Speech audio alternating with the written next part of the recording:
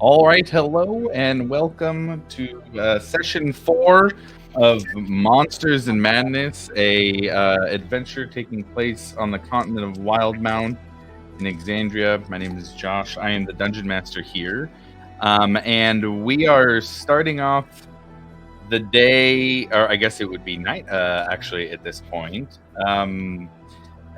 Underground after a little bit of a more than a little bit of a battle at the end of the last session. Before we do that, though, something that we skipped last time that I want to keep going here. Does anybody have any lore facts about the character they would like to drop at the beginning of the session here before we get going?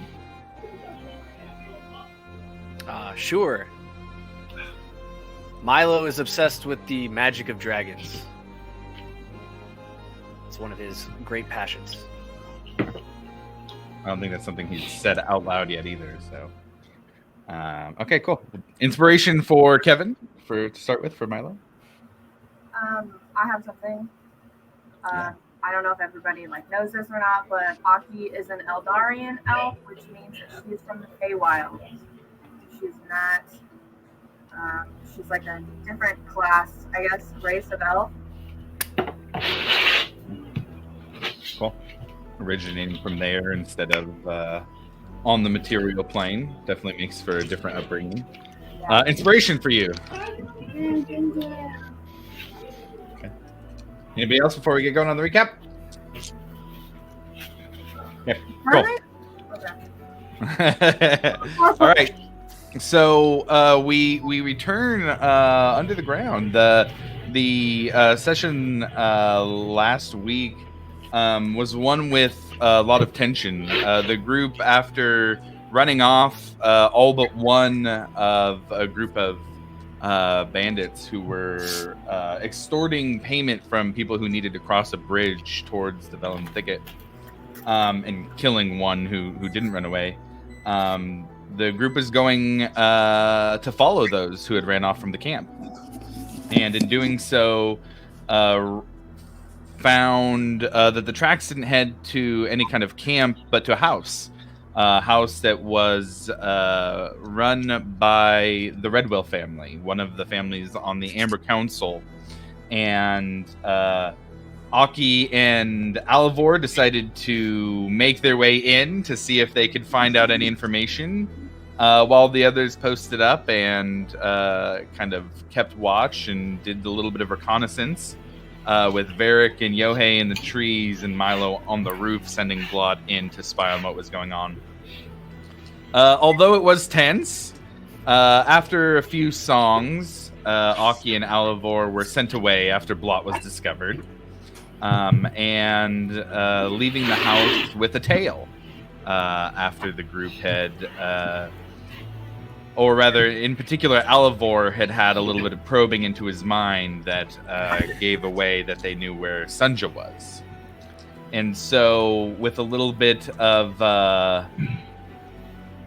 tracking from the Paladins, following the tracker, you guys were able to subdue him and get a little bit of information that he sent you to an entrance to an underground network of tunnels, one that you hadn't heard before.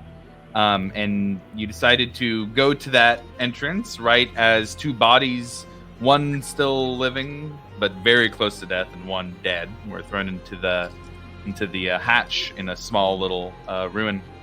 You guys followed after, healed the one just slightly, just so he wasn't going to die, who had been dropped in, who was still living, and went into the room. It wasn't long before you discovered that one of the inhabitants was in fact a displacer beast who seemed to be guarding the room, as well as some undead who you took on. And although you weren't able to kill the displacer beast as it ran off further down into a hatch that's inside a cage that is in the room, the group was able to kill the zombies that were fighting, and we now return to what is now early nighttime underneath the ground in this chamber. Let's get a little bit of a vibe change here, because that's a little more positive than I think we're going to be for this setting. Really nice down here. Playing a happy old tune. Okay.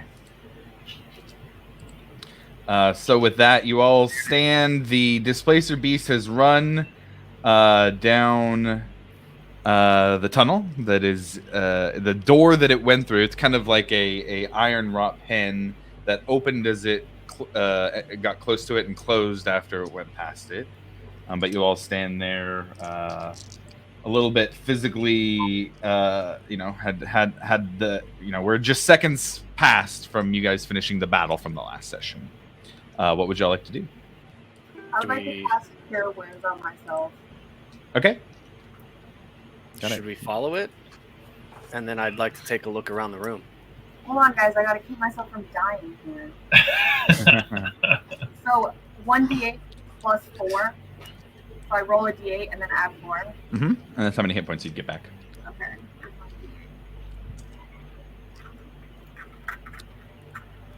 Oh my god.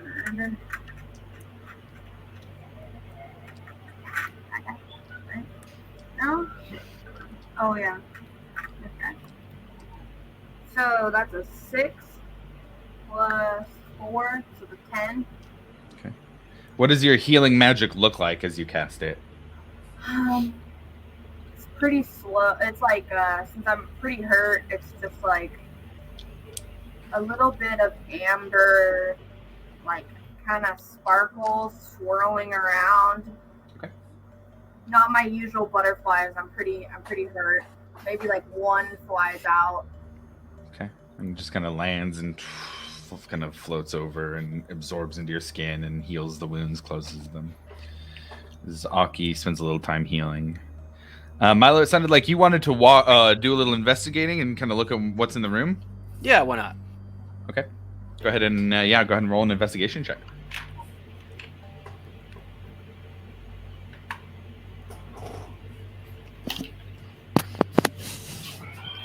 27.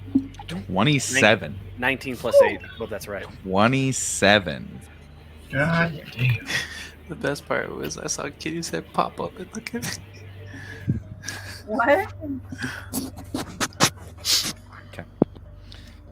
So Milo starts looking around, very just like quickly going through things. Aki's doing a little bit of healing. What, just so I get an idea, what's everybody else kind of doing in this moment? I'm making my way towards that chest in the center of the room. I want to know what's in that chest. So the center of the room, so there was a chest in kind of the back corner. In the center of the room, it looks more like a pedestal, and there is a coffin on top with, it looks like an old withered body. Oh, that's even better. I go towards that. Okay, Yeah, got it. I want to go take a look at that. I don't touch anything. I just want to look and see if I notice anything on it. Okay. Smart. Okay. I've learned too many a times not to touch things that look scary like that. Okay. Varric and Yohei, what are you guys doing while that's happening? I was gonna keep eyes on the tunnel that it went down. Okay, so it's kind of through like that iron pen. There are two still up zombies that are in there. Are you wanting to like get closer and just watch through that and check that door while they're going about the searches? Yeah, I'll just keep my 10 feet distance. 10 feet distance from the pen. Okay. Got it. Yohei? I was gonna do the same thing, work up towards Okay. that gate and just kind of keep an eye on it. Fucking paladin. Okay. You got it. Just going to patrol the door. Okay. So Milo, you start looking around the room and you are kind of trying to hone in on any little thing you can find. You do discover first things first, the first thing that catches your eyes in particular is that there is a kind of a small little book with a leather strap on it. And first thing you do, pick it up, or I guess, are you touching things kind of as you go through, picking them up, or just getting eyes on them?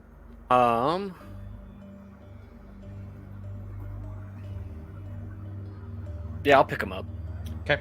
So you pick up the book, open it up, rifle through some of the pages. This caught your eye first because it almost looked like a little bit of a spell book. And you see that there are low-level necromantic spells that are in the spell book, and so I will. Actually, I can tell you right now that these are the spells that you find in this spell book. They aren't. Well, I'll just say these are the spells you find in the spell book. False life, cause fear, magnify gravity, gentle repose, ray of sickness, and animate dead. Can you repeat the first three? False life,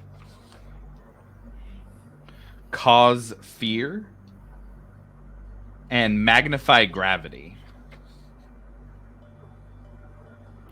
And picked up the Necronomicon. Oh, yeah, there you go. Darkhold.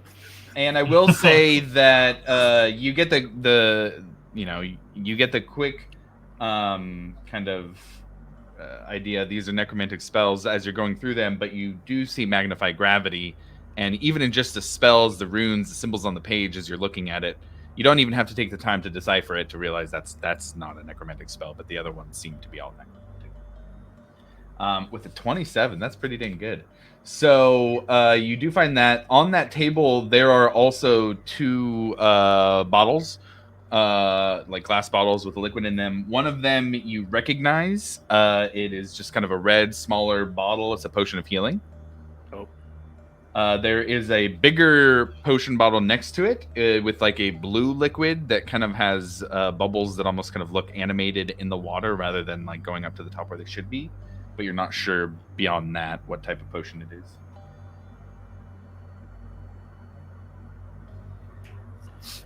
And as you move down the line to the other table, you find that it looks like it had been pushed off. Maybe the displacer beast had kind of bumped into the table as it was moving through. But with a 27, you see that there is a wand of secrets on the ground as well.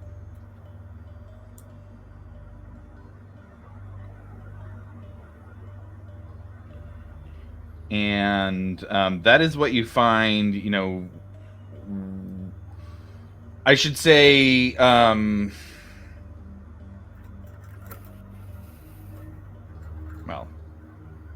what all are you looking for in the room? Are you just looking at everything to see what you can find in terms of just stuff that's in here, or I guess anything of pretty much what I found, anything that's going to be magically in that world, whether that be a book or papers.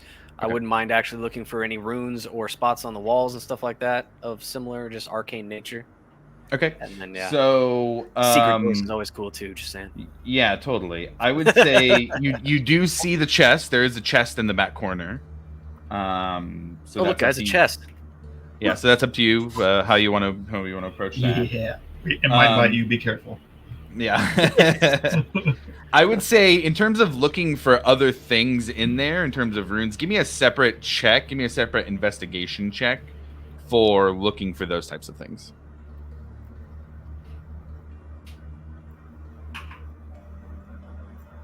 4 + 8, 12. 12. Okay, got it.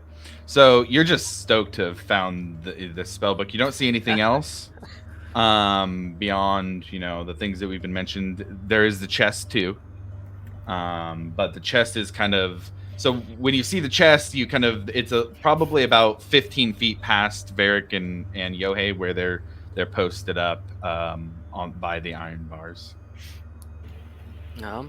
Hey guys, how much time do you guys want to spend down here?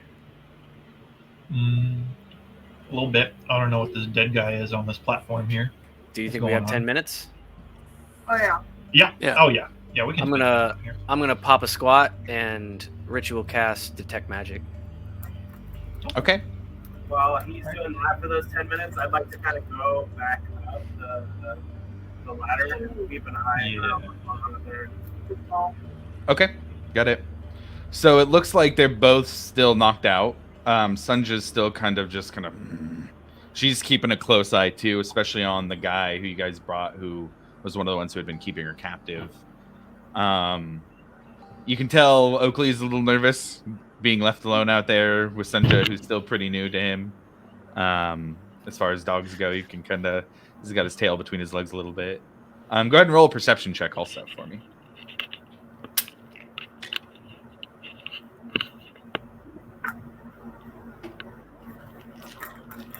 I got a 10. A 10? Okay. It's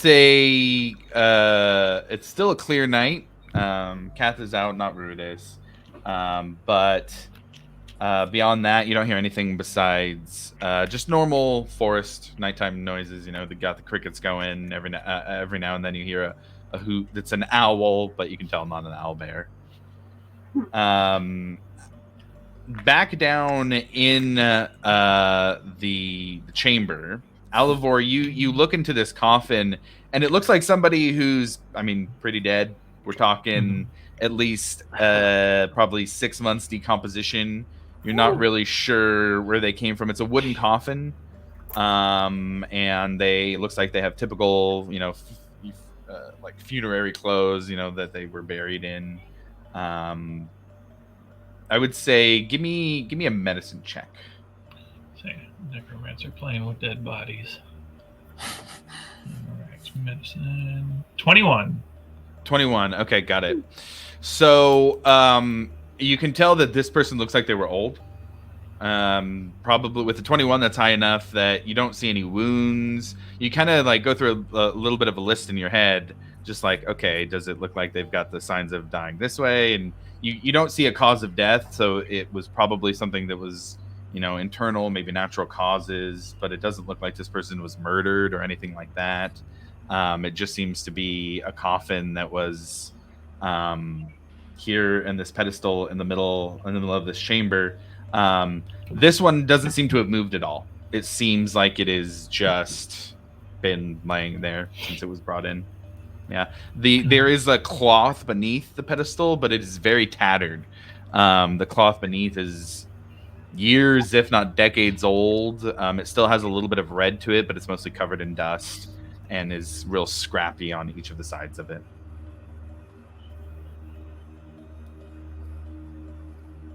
Okay. Same. I notice that, and I say, "Oh, wow, a dead guy." And then I want to make my way towards the chest. Okay. I'll follow. Okay. So the three of you kind of reach a chest. Varric, you're pretty close to them still, just kind of the proximity of the chest to the iron bars. And you guys, the three of you stand in front of this chest. We'll say after 10 minutes of Milo casting Detect Magic, your Detect Magic lights up. What does that look like for you? Let's take a look at that chest first before anybody touches it. Sure. Yeah. Yeah. Yeah, I would immediately. Kind of just sitting down cross-legged, and then you kind of just see a soft blue glow, just emanating like an aura, just kind of lightly emanating from him. And then once it kind of sucks up into the eyes, and when he opens his eyes, they kind of glow blue intensely for a second, and then kind of soften, but still kind of have a sheen of glow over them. Okay, got it. So you look over at the chest, and the chest itself doesn't seem to have any glow to it. But you definitely do see a glow. It almost looks like in the shape of another box inside the chest. There is a glow in there. It does look like there's something magical inside of it. I think it's safe to open, though. And then I would immediately like to take a look at everything that I just picked up, too. And around the room. Oh, with your cast? Or Yeah, with the Detect Oh, Magic sure. eyes. Got it. So there's just a general kind of glow to the spell book, just because it has the information on it. The Wand of Secrets has a glow to it as well, being a magical item. But you don't see anything besides that. What I would say is check something here real quick.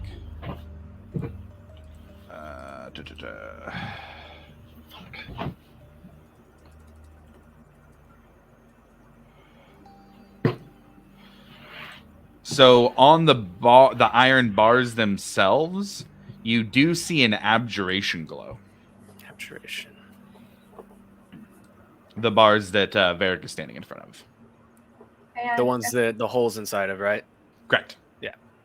If we wanted to get to the chest, is it within the cage or is it like behind it? It's outside of, to the right. Yeah, And there's still 2 undead in the cage, right? correct.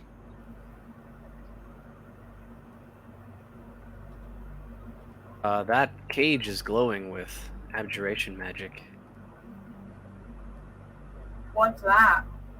Kind of magic that locks stuff or protects other things, prevents things. Probably prevents them from getting out. I would That's also what I would say, guess. now that you have detect magic up, you kind of look back to the door, and you almost see like this little like thread of magic along the wall over the door, and it looks like it was in Oh, front of the fuck. door but has fallen. Roll an Arcana check for me. It's like, that's curious. Ooh. We all walked through that. That's not good.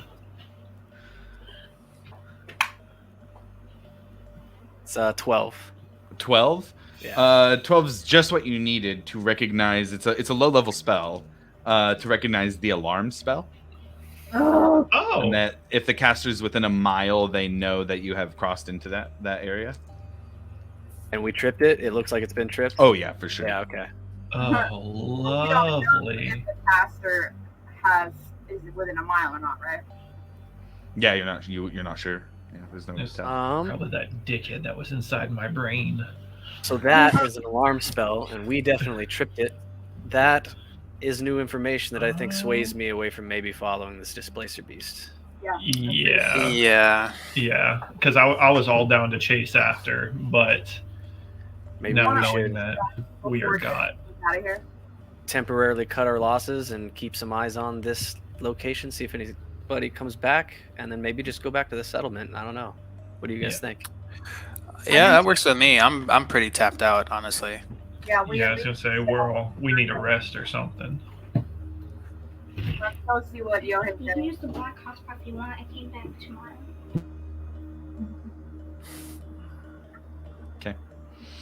So are you guys heading out or doing anything with the chest first? You can open that chest. Can we Yeah. just grab it and bring it with us? I can try and open it. Okay. It does seem to be locked. You kind of Yeah. jiggle it. It does seem to be locked. But you kind of take a look and it's easy to tell. Just a standard lock. Can I whip out my thieves' tools? Yeah. Take a crack at it. It's Yeah, gonna be a crack that bad boy DC open. 13. DC 13 to beat it. And that's just a dex test. Is it a dex or sleight of hand? or is So it just... if you're proficient in sleight of hand, then you can just use sleight of hand. But Okay. otherwise, it'd be Dex plus proficiency if you're proficient with Thieves' Tools. So I'm gonna do the sleight of hand, and I am proficient with thieves' tools. That is an 8 plus 4, which is 12. It doesn't. It doesn't quite get there. You get it most of the way through, click, click, and it just kind of drops. It doesn't break your kit or anything. I would say you could give it another try. I'm gonna give it another try. without facing any penalty or anything like that. Have anything that I can do to help me? Can I try As to we're open all. it with Mage Hand? Can you what? Try to open it with Mage Hand? Do you have Thieves' Tools? Oh no, not that I know of. Yeah, you still have to use Thieves' Tools to try and pick the lock. As we're all watching him intently, staring at him, putting on the pressure. I'm gonna be like, Come on, come Milo, on, go bud. ahead and get There's someone gonna be on their way Let's see. soon. No, yeah, I got nothing. All right. Hey, that is a 12 plus 4, 16. 16. So this time you kind of get the idea of where the pins are at. Push, click, click. No problem. Open it up. I told you I'd get it. And you see another small journal. It doesn't look like this one's a spell book. This seems just like a small little group of loosely packed together pages, as well as a box. And you notice right away that the glow on this box is quite strong. You see that it has a very ornate lock on it. And then you look at the actual engravings on the box, and it's very nice. It's carved wood. And there's different phrases in Elvish around the edge, just kind of general things, nothing specific or anything that brings to mind. No. Excuse me. What color is it glowing? The color it is glowing. Let me check something real quick here. It has a glow also of abjuration magic. And the book is just a book. No The glow? book is just a book. Yeah. Can we? You can we open it read up the and you, journal? yeah, that's up to you guys. I guess I should say. Don't want to speak for you. Yeah, I So want is to know there- what the journal says. Sure, let's get the fuck out of here. Is it? Do I know what the spell is that's on it with detect magic, or is it just the color? Just the color, particularly. I would say go ahead and roll another Arcana check for me on this one to get a general vibe of what it is. 17. 17. You've seen similar glows. You don't know exactly what it is, but you've seen similar glows, other enchantments. This seems like it's something that protects it from physical damage. Okay, I pick it up and I hand it to the closest elf. It's big. We're saying it's probably about like 2 feet by another foot and a half, probably about a foot thick too. It's not struggle with- huge, but it's not super heavy either. Okay. Yeah, I But kind of it's like a struggle with it a little lockbox. bit, and I just kind of push it up above my head for somebody to grab. All right, I'll grab it. I already speak out. And then I snatch up the book. Okay. And maybe we should leave. You do also see a bag of coins. You do see a Ooh, bag coins. of coins in there. Coins. Oh, you already got magic stuff. We get the coins. I got. You Mr. I'm, Broke I'm Boy. I'm gonna try and get to the bag of coins before Oliver does. Okay. You guys can roll opposed dex checks to see who grabs them Yeah, first if you that's like. what Yeah, I wanted. we both jump for the coins. Straight dex. Yeah, straight dex, just a dex plus your mod. Let's roll dex to make sure Milo doesn't get it. I got a 9. 15. 15. Alvar, you snatch it out of the way. Damn And it. you look, I'm gonna need that. and you Broke look, boy. and there is 46 gold and 23 Uh-oh. silver. Ooh. Alright, well, where's my... And you notice that the gold seems to have been minted in Singorn. Oh. Okay. We lost Aki and Yohei. SING. Syngorn. Yeah. Singorn. SYNGORN. Yes. I heard someone say, ooh, what's that? You can roll a history check. See how much you know about that.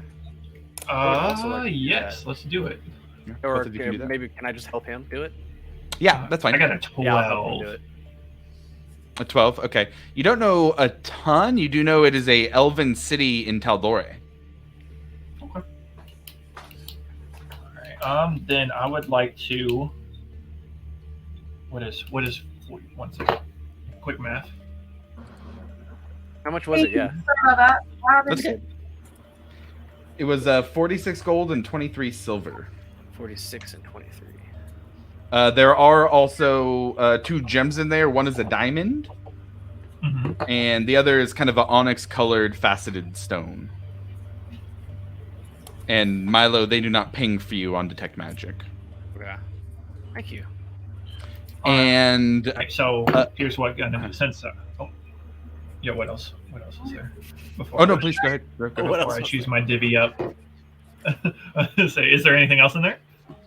all the things. No, that would be it. But if you guys, are you guys opening the journal at this point and looking through? Oh no, I we're would getting be- out of here. Let's go. We can read the Oh, journal yeah. on the way back. I I guess. close it at that. I close it and immediately start to follow China. All right.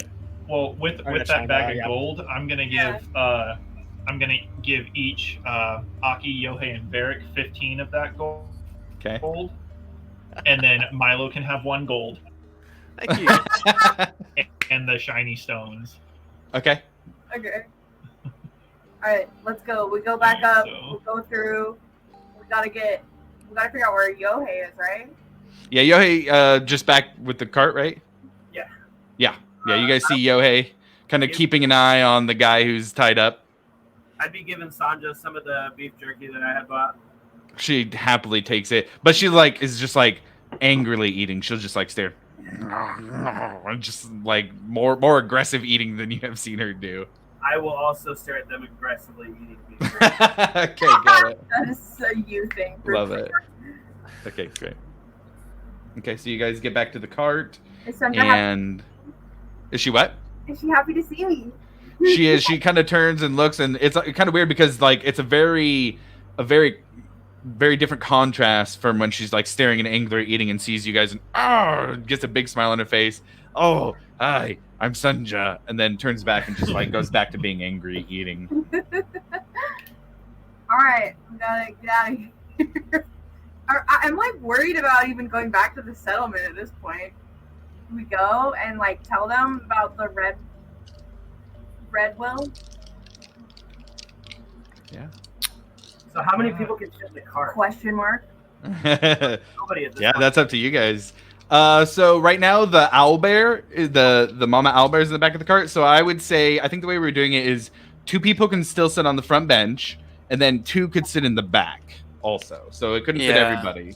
But you can I have was one walking last time. Yeah. I'm gonna say yeah. Well, what if we had 2 people up front, 2 people in back, and then I could ride one of the horses, like sit on one of the horses. Yeah, as we you go. can do that. Is the other one gonna be able to pull the wagon? Yeah, no, they're gonna both be reined. I'm gonna be Right. They could still both be pulling the wagon. okay, right. okay. Exactly. Right. Yeah. Yeah. Okay, that would work. Yeah, that sounds like a That good would leave plan. 1 person walking. No, that would leave because 2 people up front, 2 in the back. Oh yeah. Sorry, 5. Yeah. Yeah. That's right. Yep. Everybody could be on that. Sunja would still have to walk though. Yeah. I say we can do that. And she moves It's pretty alright. fast, right? Like a horse. I'm gonna say she Oh, got yeah. big legs. Yeah. Yeah. She's pretty big. She's happy to She do it. got them long legs. Okay. So you guys head out then? Oh, well, I guess I should say, though, there is the 2 captives you have. And they're both knocked out, so that would take up a couple spots. Alright. We can just throw That's them fine, on I the mean- owlbear. At that point, though, the weight for the horses is Oh. starting Yeah. to be super heavy. I mean, okay, I can walk Send her. to pull the car. I was gonna say No, okay. one, I'll ride one on can hop Sanja. on the. I was gonna say one can hop on the other horse, and then one can have Sunja take us. No, we'll put. What if we lay the bodies over the horse? No.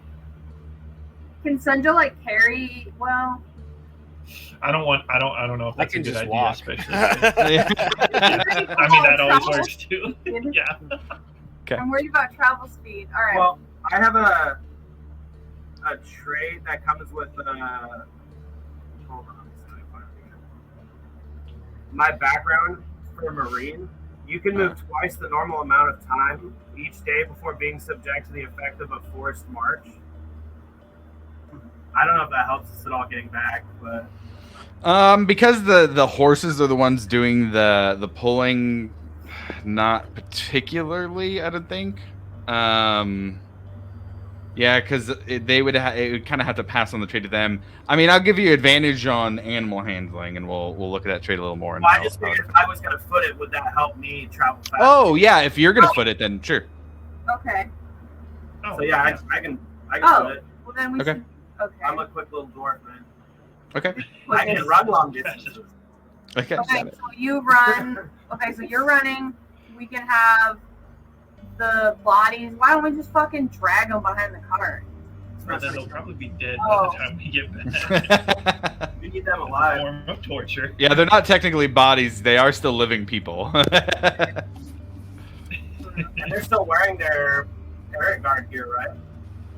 No, so the tracker didn't have parrot guard gear on. They just had like hide kind of fur type armor, and the other one never had parrot guard was- gear. They were he was just a dropped bandit. they were just dropped in like regular clothes, no armor, no weapons. They're just kind of in like scrappy clothing. I'm gonna piggyback on Sanja. Okay, Does she have hair? I think somebody did that on the way there already. So Yeah, it was me. Yeah, Does she she have did. hair? there we go, perfect. Does she what? Does she have hair? Yeah, she's like it's kind of almost like bowl cut bangs in the front and is a little bit longer, like past shoulder length. I'm gonna braid her hair while I'm on her back. Okay. I figure.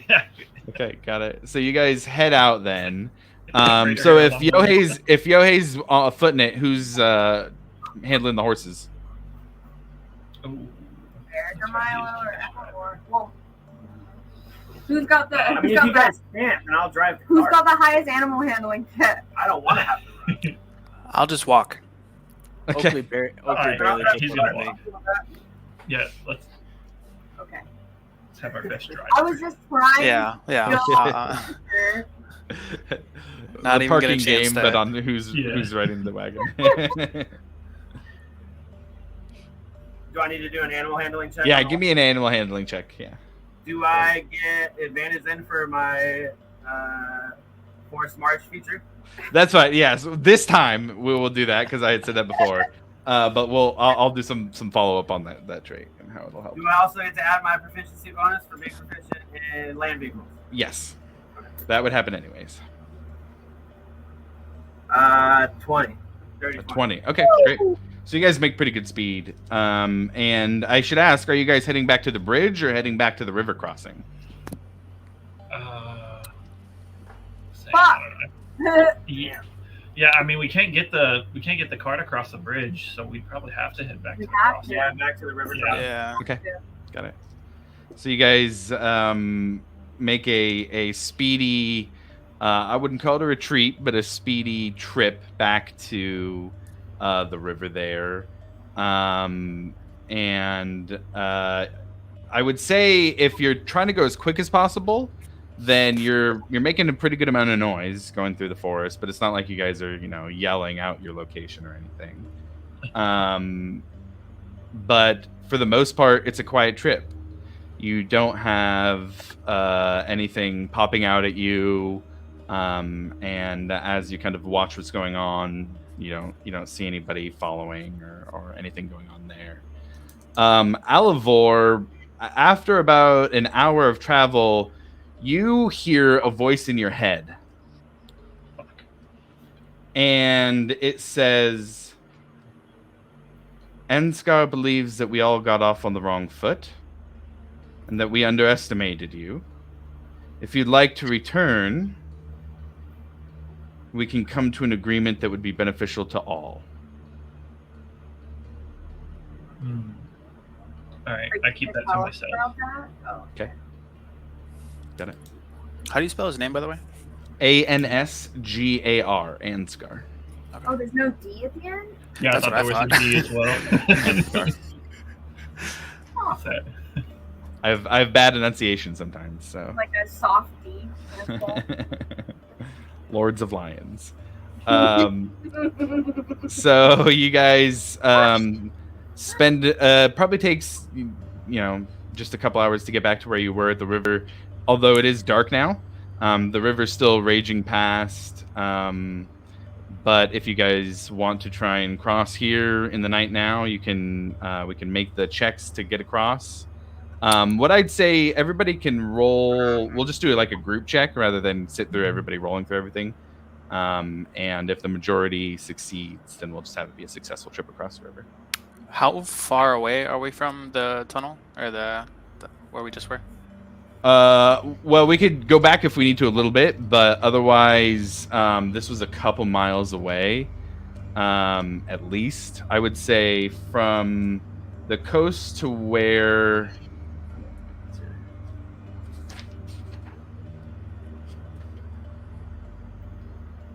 Yeah, I think from the river to where the house was about 3 miles. So where you guys were at now would probably be like 2.5 miles away or so, unless you wanted to do something before you had gotten that far. I would just suggest we camp for the night and then do this in the morning instead of taking the risk. Plus, like I said, I'm tapped out. I'm sure some other people don't have spell slots. It'd be and nice stuff. That's not a bad yeah. idea, actually. It'd be nice to get some spell slots back up. Muted. We're still sitting where we were. We haven't left yet. Is that No, we'll say you Oh, guys have what? traveled some distance. okay? Closer to the river than not. Not But quite there yet, the river. Yeah, I'm okay with that if that's what you want to do, Varric. Yeah. Yeah, If everyone's in agreement, then. Camouflage ourselves a little bit, like the cart, or That way, we're not in any of the 2 locations they would be looking. that's Yeah. true. Kind of off the beaten path type of thing. Yeah, Yeah, we're gonna yeah, have to good call. not start a fire either. so if you guys want to spend a little bit of time looking for a good like hiding spot area, I would say somebody can roll a survival check, see what you can find. What do you guys have for survival? I have a +2. That's it. I'm not so great at I've got a +2 outdoorsy as well. stuff. for long periods of time. Can we do a group roll for this as well, or? I would say 2 of you can roll, or somebody can roll with advantage if more than one's looking for it. I'll do one of the rolls if we want to do that. I'll do the other. All right, sweet. Let's go. No whammies. All right. What'd you get? I got a whammy. All right, I got a 15. 15. Yeah, Okay. me. With a 15, you find a pretty good spot. Basically, there's like a nice big boulder, and you're able to kind of Nice position boulder. to where you can, I like that boulder. block. Yeah, it's a good looking It's not a boulder. boulder. To where you can kind of block off a view from anybody who was traveling along the path that you had seen before. All right. Has Pointed out, Blot hey, come guys. back yet? You had sent Blot back with a letter, correct? That's right. Yes. No, not yet. Okay. Damn. That's going to take a little bit longer. Yeah. But you guys are able to set up a little camp.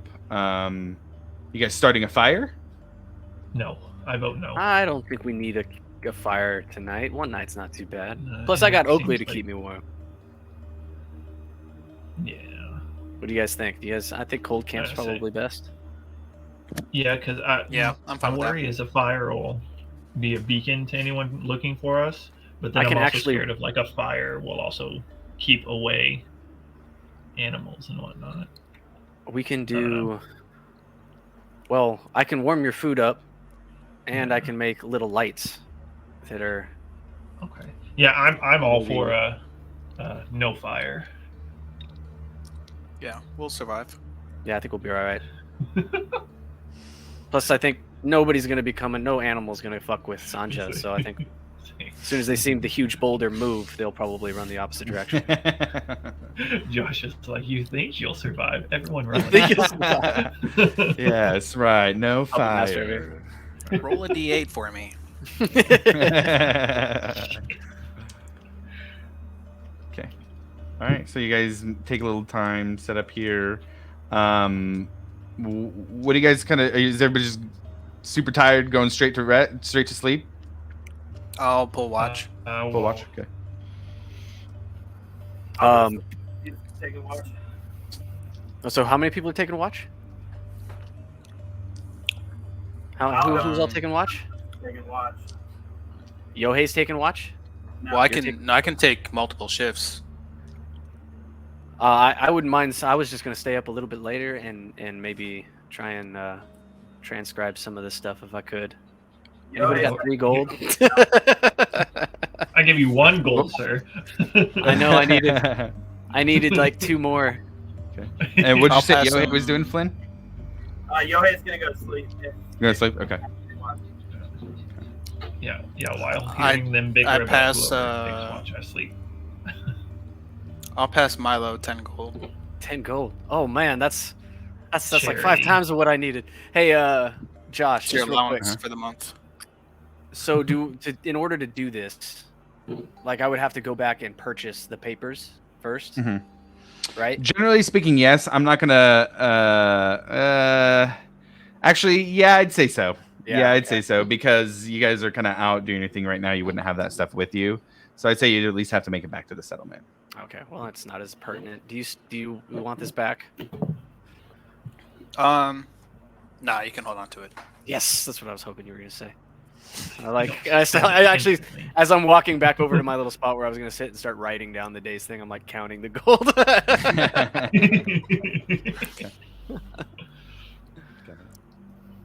Okay. Thank you, Varric. Of course. Like I said, it's your allowance. It's my allowance. Now, I think Milo, you were the one in possession of the journal. Still, is that something you were Yes. looking at right now? I would definitely love to go Okay. through that. So I'm going to send those pages to you over Discord real quick, and then I'm going to take just a quick bathroom break and be right back. But that'll be something you guys can take a look at through Discord. Would you? So Milo, would you share with the group what you're seeing, or are you just going to look at the pages privately? I'll do it privately first, and then we'll disseminate. Then I will send them just to you.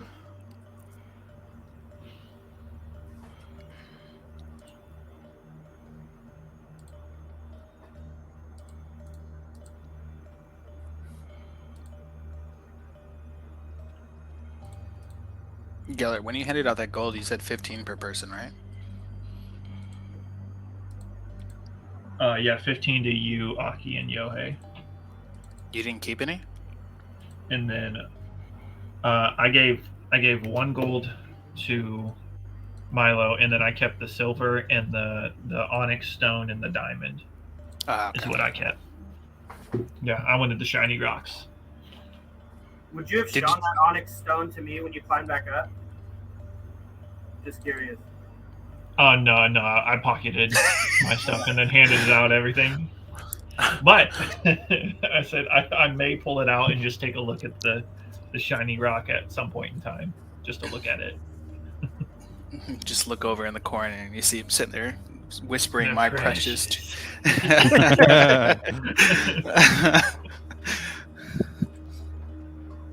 Did you say how much the diamond was worth? Yeah, that's the actually diamond- pertinent information. Diamond is worth 200 gold pieces. Okay. Damn it, we didn't get that from Milo, did we? He did. No, I At kept least it. Oh, No, you no, kept no. it. Okay. I thought Yeah, you did. Yeah, you got 1 gold, sir. That's all you got. Oh, okay. I thought because you said and, so I did add them, so I'm gonna take them out right now. Okay, so I sent the I was like, journal triple you. pages to Milo. I will be right back. So, yeah, when he gave me that, I saw the shiny stones and I just pocketed them real quick, Hell yeah, man. real stealthily. Like I didn't want That's any right. of y'all seeing those. Licking my lips at those spell components. Yeah, I know. You just tried to take everything in the room.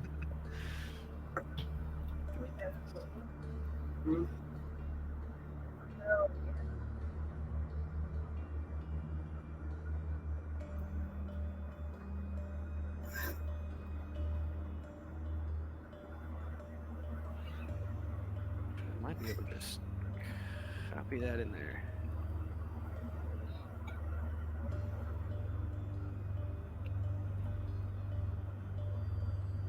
The stone one?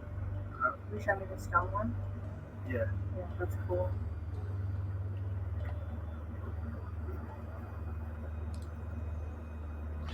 Okay, so Aki, were you just going to rest as well? Varric Yeah, I'm was gonna- doing first shift. Yeah, I'm just snuggle up with Sunja. Milo's doing a little reading of the journal, and Alivor, you going to sleep? Oh yeah, I'm dead asleep. Okay. Went straight to bed.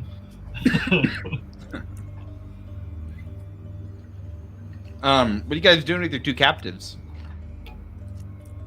Neglecting Right them. under the wagon. You're collecting them. I sleep under the wagon, so I'm kind of keeping an eye on them while I'm sleeping underneath them. Okay, got it. Any movement and stuff. Did we like gag them and everything so they can't make noise? Yeah. I guess that's what I'm asking. I had Yeah. on just old clothes. I had said that. Oh, yeah. Oh, that's right. You did. You did say that. Yeah, for sure. Okay. Marley. So Varric and Milo, you guys are still awake and around the fire. Varric, go ahead and roll a perception check for your watch. Also, Oakley's still out there too. That is a 10. A 10? Okay.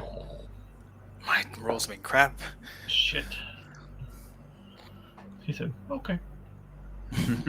Terrifying. God. Got another roll. Yeah. It's not good when the DM's not very elaborate. Just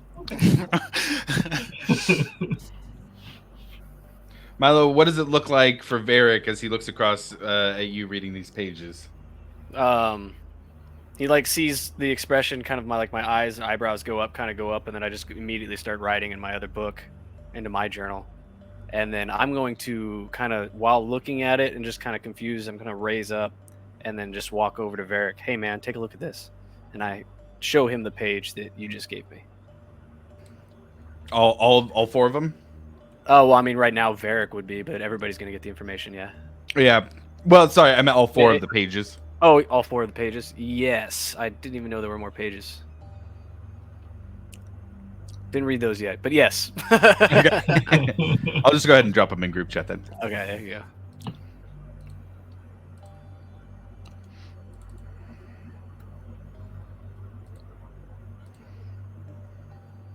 Oh,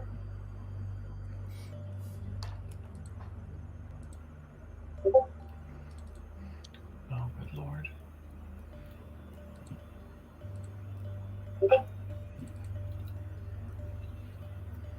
So Milo scoots over to Varric and shows the pages written on by whoever was in the chamber there.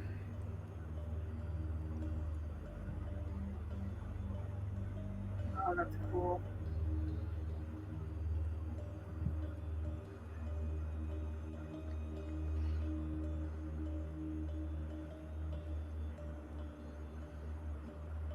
Milo, as you go to sit down next to Varric, you kind of just get a chill. Almost kind of... It's not like you feel like somebody's watching you. It's just that feeling of like, oh, wow, oh, wow. Yeah. Just a little bit more than I thought it would run into out here. Mm-hmm. They're trying to bring people back from the dead, man, with a ring. Nobody found a ring in there, did we? No.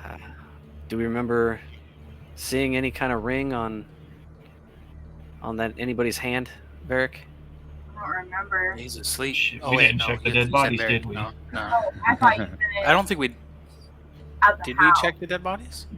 So I don't I would remember say anyone with the checking the 27 investigation that Milo had, Milo checked every finger of every zombie and undead that had been in there. You guys, no rings that you could see on any fingers, dead, undead, or alive.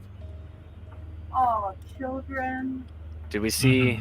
Do I remember anything maybe on the mage's hand or the hold on a second. What's that? Ansgar? Ansgar, yeah. Nothing of note. So I would say Ansgar had rings. Yeah. What about the mage? Not specifically, no. Not at least not that Milo was able to see. He spent a lot of the times with his hands in his sleeves, but there was some casting done in there. Ooh, okay, so up to 3. I'm definitely gonna let the others know when they wake up. This took a turn. Yeah, that's some pretty heavy stuff right there. I think I'm gonna get some rest until morning. If you want to pass it on to the next person, or we can just tell everybody in the morning, whichever. We can tell them in the morning when everyone's up. If you guys need me for watch, let me know. And then I'm gonna go use my tent, cuddle up next to my puppy, and go to sleep. Okay, got it. You go do so. Oakley has to adjust. He gets up and kind of in a very like almost indignant way has to do his circle again as he cuddles up next to you. You hear you go to sleep to the sound of Sanja's very loud snoring that you hear for the second night in a row. I have like herbs stuffed in my ears. Varric, you feel uncomfortable again. It feels to you like the things that have happened and the things you felt, they almost touch, they almost feel connected, but you feel like there's a lot of unknowns really, from point A to point B, and you're unsure if anything is related at this point, but you just kind of sit and reflect for the night, keep an eye out.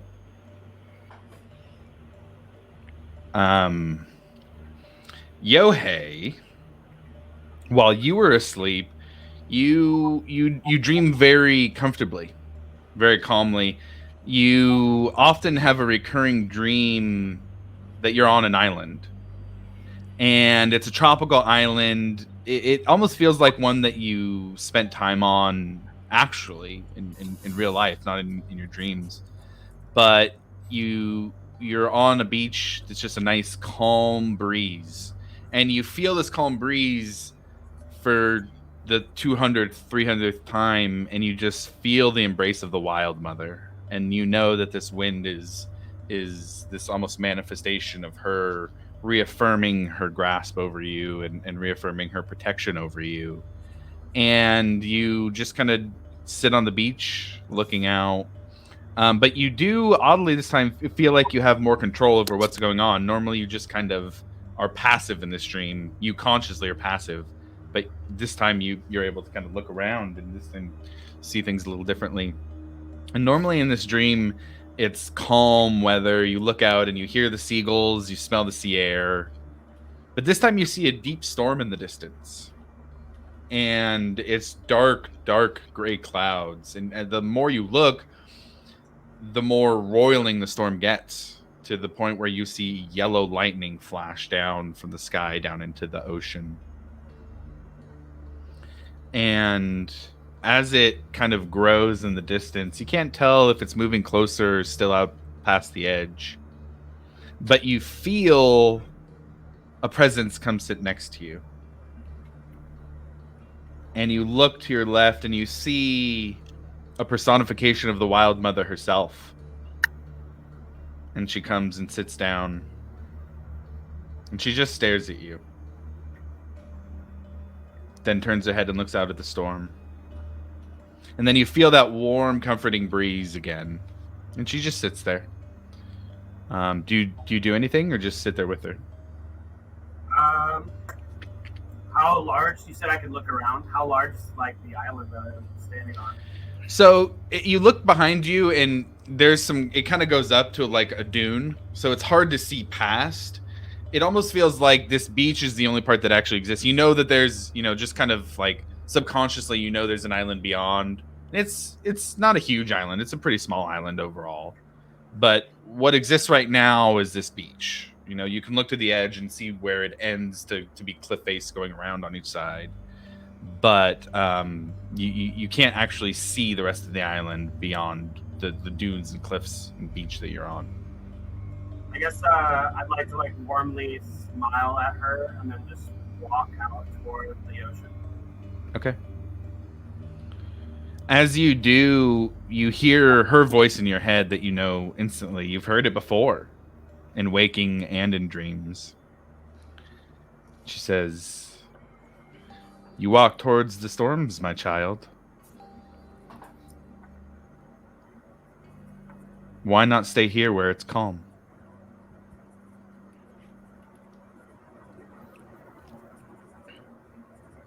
I wasn't walking toward the storm. I just wanted to feel the ocean on my feet.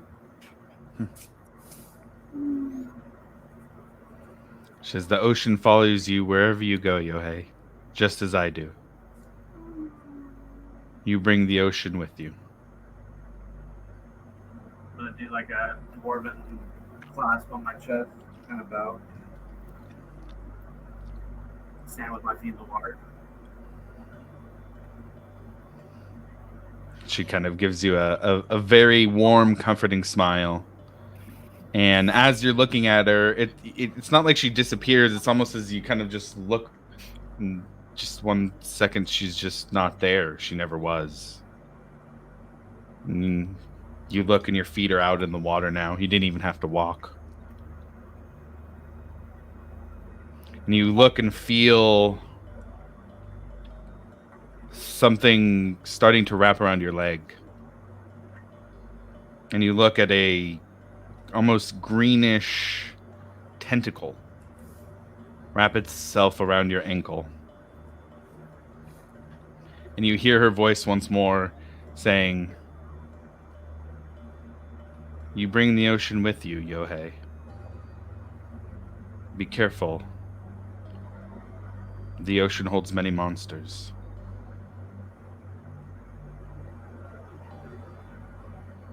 And you kind of don't wake up fully, but just fall into a nice, deep, restful sleep. And Varric, your watch passes. Are you going the full 4 hours since you're an elf and don't have to? Yeah. Okay, got it. Got it. Who's gonna take second watch then? I'll take second watch. Take second watch. Okay, got it. So Aki, you wake up for the second watch, and the night has gotten very quiet, kind of very sullen and somber. Seems like even the crickets are afraid of what's been going on here. Go ahead and roll a perception check for your watch.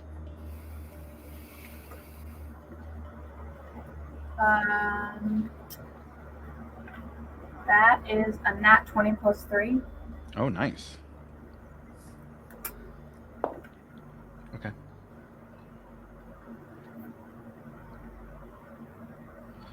So I would say probably about an hour and a half in, you look about 15 feet to your right because you hear almost like something, like a noise, like just friction, almost like something rubbing against the cart. And it's really quiet. You kind of got lucky because you were just turning your head in such a way that your ear just picked it up just right. But it almost sounds like something cutting against rope the more you think about it. And you look over 15 feet to the right and you see that the tracker has pulled something out of somewhere and has just finished cutting the rope that's around his hands in the front. Uh-huh. And you see that, and as you see it, his hands loose and he starts going very quickly trying to cut the rope around his legs. Okay. And he gets there, and it seems pretty jagged. You can see that already the legs are frayed. Okay. I'm gonna cast Thunder Wave at him. Oh, okay. I'll do it. So I will say that he would be in the cart. So that means if you're casting Thunderwave, it will hit him, the other captive, and Yohei. What else hit Yohei? Yohei was under the cart.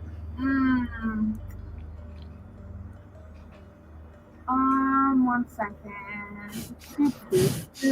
Oh, maybe I shouldn't do that.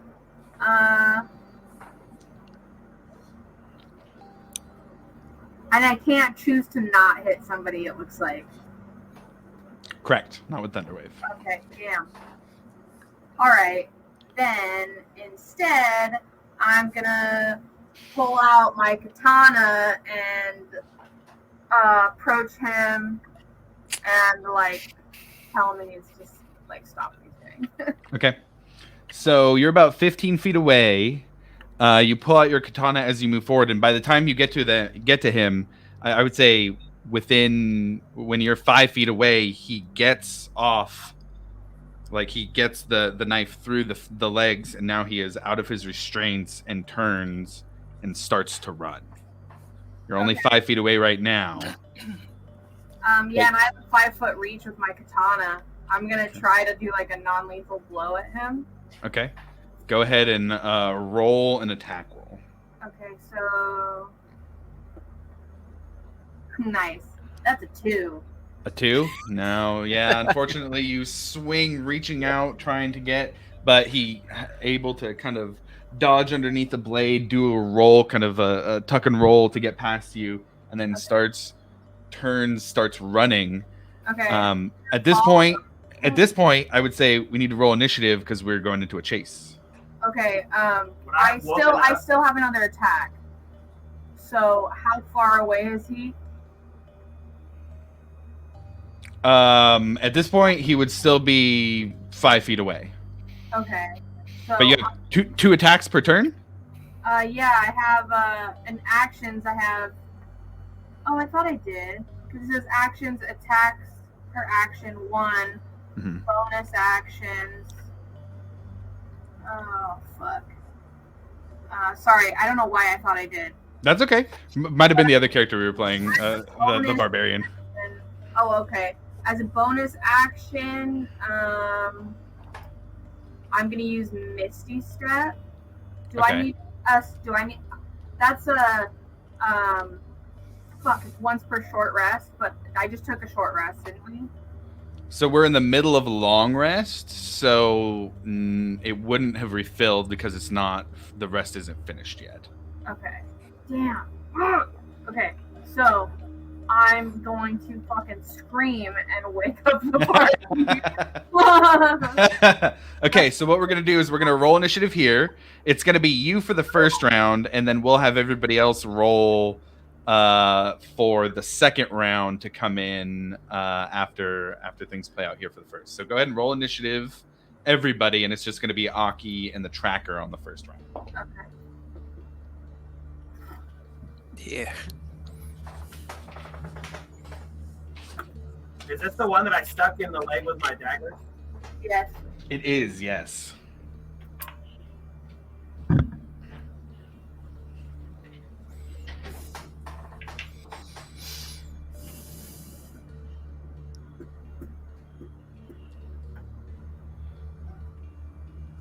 Okay, so what was... did anybody have over 20 for initiative? 21. Nice. Hell yeah. That would actually make sense too, because he's like under the cart. Exactly, yeah. Okay, anybody over 15? 16. 16 for Milo, okay. All right, anybody over 10? Ouch. But 5? Yep. I got a 6. Okay. What was yours? Oh, shit. I was muted. I was 14. Oh, 14? Okay. And what was yours, Varric? 5 on the dot. Oh, ouch. Yeah. Okay. I just went to Okay. sleep, man. Okay, so let's get a little vibe change here also.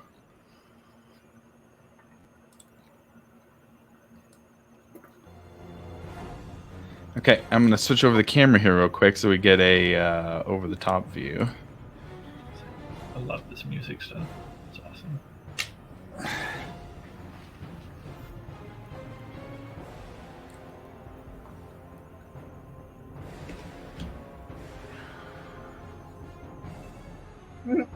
So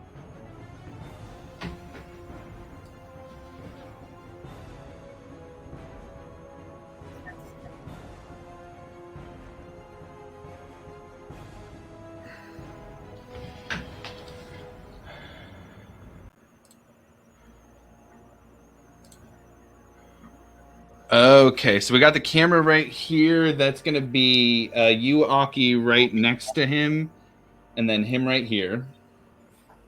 And then everybody else is just off camera so that on the next round you can come in. In fact, yo, hey, you were super close. So we're just going to bump you up there. Okay. So the way the chase rules work, just for anybody who hasn't been in one yet, when you are in a chase, you get to take an action and your movement. You are more than welcome to dash as your action, but in a chase, you can only do so 3 times plus your con modifier. After that, you have to start rolling to see if you take levels of exhaustion. So, with that, for the first round, the tracker is going to go first. Boo.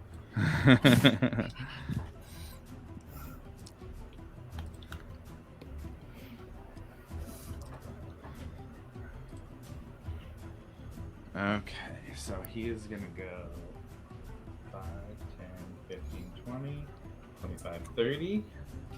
Why? You didn't attack. You can't use a reaction in a chase roll.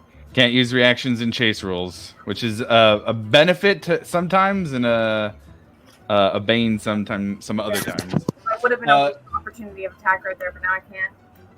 Right, so it's going to go ahead and use its dash and go 5, 10, 15, 20, 25, 30. So it will mark off 4 bits. All right, so Aki, you are up next. Okay, I'm going to follow him. Okay. I am going to get within 15 feet of him, and I'm going to cast... Huh? You'd have to dash to get within 15 feet of him. Okay, I'm going to dash within 15 feet. Okay. Oh, I can't cast a spell if I dash?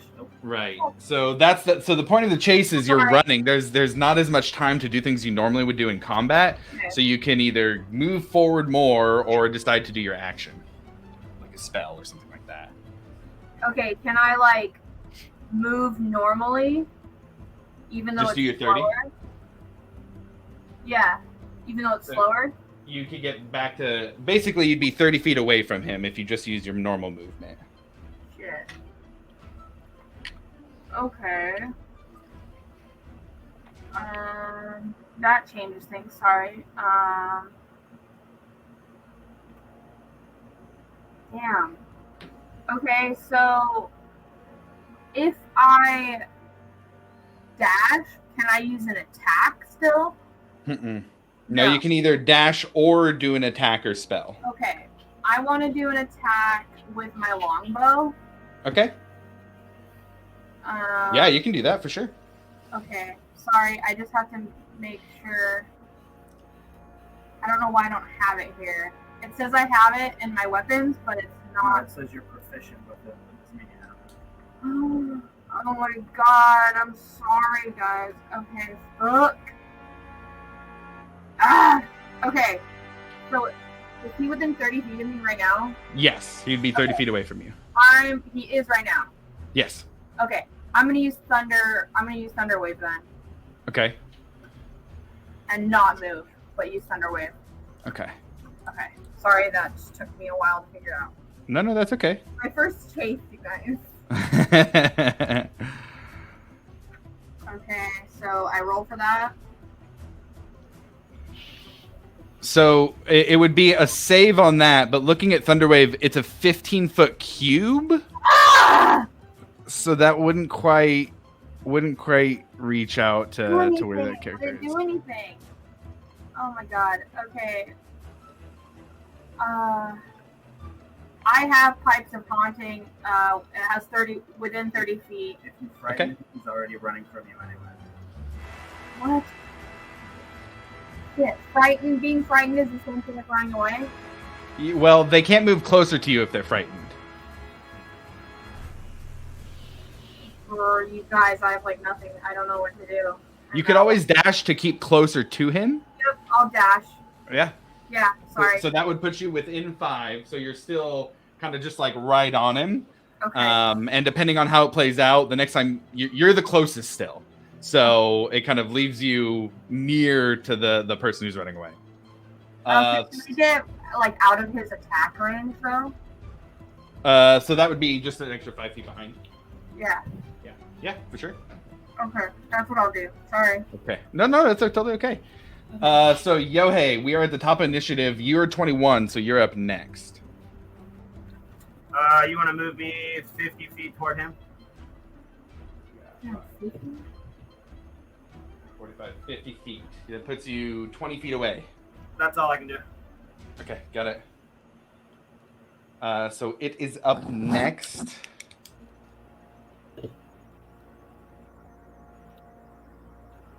And it's going to go 10, 15, 20, 25, 30. And then it is going to stay there and take the dodge action in case anybody comes at it to try and attack it. Milo, you are up next. Oakley, get him, boy. And I'm gonna go 60 feet towards him. Okay.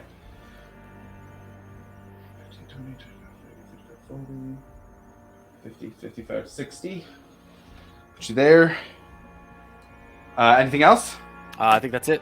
Olivor, you're up next. Move me up 30 feet. My Okay. original movement. 30. And Okay. then how close does that get me to him? So for you, that'd be 5, 10, 15, 20, 25, 30, 60, 65, 70, 75, 80. Puts me right at 80. Right at 80. All right. My light crossbow has a range of 80 feet, so I would like to pop a shot at him, try and hit him in the other Okay. leg. That's All right. not hardy ancient. It is at disadvantage because he's in the dodge Alright. stance. Yeah, I figured so. All right, so let's do that. Of course, I roll a good roll on that one. Come on, give me another one. Oh, yep. Oh, fuck! Yep. I should have called inspiration on you. I'm sorry. All right, yep. I nat one it. Okay, so you take a shot too far away. There's too many trees. You kind of can't see where he is in the dark. Take it, and you hear it hit the tree as he is able to dodge that one. Yep. All right, anything else? Nope, that's it. All right, Aki, you're up next. Josh, Remind Yes, sir. me how many. does Oakley actually get his own thing? Do I roll for that or anything like that? Or It's a little tough because we had Oakley being a bonus action, but I would say if you want Oakley next to you, because what's his speed? Is it 40 or 30? 40? 40. So I'd say Oakley. Let me get a little. I don't know how that works out. I've never had a companion. Yeah, it's a chase, so it's kind of a little wibbly wobbly, but we'll have Oakley up there with Aki, where Aki's at. Okay, got it. All right, Aki, you're up next. You're 30 feet away. Okay.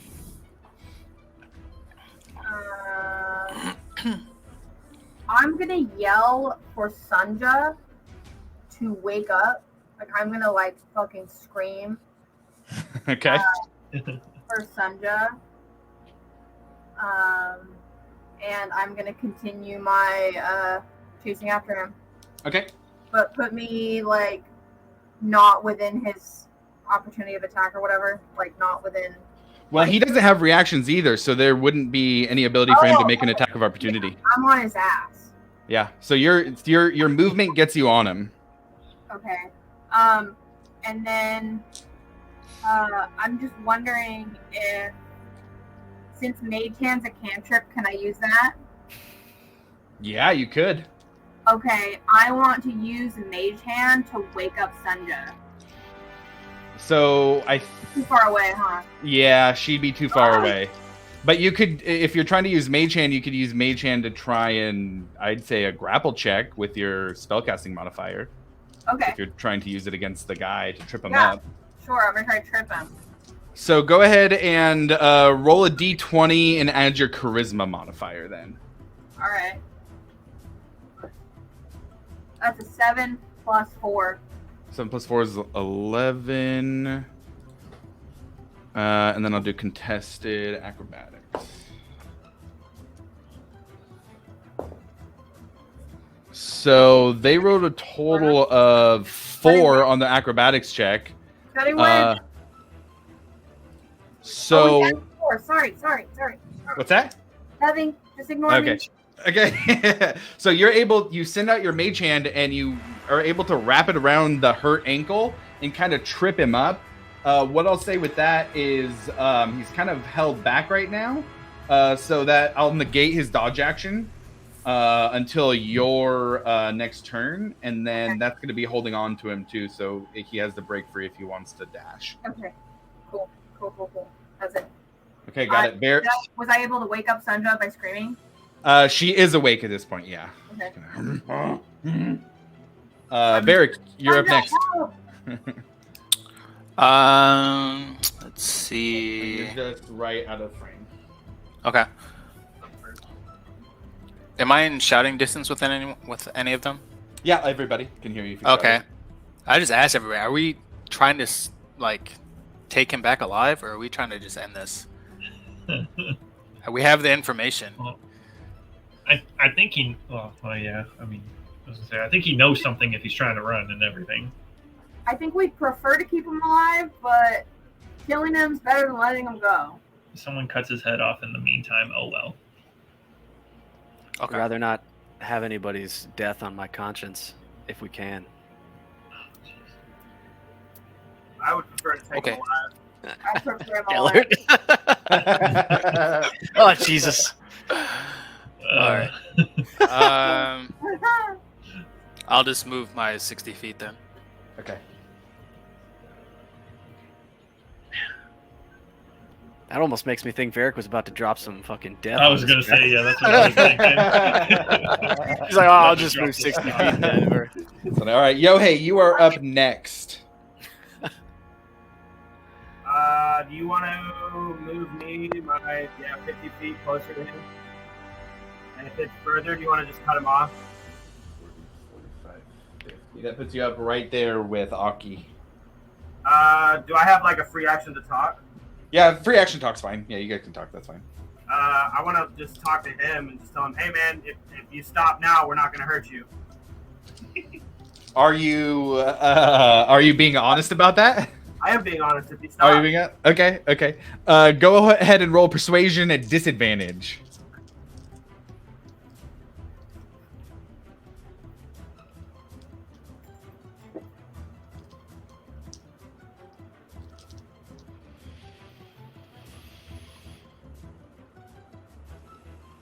Five. A 5. He turns. Fuck off.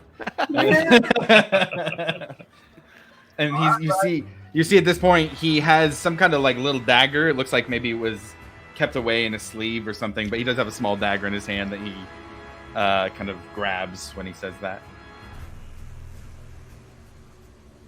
Okay. Anything else? I think that's it. No, that's it. Okay.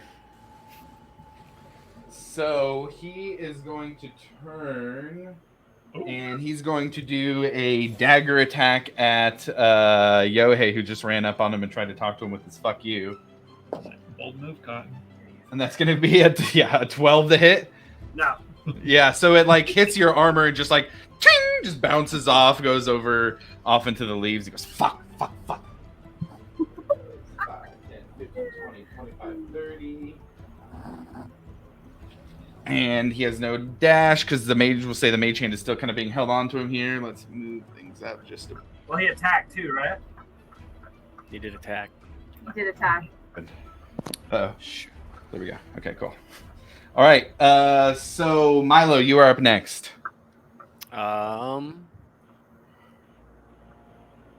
Yeah, Max. Okay, so let me go 30 feet up, Okay. and I'm gonna. How beat up is this dude?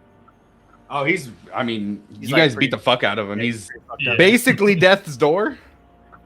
Can I do like a non-lethal psychic spell?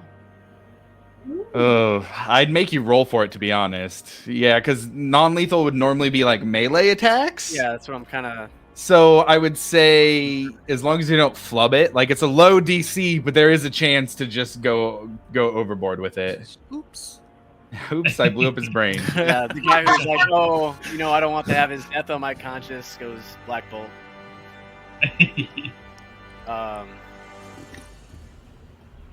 You know what? I'm gonna go my max distance up and to the left, kind of Okay. towards that rockish area, that rock in the middle. Max distance towards that, kind of trying to keep pace with him. And then Have Oakley go his 40? I want Oakley go all the way up to. So what does Oakley get? Does he only get his movement? Gosh, I guess the way it would work, I'd say he'd get his movement and a dash, but he'd still have the same like con rules. So as long as his constitution isn't a minus, he'd get 3 dashes. So if we like reapply that to the last one, he could be up on him if you want and kind of try and do an attack down. You know what? Actually, I took a dash the first time, right? So wait, I get 3. Okay, so we're set on that. Everybody gets 3 as a base, yeah. Okay. Yeah, so he. So we'll say if you want to give him the option for a dash last time that we didn't, he can be up on him. Yeah, let's do that, and I want to do I'm gonna have him bite to knock prone. Okay, go ahead and roll. It's going to be contested against his, I guess we'll call it a Non-lethal. grapple check. Yeah. Yeah. So it's a DC 11 strength saving throw or be knocked prone, Oh, okay. and then he is hitting a +3 to hit, and that is a nat 20 +3, 23. Ooh. Oh. Okay, so that hits Well, he- going non-lethal. Does he just go unconscious then? 'Cause- well, let me see if he gets knocked prone. And what was the save? a DC 11 A strength. DC 11. So he ends up getting a 9 on the getting knocked prone. So Oakley goes up and bites the other leg. So the way it looks, and Yohei and Aki, you guys see this from the front. Aki's mage hand is around the leg that is injured and like kind of like trying to drag him back. So Oakley goes up, sees that, and bites the other one.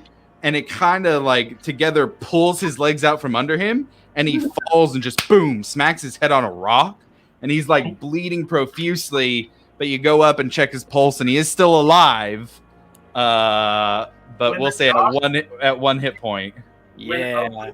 Kind of just like nabs him and just tackles him to the ground. I'm just gonna like blatantly laugh out loud, just like, oh, fuck me. Nice. Okay, got it.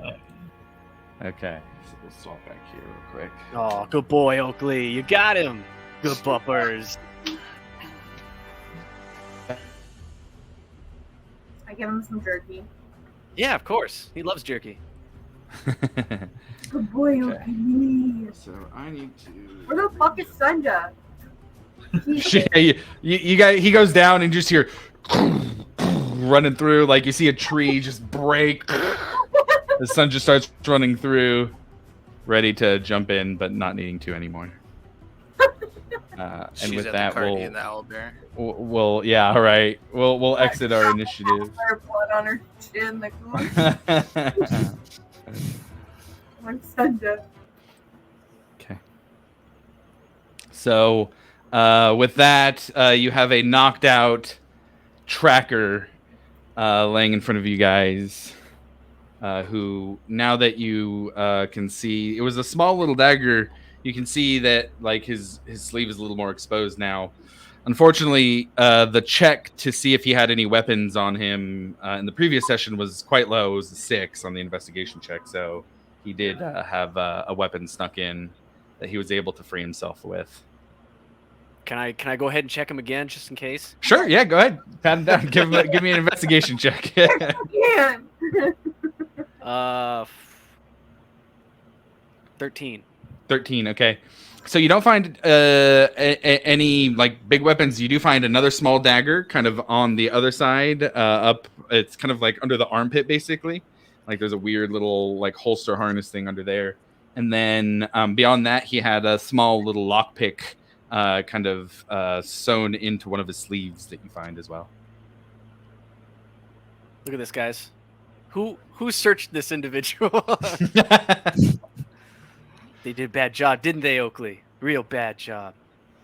And I take the lockpick and I hand it over to Alavir. I just stare at it. What do you want me to do with this? I don't know. I already have a few. It might come in handy. Give it. I want it from a mage hand. I take it away from Alavir and I hand it over to Aki. Okay. So I ain't no thief. All right. Okay, Sunja, you want to grab one of his legs and we'll drag him back to camp? I'm pretty sure I can carry him back. Yeah, anybody could really. It wouldn't be too bad. Sunja, on hearing that though, grabs one of his legs and like holds him upside down. Hell yeah. And just like shakes him. Have to see if he has other things. Shake. Just keep shaking a little too long. Nope, nothing else. Just walks back over. And with that, it's back to a quiet night.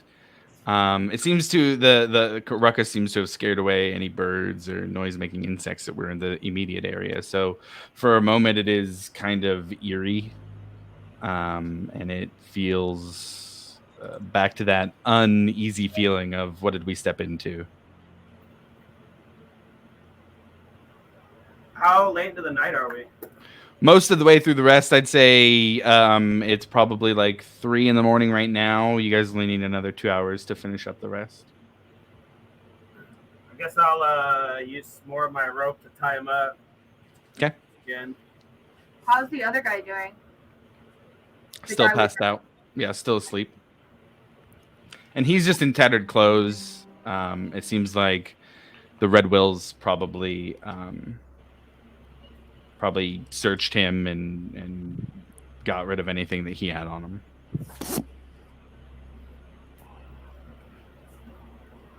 But with that, the rest of the rest, I guess I should say, is up for you guys to complete or do something else if you would like. I'm going back to sleep. I would say I would like to finish my rest. I want my stuff back. Oh, I'll keep watching it. Okay, got it.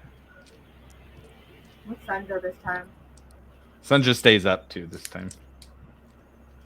Because I help watch this time, Aki. Thanks, Sunday. You're welcome. Okay. And everybody goes back to sleep, and you can all mark your long rest is complete. Yeah, oh yeah.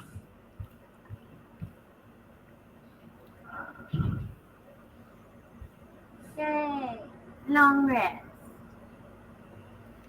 Why did my HP not?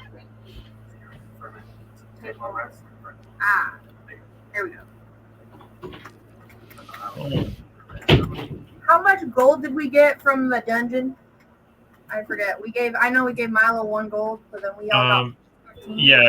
yeah. You each got 15, and Milo got 1. Seems fair. So with that, morning comes, the sun rises. You guys wake up. It's especially being out in the wilderness. Everybody wakes up kind of at the crack of dawn, and it's early. It's cold. There's a morning dew on all the grass and trees around. It kind of has this extra level of chill to the morning air, and a light fog rolls in. Nothing eerie or ominous in and of itself. Just kind of the fog settling in from the fields that are nearby. But the sun shines through and kind of offers a contrasting bit of heat that is warm and welcoming in this cold, increasingly cold environment as the season moves from autumn to winter in this kind of in-between time that we're at. But everybody wakes up, kind of gathers themselves. The 2 captives are very unconscious still in the back of the cart with the... Now, it's not like gross smelling, but the owlbear has now been, we're on second day without any kind of extra preservation or anything going. So it's starting to look a little soft in some parts that it wasn't soft in before. Just get rid of that, man. I say we could. Sell it. Do you think we could? I mean, I don't think it'll be good by the time we get back. I thought we chopped it up and put it in the bag of holding. The small one. Oh, Well, yeah, we did the little one. Yeah. Say, I mean, would it still be good to cook and we just have a feast or something?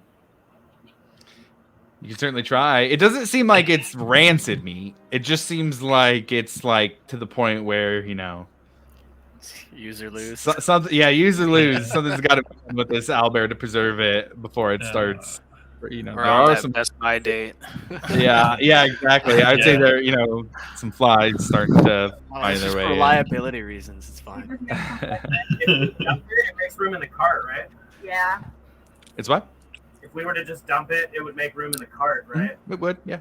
Oh yeah. I mean, we could cook it, like you said. I'd say we cook it. Yeah, cook it, Are we fill up, worried and then about- dump what we don't. Just time frame is my only question. Are we I just worried thought we about didn't wanna the make a fire? Yeah. Yeah, that too. That would call attention. Be like, hey, we're just Shit, having a yeah. barbecue over here. Maybe we shouldn't do that. That's probably a bad idea. Yeah. And we're still on this side of the river. Oh God, we're just. Has Blot returned yet?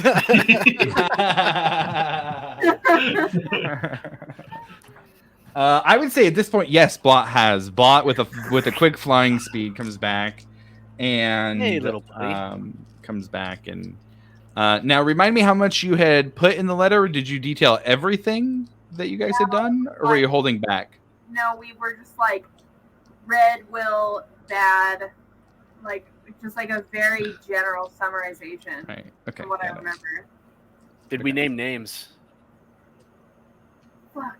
Yeah, we definitely named their branch of the Amber Council. And Ansgar? Did we? And throw I in believe that? Ansgar and Red Will. Yeah, Yeah. that's what was going on.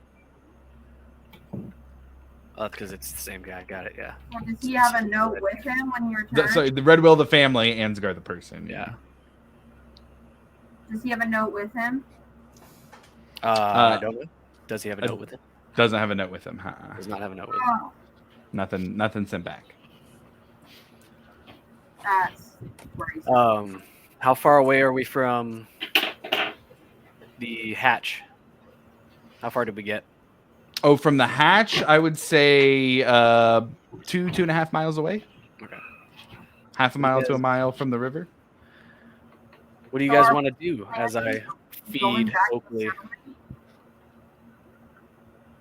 I would prefer to go back to the settlement with our captives. Yeah. I am totally on board for that. Same. So we gotta get everything across. So are we talking the owlbear body?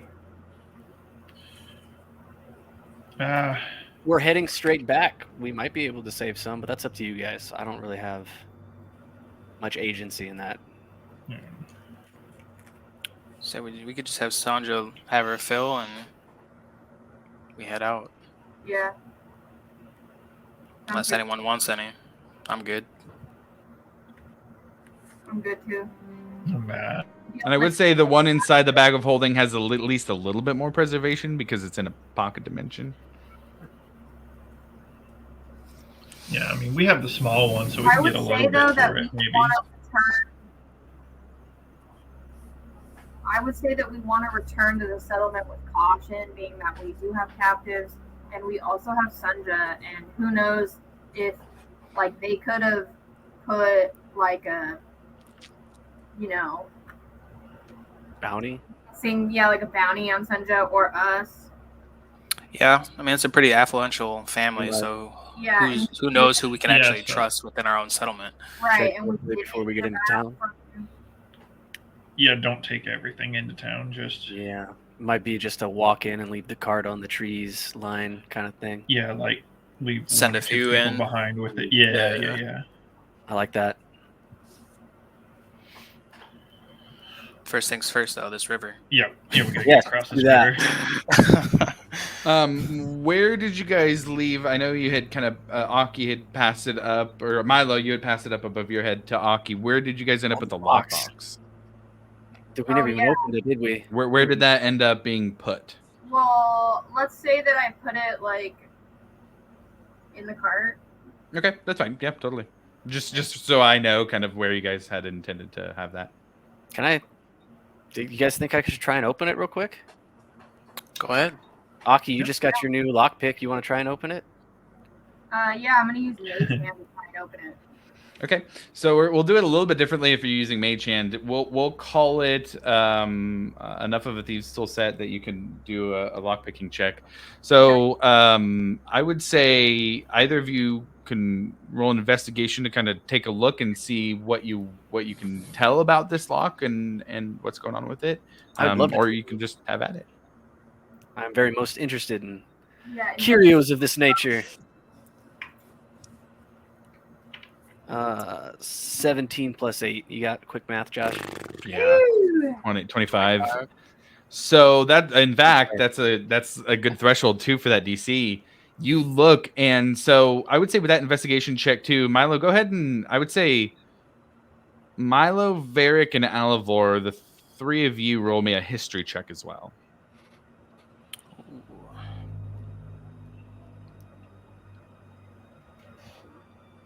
Watch this up. Yeah, these rolls have been garbage today. That sucks. I feel you. Yeah. I got 10. I got 13. I think you guys both did better than me, honestly. You said history, right? History, yeah. 6. 6. Alivor, you're the only one who really picks up anything, and it makes sense given everybody's history. But Alivor, you get the general vibe. You don't know specifically the things that you're seeing that would indicate it, but it just kind of reminds you of Malayasmere. That the writings and some of the symbols are reminiscent of Malayasmere. Malayasmere? Mm-hmm. Moelasmyr. Malayasmere. Say that again. MOL. Moelasmyr.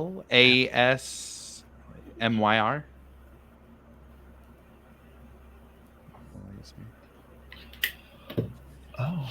Malayasmere. And with a 13, you would know what Malayasmere is. Malayasmere was an elven city in the Savalier Wood.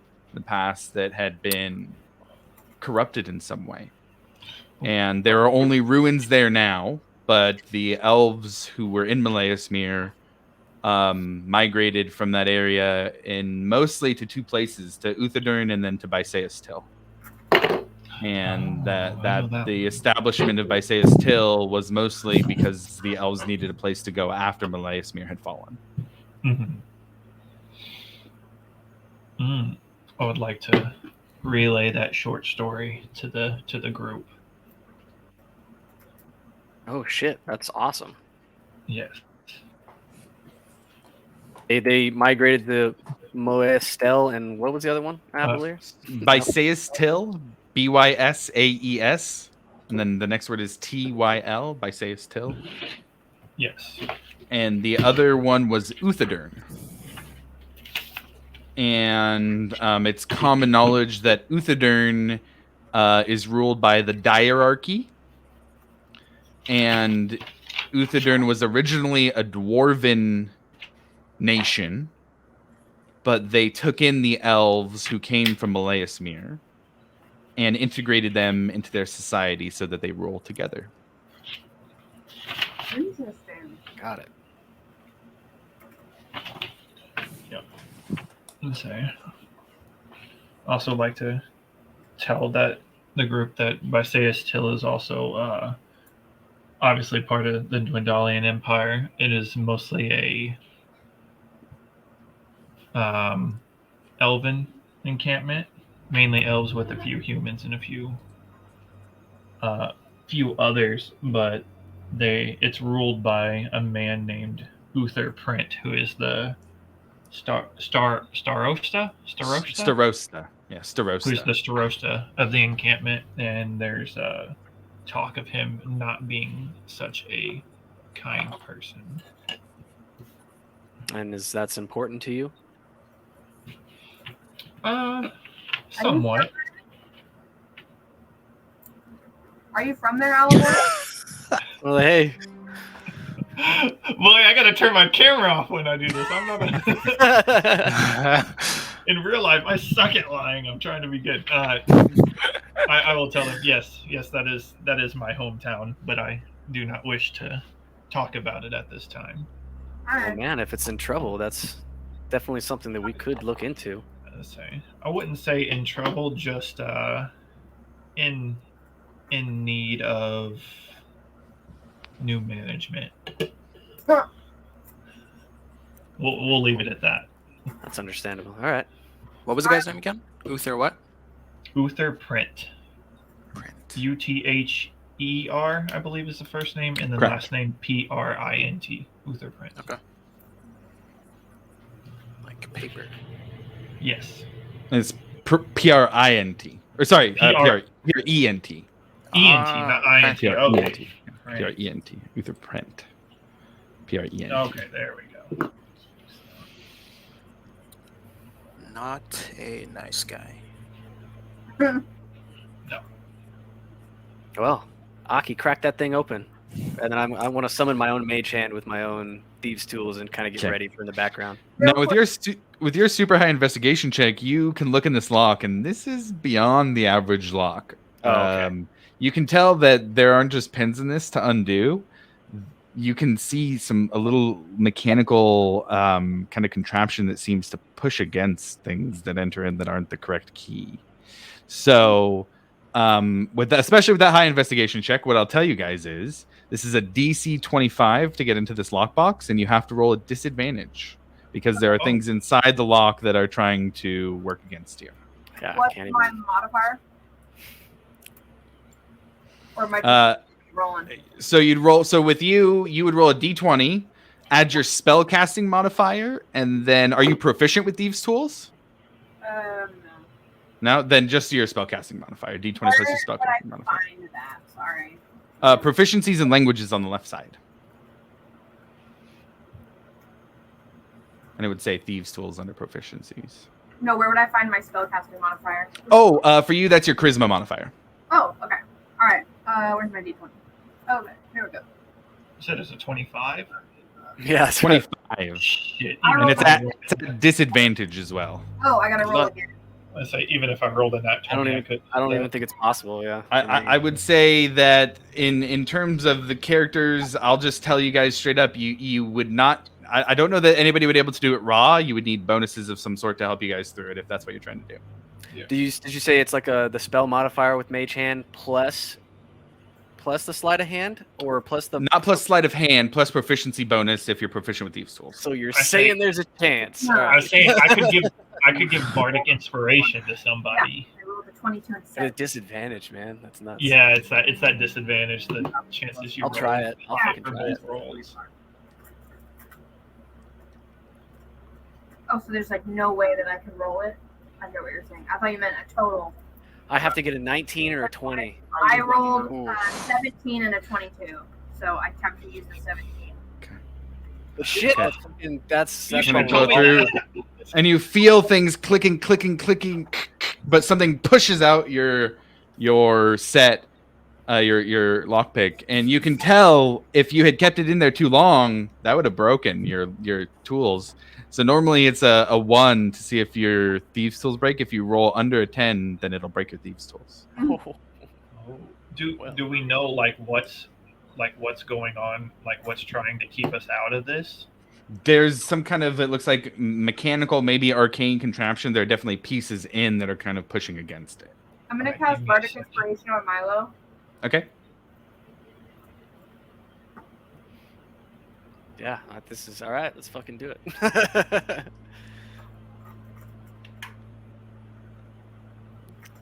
That is a 3 plus what, 6? Yeah, 1d6. and a D6. All right, let's get that shit above 10. All right, 6. Above a 10? Yeah, it's above. So 10. your tools do not break. But you can feel this is the most complicated complex lock that you have ever used. You're trying to get in there, and you can feel it like almost spring loaded, kind of pushes out, and you get that same feeling. You almost broke your tools there. This is making me a lot more curious. I've I never have a seen dumb anything like this. question, but can we have Sandra try to like pry it open? You could certainly try. What's her strength? Insane. Half ogre strength, specifically her bonus. Half ogre up here. Whatever's inside of that thing has to be extremely important to these people. Yeah, that's She gets why a I'm plus kinda 3 to her scared of strength. Just trying to muscle it open. Yeah, look at that lock. Like whatever's in there they're going to be looking for this. And I will give a little reminder, Milo, you did pick up there was an abjuration glow Yeah. on the box itself to protect it from physical harm. Oh, okay, that's what. What's her strength? There's a spell on there. It's a plus 3 to her strength, There's a spell on it. which Spell. is Not gonna work. Spell on it. It's not gonna work. It's not gonna work. It's a spell on 17 it. strength. Spell. Okay. Oh wow, I'm stronger than Sanja. Oh, shit. Wow. My thin elvish frame. It's that power from God. I just wave some fake magic around my hand and punch it. He has the strength of 8.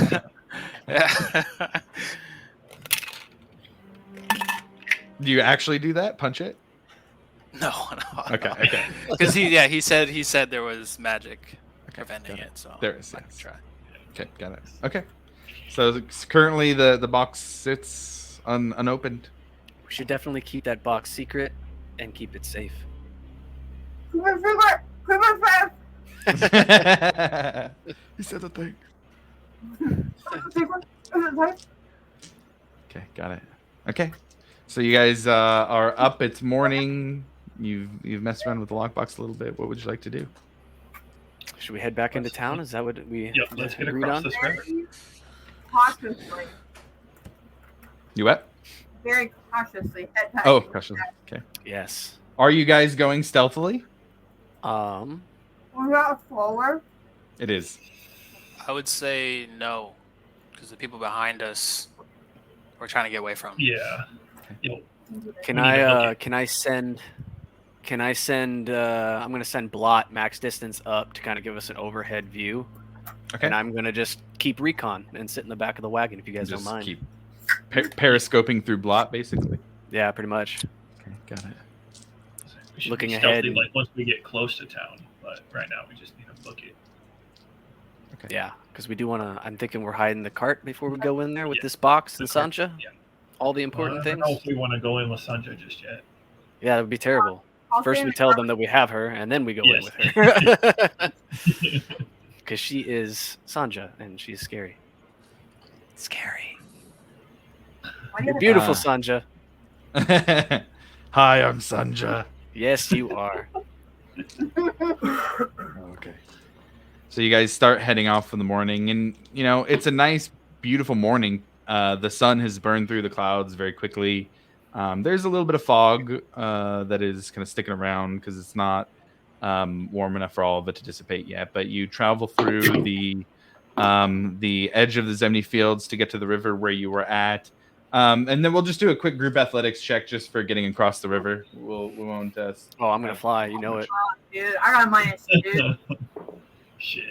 I'm not an Oh, athlete. okay. There we go. Sanja got a 19 to get across. Can I? Yo, I'd like to. I'd like to look back at Varric and then just moonwalk across the water like a very, very pop version of Jesus Christ. I'd like to piggyback on Sanja. Okay. 21. Say, Okay. I got I a got 4, a, ooh, and I don't want to die. I got a 17. 17. Okay. Got it. I'd also I like to got- make sure that nobody, including my dog, drowns. I got an 11. 11. Okay. There was a majority with Sanja rolling as well. There was a majority doing it, so we'll say everybody gets across. Okay. It's a little dicey, but it happens. You guys get across to the other side. It does at one point. I guess I don't think we actually had a full conclusion. What was the decision on the owlbear? Were you guys leaving it or keeping? Yeah, we left it. We let Sanja eat the rest as much as she wanted, and then Okay. right? So especially then, you guys make it across no problems, and get to the other side. Yohei, if you're riding again, go ahead and give me animal handling with advantage for the trip back, just to get an idea of how well it goes. And then let me get a perception from Blot as well. Milo. Would it be my perception since I'm like actively looking through her? No, through because it. it would still be using their senses. Got it. That's awful. That's real bad. No. for me. 14. 14. Okay, good enough to make a quick trip back. That's gonna be a 5. A 5. Okay. Yes. The cart, I'd really like to be with Sanja just in case something happens. Just like piggybacking on her again. I'm not very heavy for her, I don't think, right? No, she's super strong. She's like 9-10 feet tall. So I'm just like playing with her hair again, but Okay. in case something were to happen, Right next to her. Okay, got it. Okay, so I would say that with the perception check, it's you kind of get distracted because you're not super used to looking through Blot's eyes. Like it's something that you've known how to do, but you're just trying to like get the hang of it. And so Yohei kind of does a quick ride, but it's because it's quick. And with the 14 roll, it's bumpy also. So you kind of, every time you take a bump, you're just like, oh, what's going on? You're also just kind of like a little nervous. So you snap back into your eyes and turn back in. And that stuttered kind of looking back and forth makes it to where you don't have a great view of what's going on around you. But you guys travel about another 3 hours. It's halfway from the river back to the settlement. And at this point, you guys do notice that the captive, not the tracker, but the other one, starts to stir a little bit and just kind of looks up and has a little bit of a confused look on his face. somebody gonna talk to Hey, him. bud. Don't do anything too stupid. Yeah. Bro, we saved him. He just kind of Yeah. looks. I'm certain Oh, this death. is the guy that we found down in the hole. This is the guy Yeah. you found in Yeah. the hole. So you guys Hey, man, scared we're the your shit out of him friends. at first. Don't do but then you anything saved stupid. him. All right. You should be safe now. We're heading back to a settlement. Who the fuck Stressed. are you? Who the fuck are you? My name's Milo, man. Milo? What the fuck? Yeah. Probably a wild ride for you. What was the last thing do you even remember? You got any booze? Ooh, not at this present time. You go back to sleep, and I'll have some when you wake up. How about that? Then you see him kind of drift back off a little bit. Good boy. Okay. And you guys spend another 3 hours. We'll say at this point, we get to about 2 o'clock in the afternoon, and you guys are, we'll say, 300 yards out of the settlement where the tree line is. If you want to stay out farther than that, you can, but just for, sake of getting back to the settlement, we'll call you guys outside at the tree line 300 yards away, ready to decide how to move back into the settlement. What would you like to do? I'm going to hang back with Sunja. Yeah, we need hide on And them. probably I'll the go with the fucking bodies. What do you guys think? So yeah, 1 or 2 people hang back, and then the rest of us can head in. Yeah, I can hang back as well. Cool. Okay. And you guys looked at the settlement, and it looks like a standard day. It's a nice day, so you actually see a little bit more hustle and bustle than normal. It seems like you've got a full shift of laborers working in the day, adding more stones, kind of getting the mortar on and loading the bigger stones on. The wall has made, a couple feet worth of progress since you guys had been back here 2 days before. There does seem to be a couple extra guards on the wall, but besides that, it looks like a nice afternoon in the settlement. Nothing awry that you can see.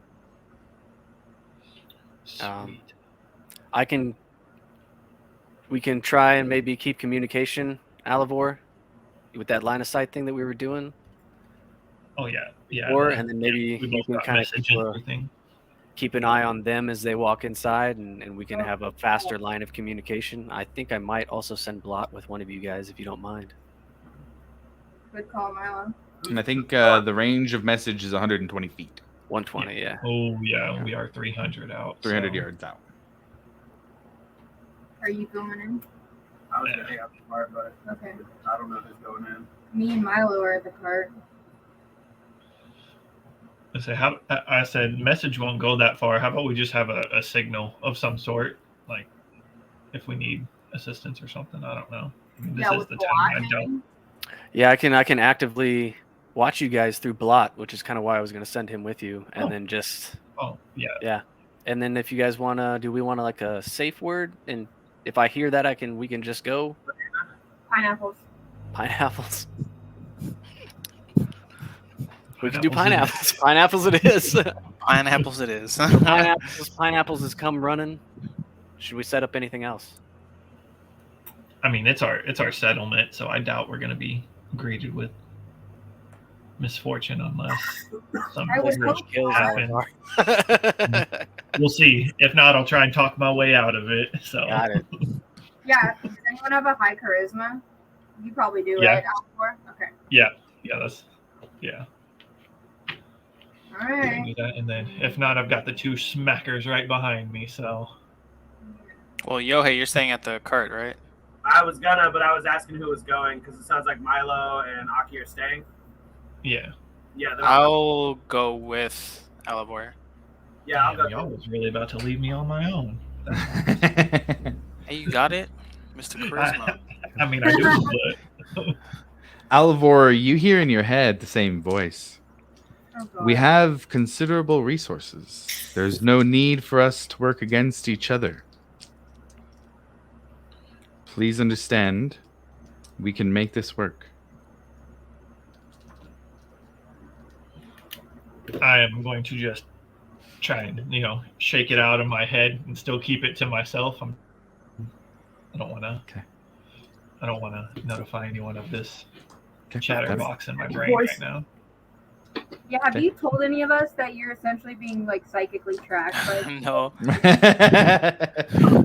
Not at all. Okay, got it.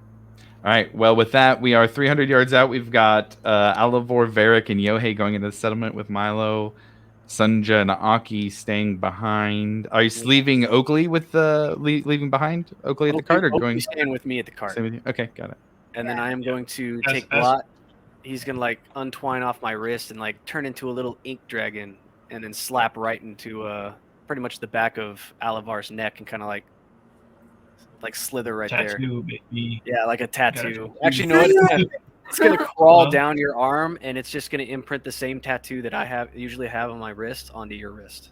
Sweet. Now It's I'm like tatted. little dragon head poking out under your sleeve. My half sleeve.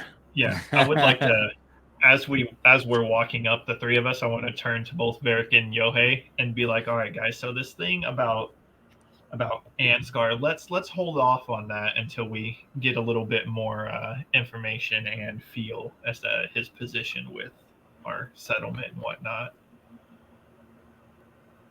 Okay. I feel like it would be beneficial, that way we can get all sides of the story, see it from every point here. Makes sense to me. All right, sweet, awesome, onward. Yo, he just stares at me. I brought Can I to back up our claims, so. Can I do an insight check? Sure. As I actively deceive him. Yeah, absolutely. Go ahead and roll. What, you want his insight versus my deception? Yes, definitely. Hell yes. You seem shifty to me. Yeah, that was some Vegas ass talking right there that you just. Oh, damn. We both got 17s. Yeah. Oh, really? So let's Yeah. go. Let's just re-roll a d20 then. Roll a d20 and whoever gets higher. Please. All right. You just want a raw d20? Just raw d20. Whoever gets higher, roll off. 19. Oh my goodness. 7. Damn you. Of course, now you roll good. I need you to do some shit rolls. Varric, something's up. So, Alivor, everything all right? Yeah. Everything's fine, Just going a little crazy is all. What do you mean by crazy? Oh, just the usual, normal people, crazy stuff, voices in the head, whatnot. You didn't care to tell the rest of us that you have voices in your head? No. It's just voices in the head. Everyone deals with it. I mean, normal thing, isn't it? Who is it? I mean, I would say it's a normal thing if it was like, I don't know, a deity or something. Like, occasionally Pelor might talk to me, or Wild Mother might talk to Yohei. Who's talking to you? I mean, it sounds like a familiar voice, but I've never heard the voice out loud, It's just always been in me noggin. When did it start happening? About the time we left. What is it? Well, we left the house. What happened at the house? Not at the house, but after we left the house that night. It was the first time, and I just heard it as we were on our way. It kind of seems like some crucial information. Fucking sus, dude. Sus as fuck. No. It's because it's talking madness. It's trying to tell me that this Ansgar guy is actually a cool dude and wants to. That seems highly relevant to what's going on. Well, obviously, we saw what Ansgar was like. He's not a cool dude, so this voice has to be wrong. Well, I didn't see him. I did. He doesn't seem like a cool dude. He yelled at me. He told me to get out. He wasn't nice. Well, he was nice at one point in time, but then he got mean. And they were up to some shifty stuff out there, so. So what exactly is it saying? Well, he's telling me that Ansgar wants to meet up, and that he says that we got off on the wrong foot, and that he's trying to swoon me. He says they got considerable resources and to think this through. I think he's afraid. I think he's afraid of us going and telling the chief here. That's why I said keep that stuff on the lowdown. That way we can get a feel out for it. So you're just keeping options. Yes. Want to keep all of our options open before we make any hasty decisions, I feel like that's something the whole group should know. That's up to I don't think as much, but I mean, if the group knows now. Well, you know, and then Yohei knows because he's standing right next to us and we're having this conversation. How's your new tattoo going? Oh shit. I just look at my arm and I'm just like, damn it. Sorry, guys. Milo's just like this. Just fishbowl watching the whole thing. Milo, Oh, well, cat's out of the bag, guys. So what do y'all want to Yeah. do? We're kind of knee deep and on the way to Like it would like cut to me, and I'm just like just regurgitating everything to Aki, and she's just like, "Can you believe this shit?" Fucking kidding me. So I think we should stick with actually, you know what you said works, because we don't know what's going on in the settlement yet. Because like I said, this is a higher family. This is what the Amber Council. They have some power. They have pull. Yeah, we don't know what kind of pull they have here, and we haven't been in the settlement long, so we don't know the dynamics yet. And that's why I said let's keep our options open. And if I left y'all in the dark, it would just give y'all a more genuine ignorance to the situation.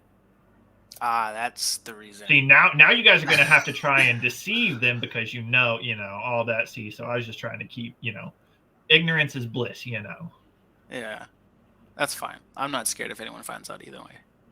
Well, of course you're not, because no one can touch you. And you unleash the gods on them every time they try to, but... Anyways, shall we continue? Or would you like to know my entire life story? I mean, if you're open. Negative. As I turn around and I just keep walking. That's great. All right. And with that, as you guys head towards the settlement to show yourselves again since the first time you left, we're going to take a break. Yes. Good timing. So 3:27 Pacific right now. We'll call it 3:42, 15-minute break. And we will be back with the rest. See you guys in 15. All right.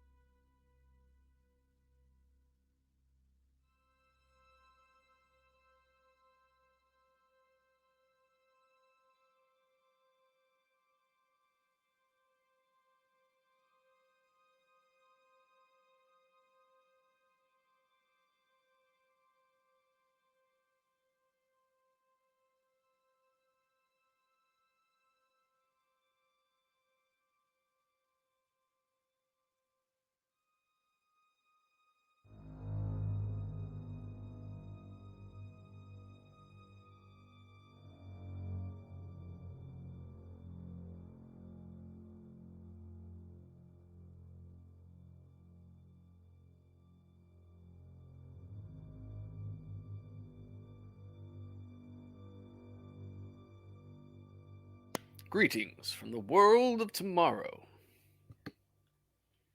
Hello, tomorrow. So casual about tomorrow. Looks like we lost Gellert. Hopefully not permanently. Yeah, I haven't heard from him.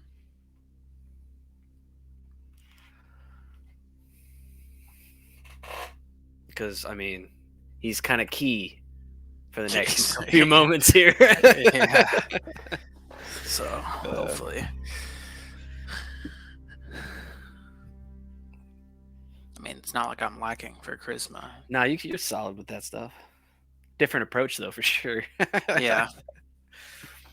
I feel like his approach would be better for this. Hey, can you guys do this as opposed to do it now? Do it. Do it. As I grab the glaive. Yeah. Or God's vengeance, aka my glaive. We'll have something to say about it. I don't need God for what I'm about to. That's a.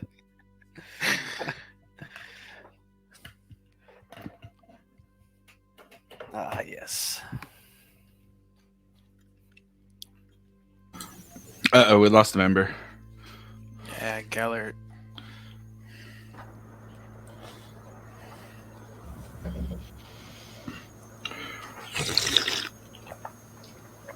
I was gonna make tea. I totally forgot. Oh well. Got Starburst and carbonated water. I'm solid. There you go.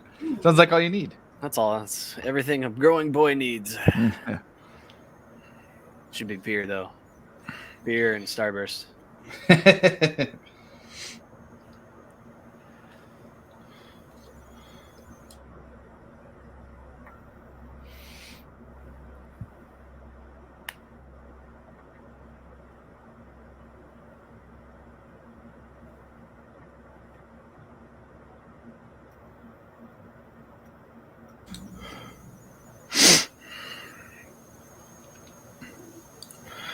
Well, we'll give him a couple minutes here to hop back on before I want to start without him. But did he say anything to anybody before he discoded? Nope. I saw. I was just talking to him on the phone. Oh, okay. Yeah, he said the internet crashed. He's trying to figure it out right now. Oh, okay.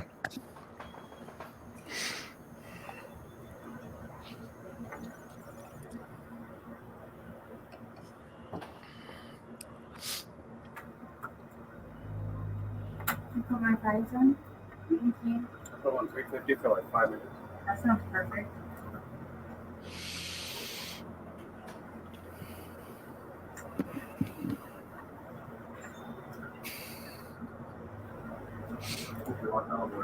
Yeah.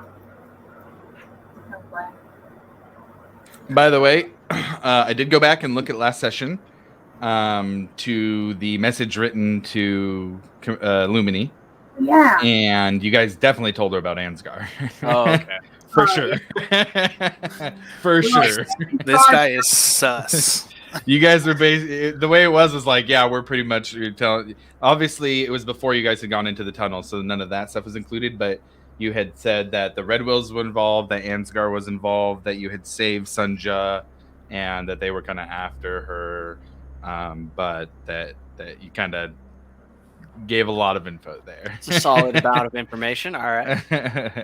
But that's good. Hopefully Lumini's on our side. Hey, all right. Hey, there we go. Oh, Our God. key Sorry, guys, member No, has that's cool. You're returned. good. Yeah, I was like, what a hell of a honestly, time for my you not to show internet up, man. situation is dog shit right now. So I was just on the group. I went back and watched last session during the break, and you guys did tell Lumini about Ansgar and the Red Wills. So there was some notification there. Yeah, that might be pertinent information for you to have. They just don't know about all the spooky stuff. Yeah. Yeah, nothing from there. Okay, all right, that's fine. Well, Oh, shit. Did you guys take the journal with you? Did you guys? I think you have it, don't We you? had it last. I had it. Yeah. Yeah, we'll say you guys, if you guys No, we want, we can didn't. say that you handed it off. We can retcon just a Oh, little bit and say that you handed it off. Not going to penalize you for not planning that out. We'll say you guys are still in the realm of leaving that situation. Because I would have taken everything and just copied it into my book, so I have a copy of it. Oh yeah, good point. And that's why another reason why I didn't want to side with Ansgar, because they're fucking experimenting on children. So Yeah. That's a big probably. Not a chill dude. Also, they're half elves. They were like a bunch of the victims were half elves. Aren't you a half elf? Yeah, absolutely. So. I went to sleep, so I don't even know what you guys are talking about.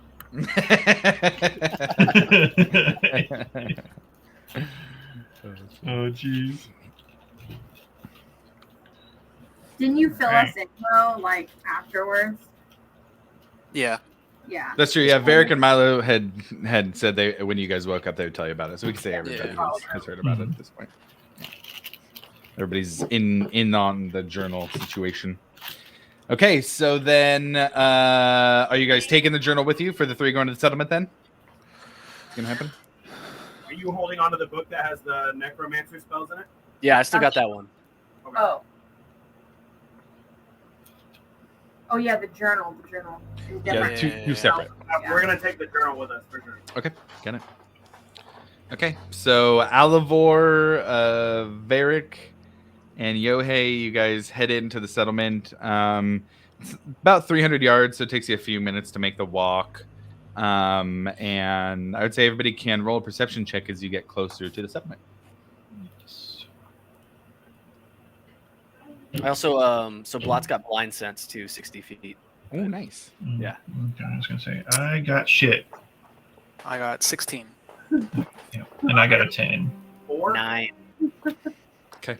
Am I rolling or no? No, we're not. No, the only reason Milo can roll is because it's through Blot. Yeah.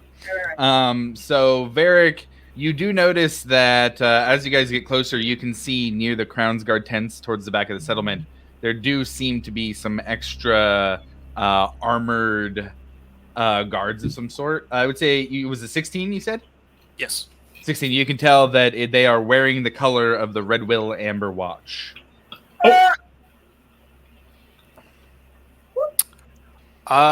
So small problem.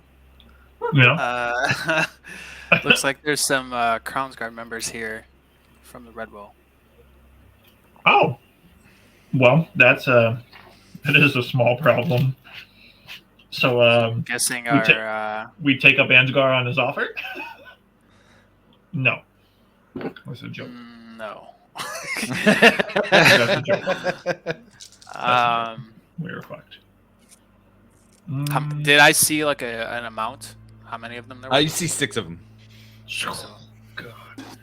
So, I see about 6, but we still don't know whose side Lumini is on, and our Crown's Guard members. Well, I don't know. I mean, if the Red Will guards here and they're not like in active conflict, I'd say I'd take a guess at them being in cahoots.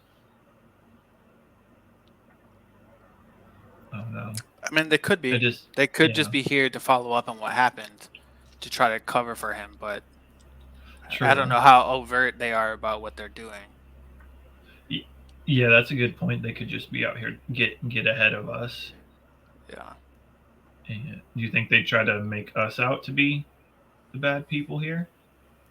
They might, but then again, we have the journal. We do. So. And we still have the tracker with us. We do. And the bandits had Sanja held captive and forcing her to fight. Yeah, we have the bandit who will definitely be a voice in our favor. If we give him some booze. All right. Yeah, I feel like we have enough, but let's just obviously Milo, you're tracking through Blot, so just heads up. I feel like approaching is fine, but we should definitely approach with caution. Yeah, I agree. Yeah. Yep, all on board. Cool. Okay. All right. You guys getting closer, 100 yards, 50 yards. And you can start to see a few of the Crown's Guard turn and see you now. You're visible kind of in the open field. And as you approach, are you guys just heading over into that area?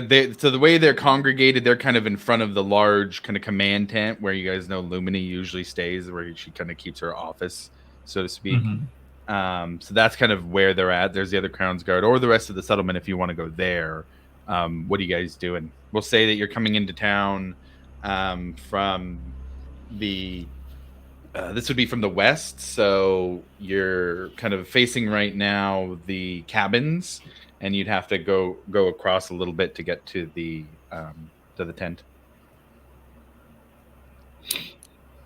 I said we could go right up to him. I say we pull Lumini aside. Yeah. Hoping she's still there. I agree. Okay. I mean, I don't see any reason why she wouldn't be here, but we can go check. Yeah. Change a little vibe here. Yeah. So you guys head in and walk through and just go straight for it. And you see that at this point, the Redwill Guard can turn and see you. None of them seem to make a move. None of them seem to have any problem with you being there. And you can see that the doors are open. Not really doors, but the large tent flaps are kind of open. And you can see Lumini speaking with someone. It seems to be somebody who has a little bit nicer armor, some larger armor. But she is speaking with somebody inside the tent. If you get up, at that point, she'd be able to see you guys. And she kind of gives an acknowledging look. And then, and she turns to the person in front, and you guys at this one are close enough to hear her say, yes, here they are now. Yes, come on in. We've been waiting. And waves over to the three of you.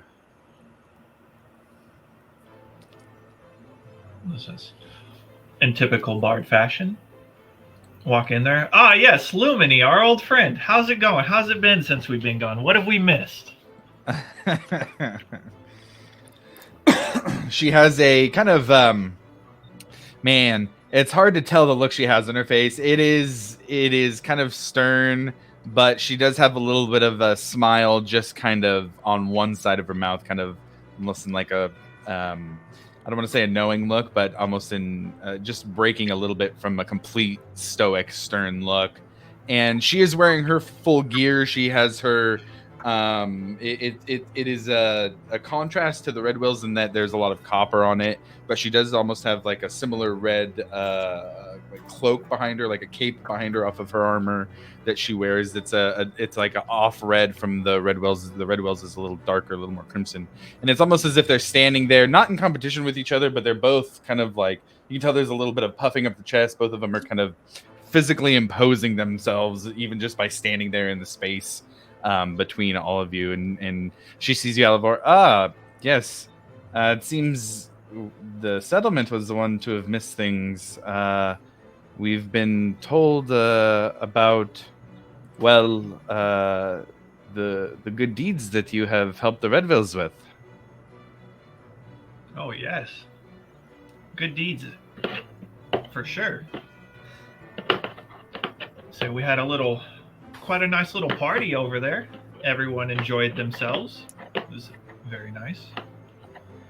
Right, and she kind of gives a nod. Noratak here was just explaining that you were able to figure out the employees had been the ones extorting money from those crossing the bridge, and that you alerted Ansgar himself of this?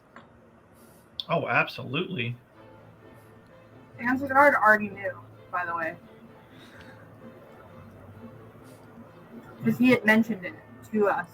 Uh-huh. Just saying. Just throwing that out there, Alivor. Huh?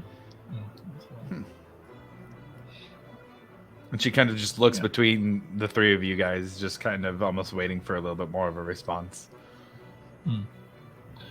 I could use some backup here, guys. Yeah. I'm sorry. You said Noratak. You didn't properly introduce us. Yes, Noratak. He's of course now. Well, I guess it's a bit insulting to say he's a mercenary, but Noratak and I go quite a ways back. He and I were trained together when I first became a Crown's Guard. But he is one of the heads of the Amber Watch for the Red Vills. And she kind of gestures over to Nortak.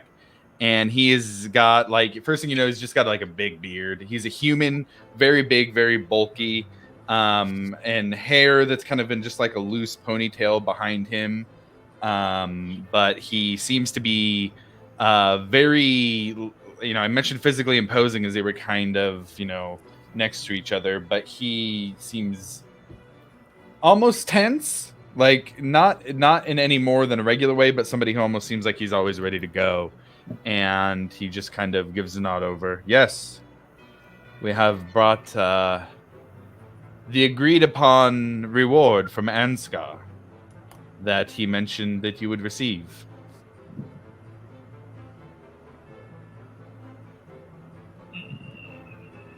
Does the misuse of Sanja void her contract?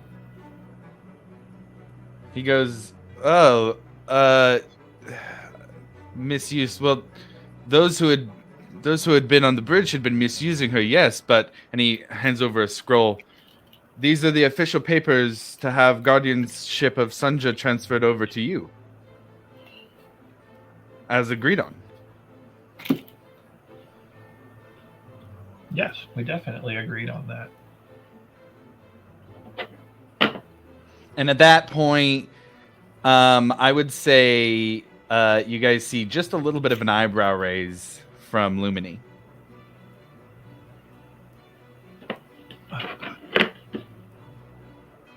Y'all, I'm dying out here. I'll snatch the papers out of his hand. Okay. You got something, Milo? I was gonna drop real quick, kind of explain everything to Aki, and just say, hey, things are getting a little bit tense. We need to keep an eye out. And I kind of look at Oakley too, and just kind of like nod to him. Probably previously trained. He knows what to do. Like we need to get ready to move out. Maybe things are getting kind of interesting in there. I'm gonna go back in. Just keep an eye out the best you can, I guess. All right. Can I do an insight check on Lumini? Yeah, go ahead. On Lumen, not on what's his name? No. I want to know where Lumini stands right now. Oh shit! Through that. I accidentally rolled it once. Oh my god. Yeah, it's just a 7. It's hard to tell. She is obviously keeping a very intentional straight face right now. Besides the eyebrow raise. And I will say, because of the eyebrow raise, she was trying to give a little bit of a message. So you're trying to do a little bit of insight check at the same time. At least from that, you get the vibe of like, that doesn't make sense. And so the eyebrow raise you can take to mean that she at least received your guys' message, because the message had explained Sanja, and is now very confused about what's happening in this conversation. Okay.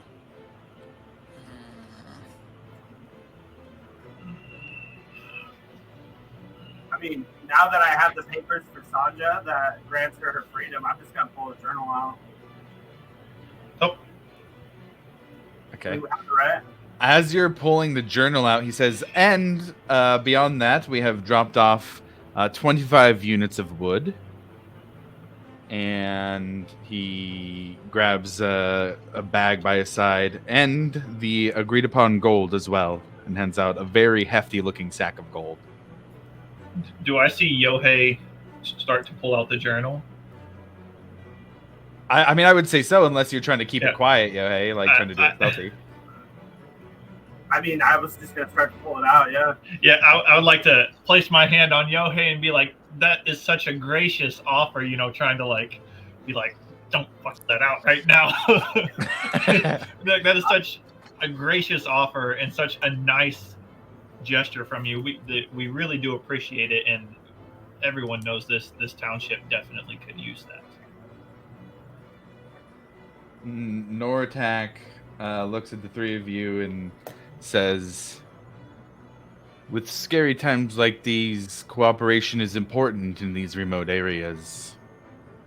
The Red Wills will continue to make sure that everyone in this settlement stays safe. So long as we have such trustworthy people like you in charge of making sure things are safe. Absolutely. We will do our best, and we appreciate the help along with the concerns. I'm gonna stop Alivor as he's saying that. And I'm just be like, so is that why you tracked us? Oh. And he has a stern look on his face for a moment. We have many trackers in our employ. It is necessary out in this area. I know things got a little mixed up. But I assure you that Ansgar and the Red Wills only mean to make sure that everybody is staying safe. But as it seems you all appear to have gotten here safely, and so given that that is the situation, I think we can all move forward, yes? Yo, hey, I believe you were about to show him something. Yeah, I do appreciate your donation to the settlement. It is quite nice of you. And I'm going to continue to step forward with the journal Okay. and pull it out and show it to Lumini. Okay. She takes it and starts rifling through. Where did you find this? In their little encampment. The tracker that we caught tracking us gave away this little bit of information, and upon further investigation, we found all of this. We have 2 captives just outside the settlement, waiting in the wagon. That will testify to this. Okay. Lumini says, Nortak, what kind of operation are you running, huh? Do you think that the Redvilles have any of the myriad within their ranks? And Nortak looks to the three of you with a very kind of drawn-out gaze as he kind of looks at each of you individually. I stare right back. If so, it would be a great disgrace for me to have not seen it. And while continuing to look at the three of you, but Lumini, I can assure you that if that is the case, then I will root them out myself, and they will be brought to justice. I think it is time for us to head back now, but I will leave you in Lumini's capable hands, and I trust that she will see justice done as well. There's nothing else?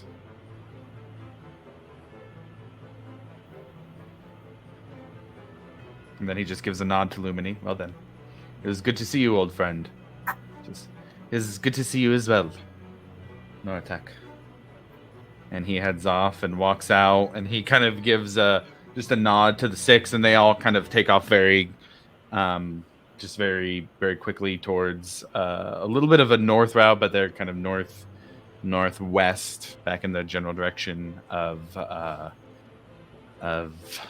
the Red Will House and the river and the Valen Thicket. With that, the three of you are left in the tent with Lumini. And she kind of has a very odd look on her face. It kind of is very, very questioning look. I think the three of you have quite a bit of explaining to do. And she says, I would like to look at Johan Barrick and be like, yes, explaining, please. I'm trying to keep things calm here. You know, we was going to come out with all this to Lumini, but you just had to let Homeboy in on all our plans. So much. I'm sorry, but I can't just let him come in here and manhandle us like that. That's not manhandling. I had it under control. You know what he was trying to do. He can puff his chest all he wants. He's not gonna do anything. You guys trying to start a fight in town square? That's fine. Quicker No, than- it's not. We don't She know says- who's what where. Listen, I understand that you've probably been through a lot, but I received a message from a small little blob of goo that told me that you had found that the bandits were working for the Redvilles, and that you had rescued a half-ogre. And the next thing I know, I have some of the Parrot Guard marching in. One of my oldest friends saying something that sounds very close, but also very, very different. So I'd really appreciate, and as she's saying this, she's kind of moving towards the door, and you see her kind of untie some tassels, one on each side, as the heavy cloth of the tent, kind of the double door, it's not actual doors, but the kind of double door size entrance closes as she's trying to kind of muffle what you guys are talking about a little bit at this point. Please explain to me what is going on. Wait, I mean- wait. Before we say anything, Oh my god. before we start going in depth, I might have a homeboy still up in the noggin. So Alright, kick him out. I would say go Alvor, roll an Arcana check. I was gonna say because I don't want. Get out. Oh God, 14. 14. Okay, it's not a super high level or unknown thing. 14 is enough that you would probably know that, or you would know that what they are probably using is the sending spell, which is just to convey a short message, not to permanently make a link in your mind. Okay, so they can only send and they can't receive. Well, they can receive, but it's not like a constant. It's 25 words to you and 25 words back. That's all I need. He's not still detecting your thoughts. I was gonna Right. say, yeah. Do I have to make an effort to send? Or can Yes. he just, Yeah, it's almost like a and mental throw it away? switch that you're turning on to respond back. It doesn't So pick up I- your next 25 words. Okay, I was gonna say I have to send it myself instead of him just like popping it and seeing it. It's kind of like a long range message, basically, but it's in your head. Okay. Text message. All right. Never mind then. Go ahead. Continue. Sorry. Well, we handled the bandits at the bridge, Yes, apparently. and they were working for Einsgar. So we went to meet with him. He was doing some shiesty shit. Feel a little strange. At least that's what I was told. I'm gonna like grab Alibor's arm and show like the blot on his arm. Okay. Ah. Yes. That. That's the blob of goo. Little You're block muted. tentacles. I was gonna say just like a little flubber arm just waving back. Oh my god. Yeah. Perfect. Alivor could probably tell you more about what happened inside the cabin than I could. Yeah. We Dummy just guy. Like you relay it instead of having to Yeah. like rehash the whole thing. I mean, yeah, just went in there and played some music, had a little chit chat. His little old wizard boy was in my noggin, so there's that. You can don't really know too many details, but you can obviously tell that they're scheming. They're scheming and up to things. Yes. They're trying to sway us in their favor as well. actively. Yes, it seems you all have made you have wasted no time in making interesting enemies, allies. I'm not quite sure here what to call them at this point for you, but it has only been 2 days and you are already tussling with the Amber Council and potentially the Myriad. So congratulations for that. Does this mean that we will be having this Sanja, this half ogre here in the settlement? Do I need to prepare for that as well? Is she welcome? I was gonna say, I guess it depends on how you stand. She kind of thinks it over. Roll a with persuasion your, check. Can I do it as well? Yeah, I'd say you two can roll a persuasion check. Yeah, I'm not on it today. 21. 21. Woo! That's a +8, baby. Let's go. Knew we says- kept you around for something. Says, I'm not one to turn away helping friendly hands. But I understand that those papers are not just guardianship, but also liability. If she's here, she's your responsibility. The Sancho good wouldn't and the hurt. bad. I don't believe you. She's half ogre. Well, we've had the pleasure of being with her for the last day and a half. Oh, so you And- know her very well then. Is that all? Very well. Very well is not the term I would use, ma'am. But from what we can tell, is that she's very kind-hearted and means well. And as long as she is fed and treated nicely, I doubt she would hurt a fly. Well, for both my sake and for your sake, I hope that is true. Now, what do you plan to do next? You have caught quite a bit of attention from some very powerful people. So how good of friends are you with Nortek? I am very good at friends with him. And I need you to know that for me to believe what you're telling me is that he may be involved with an organization that I would have to go after. So understand that this is not something that I take lightly. We don't really know for sure, but it is a possibility. She kind of has There's this still all look on her face. there's still the matter of a tunnel that we found there. Mhm. We haven't fully explored it. We found that we had probably tripped some sort of alarm, and we decided to back out and regroup here. That is very smart.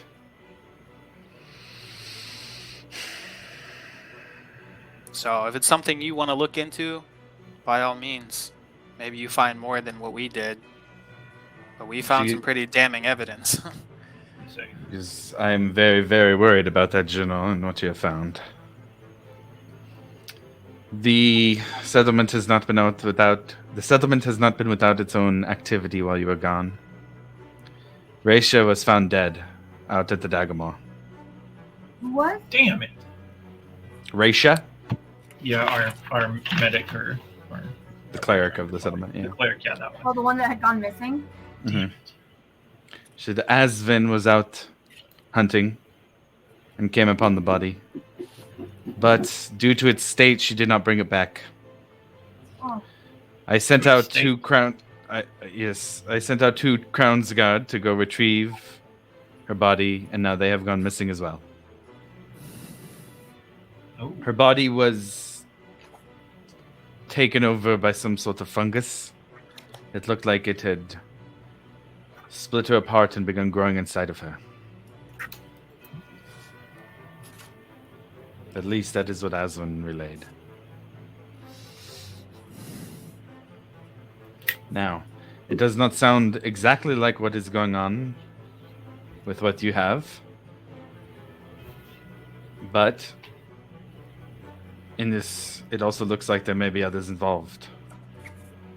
And I'm worried we are stumbling on to whatever it is that has been plaguing this area. You need to keep pulling these threads, but you need to do so as safely as possible.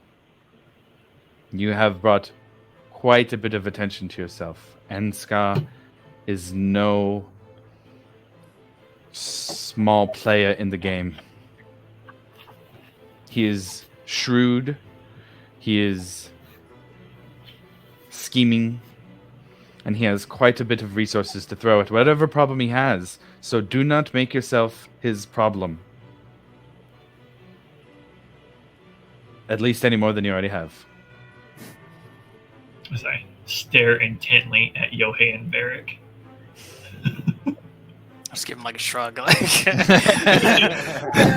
what do you expect, you know? Now, Goddamn lawful good.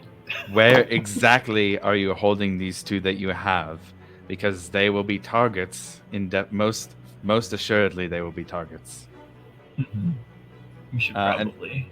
And with that, what is Milo and Aki currently doing? It sounds you like guys- Milo, you're still just plugged in. Yeah, well, yeah, pretty much. Yeah, Fucking- I would be I'd relay everything right now to Aki. on the So I go. lookout. Okay. Shall we rejoin them as fast as possible? Just gonna like stare at his wrist and be like, "Bring the wagon." Yeah. There we go.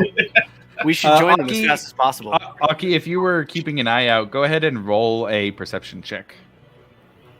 Puppy rolls? Okay. That's a 17 plus 3, dirty 20. A dirty 20. Okay. Need it. As you're keeping an eye out, playing with Sunja, just kind of passively, like you're kind of, messing around with her hair a little bit, but really keeping an eye, looking, maybe even on her shoulder still. You see in the bushes, probably about 25 feet away, it looks to be a large canine of some sort. With a dirty 20, I'd say you see a very, very large wolf. Do I know, like, is it look like it's going to attack? Is it chilling? Is it see me? With the dirty 20, it looks like it definitely sees you guys. And that it is just kind of watching at this point, but it looks very tense. Okay. I want to cast Speak with Animals. Okay. Right on. Okay. And I want to feel like, hey, I see you. I see that you see me. And see what it says. Oh, sure. I would say this is very interesting. You hear back almost a raspy voice, but a voice that very quickly does not sound like an animal that is speaking to you. It sounds much more intelligent. And it says back, "You need to give them up now. You can save yourself and the young one if you just leave them to me. You don't need to die for them." Who are you talking about? And he at that point kind of 25 feet away, staring at you, looks to the cart, looks back over to you.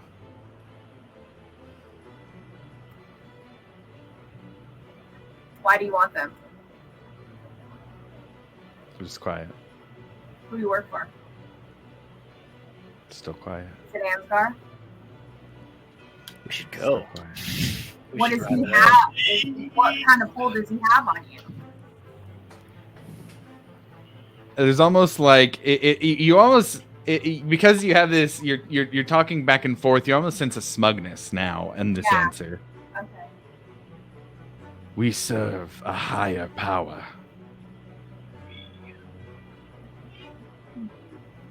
Can we go yet?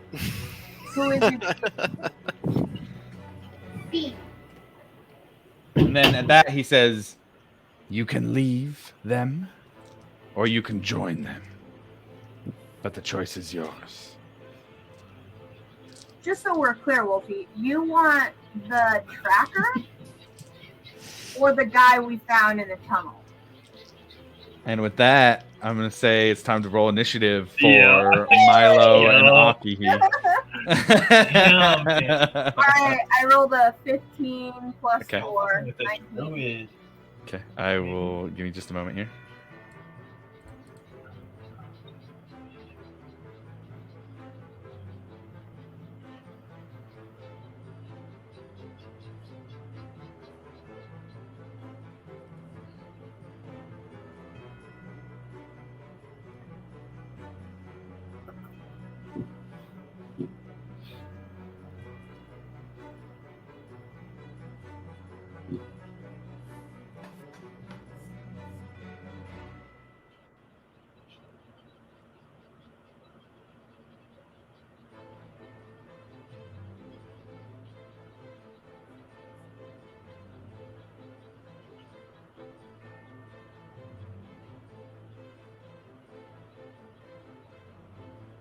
I wonder if he's talking about the owl bears.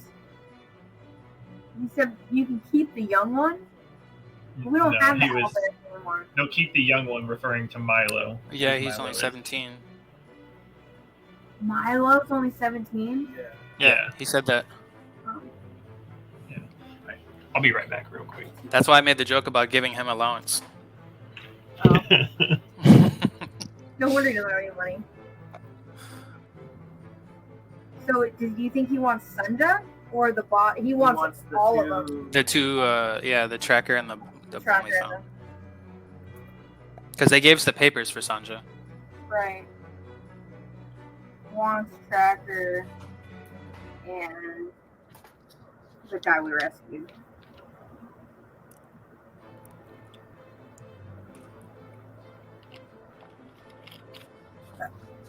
Is there any way you could put this on there?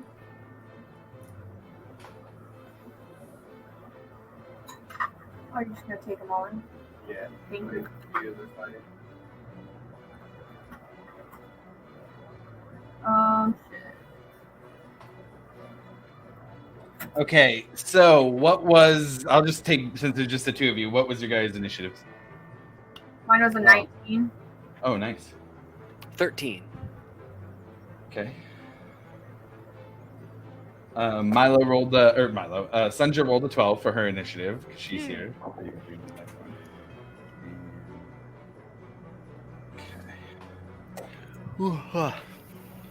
So with that, Aki, you are up first. What do you want to do as this thing kind of hunkers down to attack against you?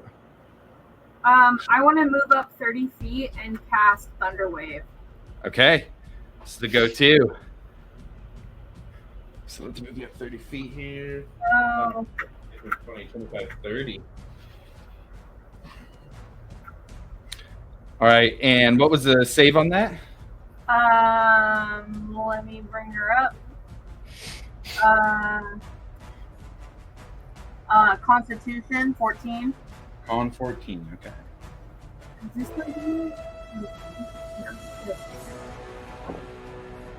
That is going to be an 11 total, so that's a failure. Okay. So roll for damage. Yeah, go ahead and roll for damage. Okay, so that's 2d8. I rolled an 8 and a 2. Nice, the 10 total. Okay, and that pushes them back 15 feet or just 10? 10 feet away from me. 10 feet away. 2d8 of thunder damage. Okay, so back there 10 feet as you kind of hear, kind of give a loud yip as it gets pushed back 10 feet and turns. And as it gets pushed back, it turns to look at you with a growl and a snarl, and you see almost like green glowing eyes from this large wolf. Okay. Anything else for your turn? I'm going to move back 5 feet. Okay. And yell, Sunja, get the wolf. Okay. She is initiative 12, so she will take her movement on that one after Milo. So it is the wolf's turn next. So it is going to move its movement 5, 10, 25, 30, 35, 40. It can get right here. Oh, you know what I need to do? Get a couple guys in the back for the captives. Okay, so it is going to go up there, and it can't make it all the way. So it doesn't want to try and move past Sunja, so it's going to take the dodge action. That Thunderwave pushed it back out of the range it wanted to be. So with that, Milo, you're up next. What would it take to write help with Blot?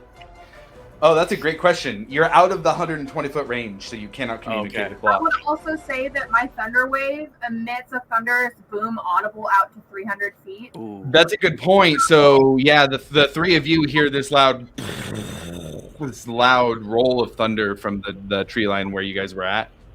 And they know I have thunder wave already. They've witnessed it. So they would know what that sounds like. Yeah. Oh yeah. Can we start making So like mid conversation, can we just be like on that note and then like just dip out. You're gonna start turning, just dip it out, running. Okay. I'm going to jump into the driver's seat, grab the reins, and move forward with the whole cart. Okay. So you do that. Go ahead and roll me an animal handling check. You gotta just get an 8 or higher to move. Not very high, but you do gotta get it. I got a 15. 15. Okay. So you move 5 feet up, so you can use, I would say, like half of your normal movement. So we could move you up. I'd like to kind of get up right next to Aki if I could get that far. I would say that would be fine. We can get you like right there. I say again, we should run. And then that's my turn. Okay. So Sunja is up next. She is gonna come up on it, and she's gonna take her huge axe and try and swing down at it. I am Sunja! Yes! Go, Sunja, go! Cast inspiration on Sunja. Bardic Inspiration is a reaction? Yeah? Is that a thing? I don't think Bardic Inspiration is a reaction, actually. Oh! It's a bonus action, I'm sorry. Never mind. Okay, so she's gonna make her attack, and that is a 14, which I believe should hit. Let me double check here. Yeah, that's definitely gonna hit. So she goes down and swings with an insane amount of force. You guys can hear this as it comes down, and it hits the wolf, and it kind of pushes it a little bit, but what should be this giant gash does not seem to break the skin of this wolf. And Sunja has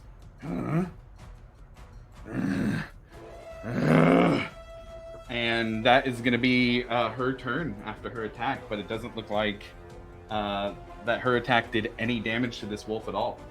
What? We're back at the top of the initiative. It is Aki's turn. Can I use acrobatics to jump on the horse? One of the horses? I would, yeah, go ahead and roll acrobatics check for cool flourish on top of the horse. Oh my god, a 1 + 4, so a 5. So you try and jump up and you slip off because the horses are kind of moving and you're not used to these specific horses, to Rock and Brown, and you slip off. We'll say that uses up the movement it would have taken, so 5 feet. So you're down 5 feet.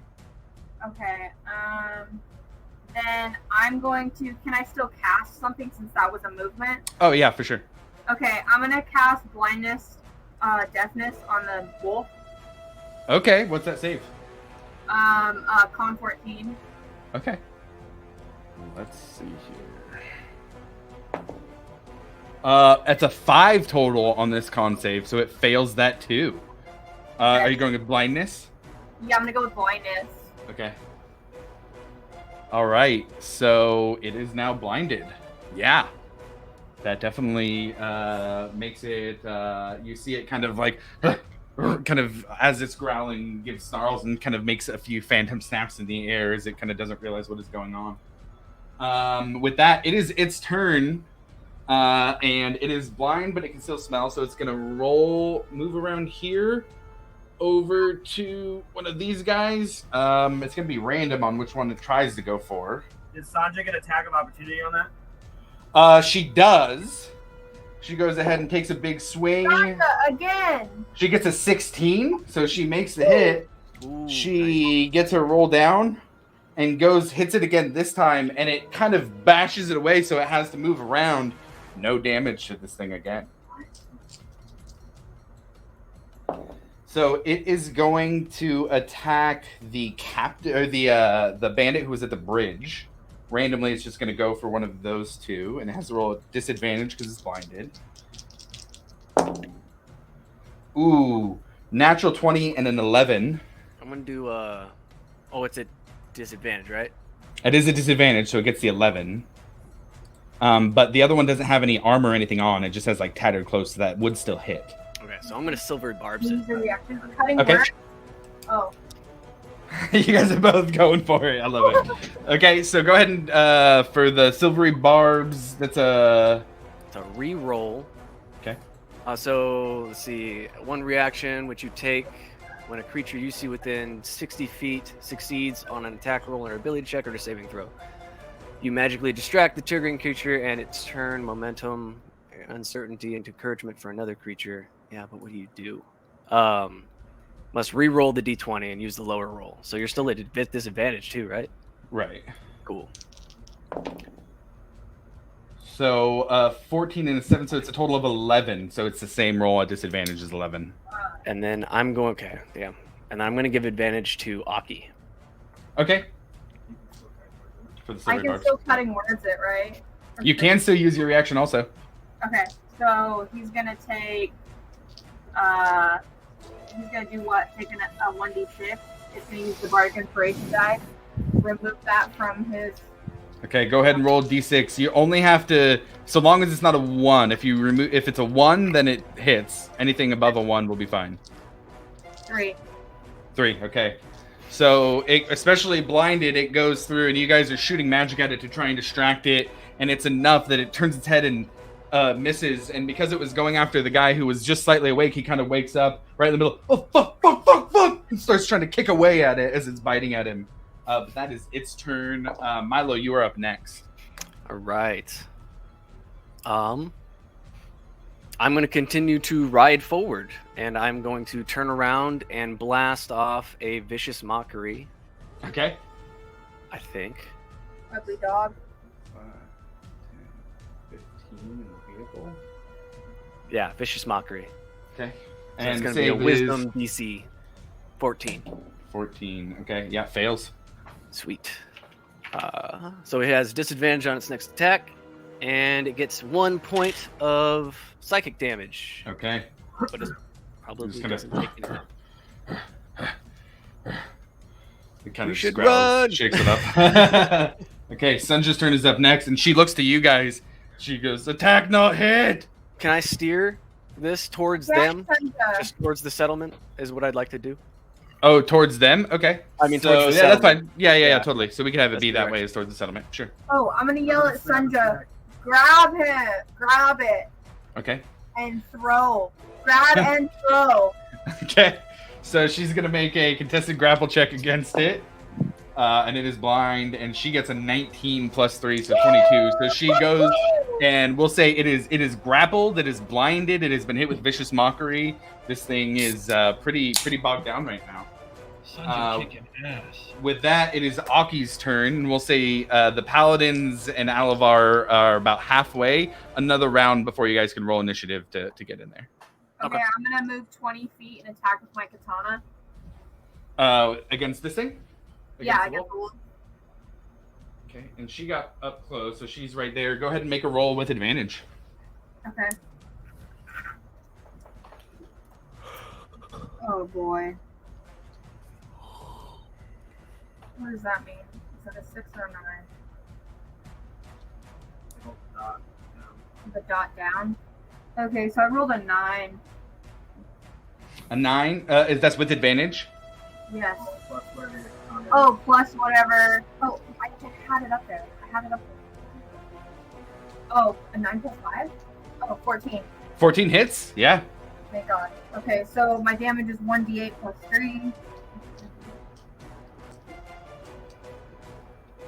So 5. So 5. Okay, you go and you slash at it as Sunja has it in her arms, and with her holding it, it can't get away. You slash across its skin, and where you'd expect a large gash, nothing. Your weapons seem to do no damage against it. What the fuck? All right, anything else? Let's see. Who's next? Would it be Sunja? Next would be its turn. Oh.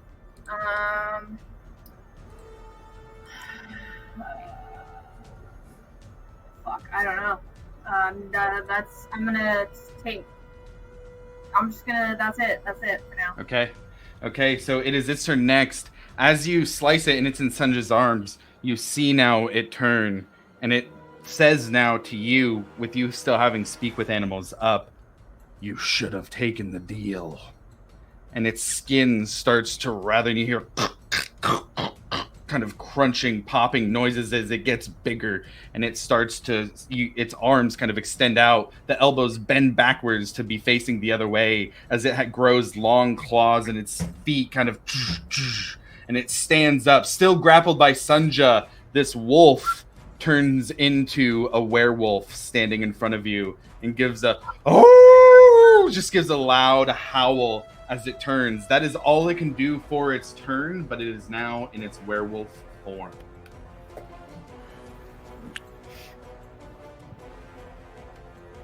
Good God. Milo, you are up next. Nope, I'm out. Max distance. Bro, roll back around and grab us. He told you. He said, I Nah. tried. I fell off the Get out of there. Can I use the bonus action, dash, and all that kind of stuff if I'm? Yeah, I'd say In the so cart? for movement. Yeah, so it'd be 15 per. So you get there. If you used all of your stuff for movement, that's how far you Yeah, get up. so, That'd be yo, bonus so action, action- and movement. Let's do that.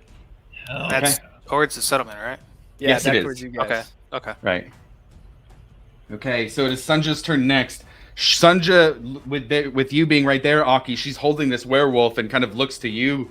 What do I do? Sunja, run. Okay, so Follow the cart. she's gonna drop the werewolf then, If you pick and me she's up, going to run. And as she moves out of its opportunity attack, it's gonna make an opportunity attack against her with its claws. Oh, Sunja. Cutting words. Can I use that right now? It's at disadvantage, right? Yes, it is still blinded. Thank you. So it was a 16 on that one and a 12 only. So that's gonna. I'm pretty sure that actually a 12 just hit Sunja. So if you wanted to do cutting words again, you could if you want to try and block the attack. I do. Okay, then go ahead and roll. Actually, any roll would do it because it meet the AC. So we could just say the cutting words stops the attack from happening. Okay. And then she's going to use her movement, which is 30, 15, 20, 25, there. And that is her turn. Aki, you're up next. And then go ahead and Varric, Yohei, and Alivor, go ahead and roll me initiative. Yes, sir. 17. Damn. Bro, I need new digital dice. No, they only work when you're going against your party members. I got a good old 7. Ooh, ouch. So I got a 16. Okay. Josh, I have a All right. question. Sure, what's your question? I've used both my second level spell slots. However, Misty Step is a Fey trait, and it says that I can use like the use button. I can click still. So that means You should be, yeah, if it's from a feature or trait like that, you can use it. Yeah. still. Okay. So I'm gonna use Misty Step to teleport 30 feet towards the settlement. Okay. 5, 10, 30. That would avoid any opportunity attacks from the werewolf. Oh, well, it uses reaction anyway. Can I actually. still run after that? Yes, you can still use your movement and action if you wanted to. Okay, I'm gonna get 30 feet ahead, right? Okay. 30 feet forward and try to jump into the wagon. 25, 30. Go ahead and roll either in athletics or acrobatics to do it while it's moving. I'm gonna do acrobatics. Okay. That is a 6 plus 4, so a 10. 10 is enough. You jump into the back of the wagon as it is going and turn around to see Sunja barreling towards as well. We'll just meet you up there. Okay. You're muted, Milo. Yeah, that's fine. Oh, okay. I was saying, nice, good job. Okay. All right. So after Aki, we will bring you three in as you guys all run as fast as possible towards. I'm the gonna situation. yell at them, werewolf! It's a werewolf! Okay. Yohei, what are you doing? Oh, I'm up. Yeah. I'm gonna move, I guess, 25 feet to cut the werewolf off from the wagon, I guess. Okay. And then I'm gonna hold an attack action for if the werewolf comes by me. Yeah. Okay. To do an attack on it. Okay. Alivor, you are up next. Shit. How far away are we?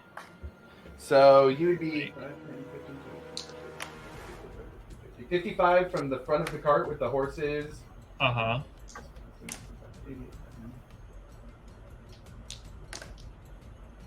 145 from the werewolf, pretty far. Yeah, I was gonna say none of my. I don't got nothing that can reach. You'd be 115 if you used all your movement.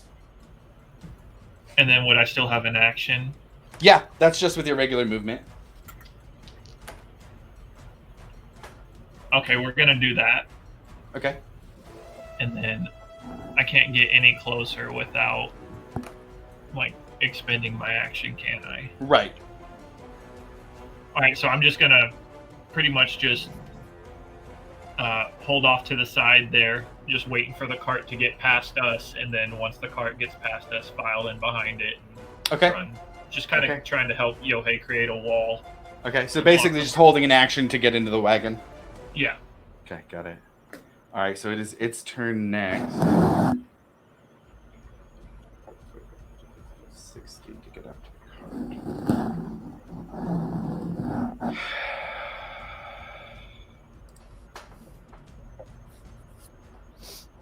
Yeah, it's going to use its movement and action to get all the way up on the cart. Oh god. Damn, that's a fast one. Right on the back of it. But that is all it can do. Milo is up next. I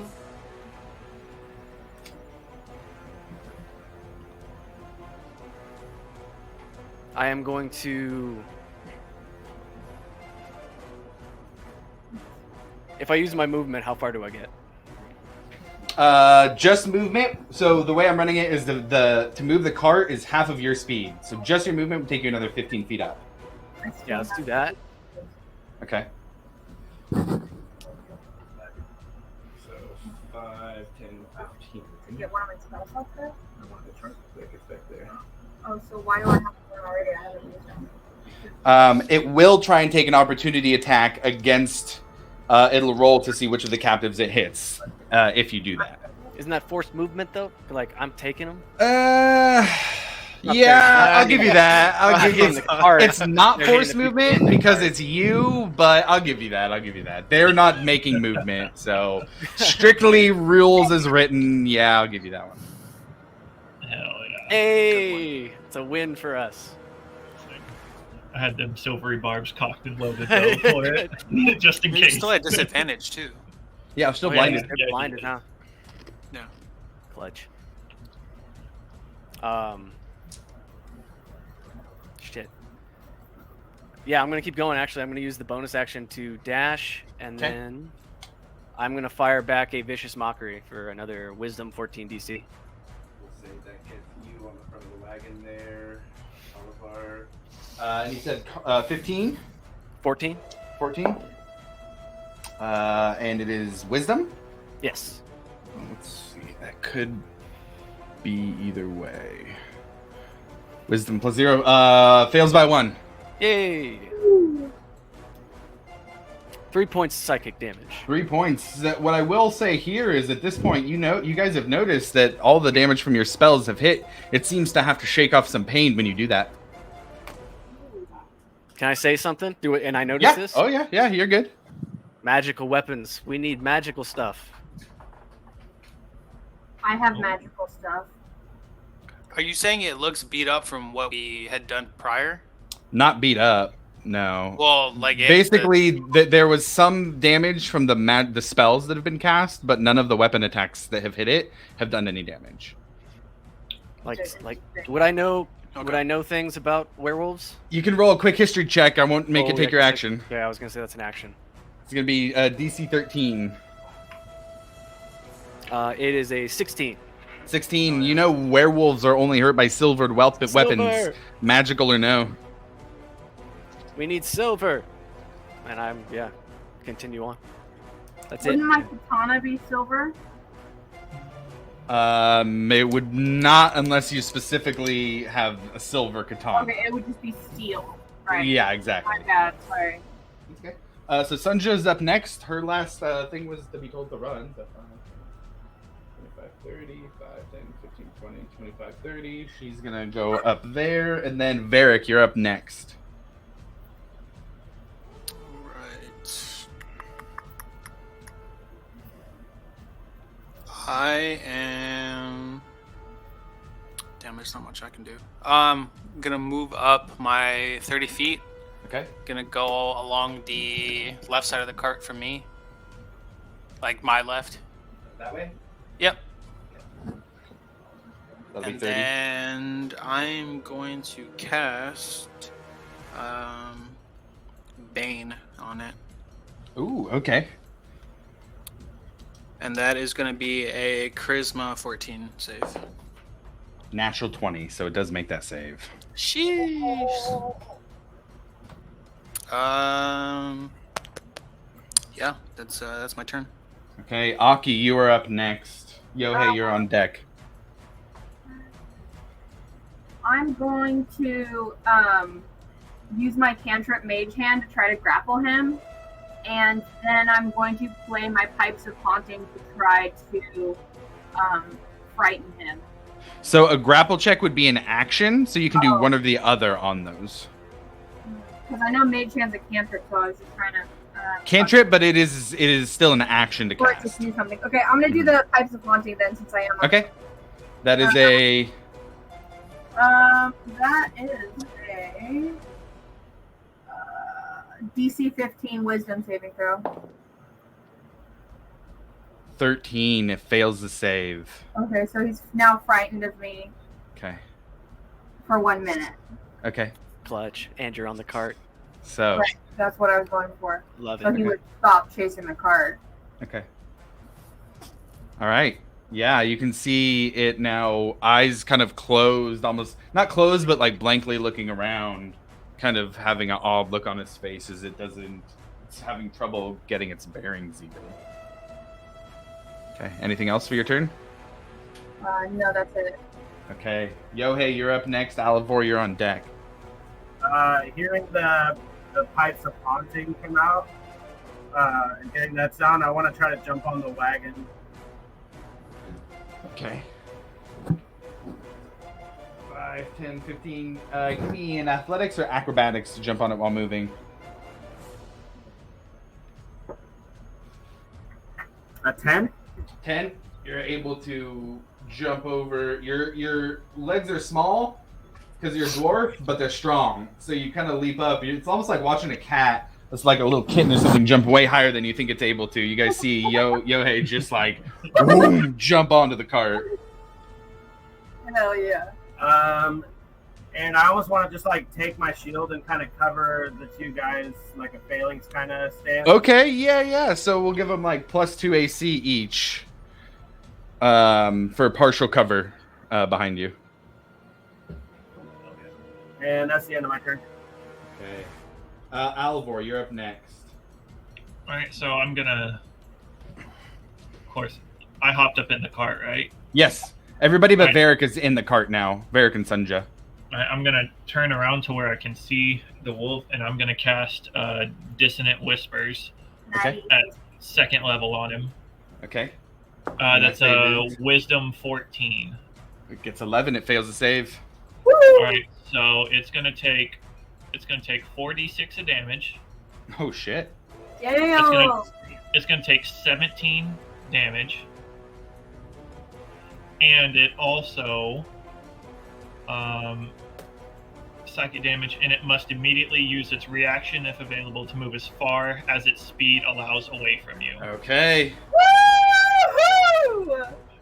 Get the fuck back, boy. 20, 25, 30. As it goes way back. Yeah. All right. Anything else for your turn? Nope, that's gonna be all for me. Okay.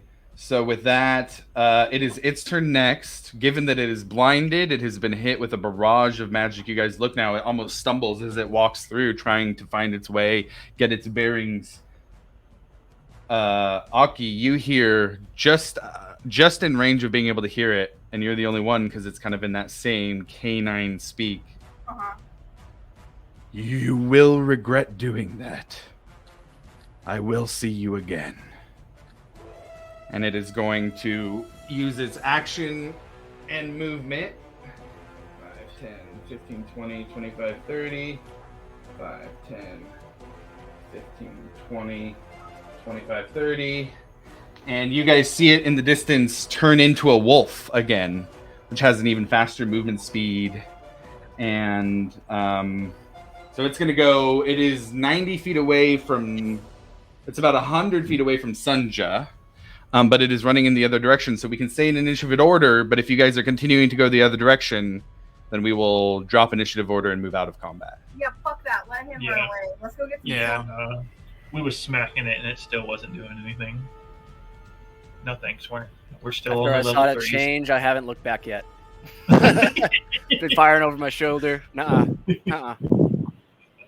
Okay. So, with that,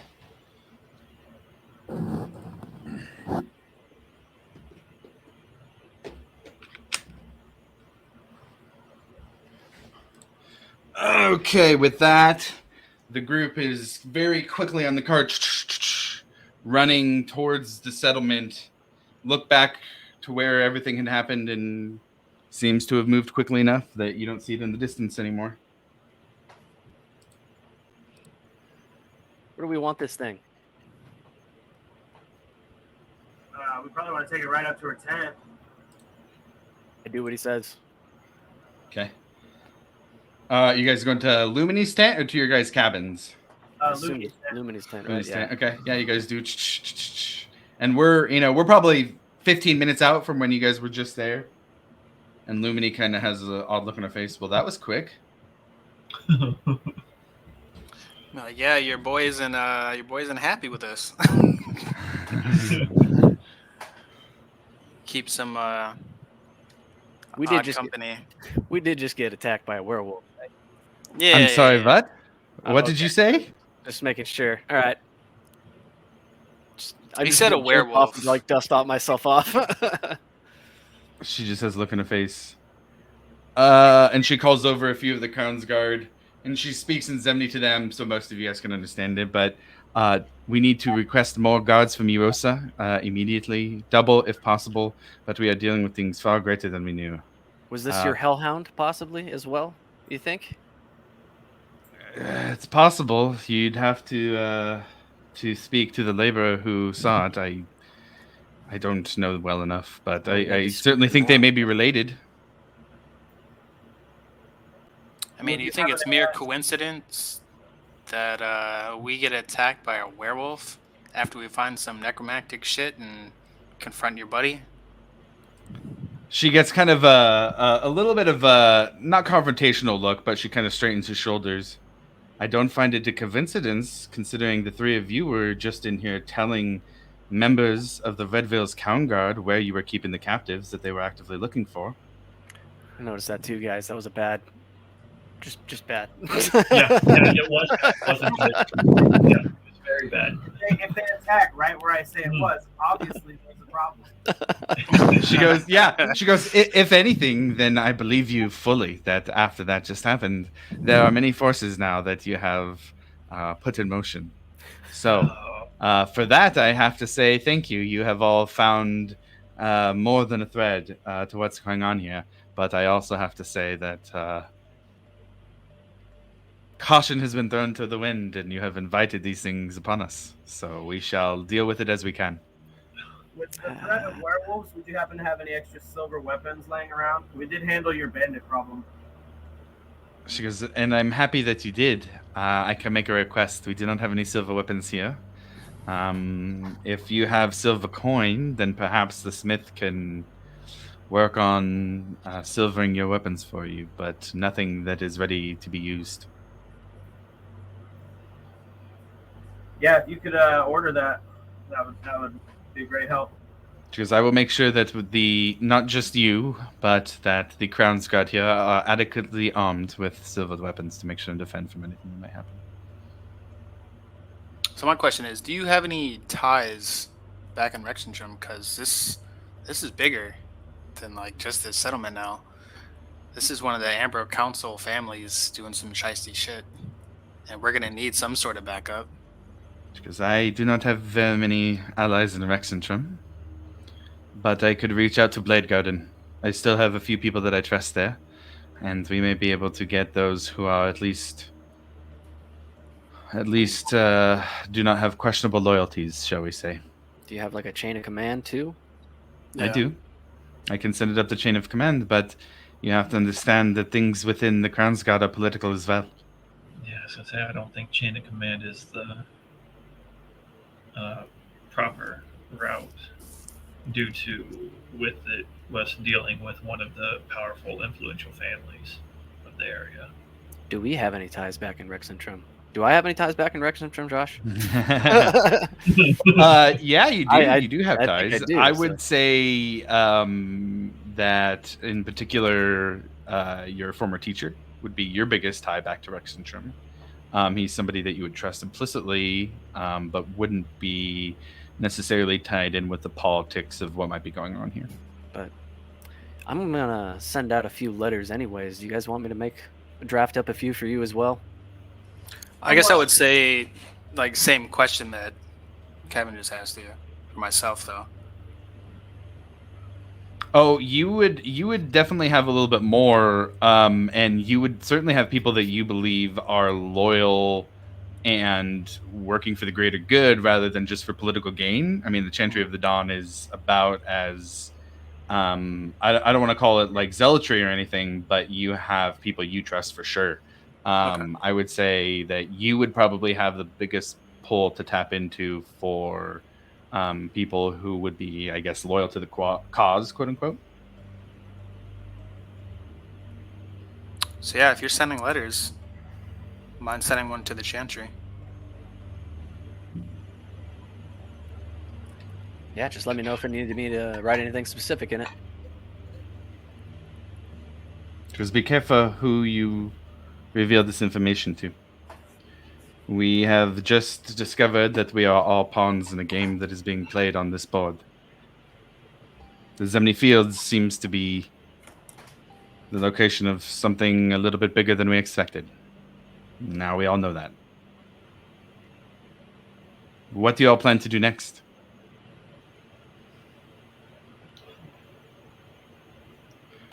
That's a good question. Daggermore? Should be Daggermore or the Hatch. Say we also See if they've actually tried to move it. I mean, they're gonna know that they know that we went to the Hatch.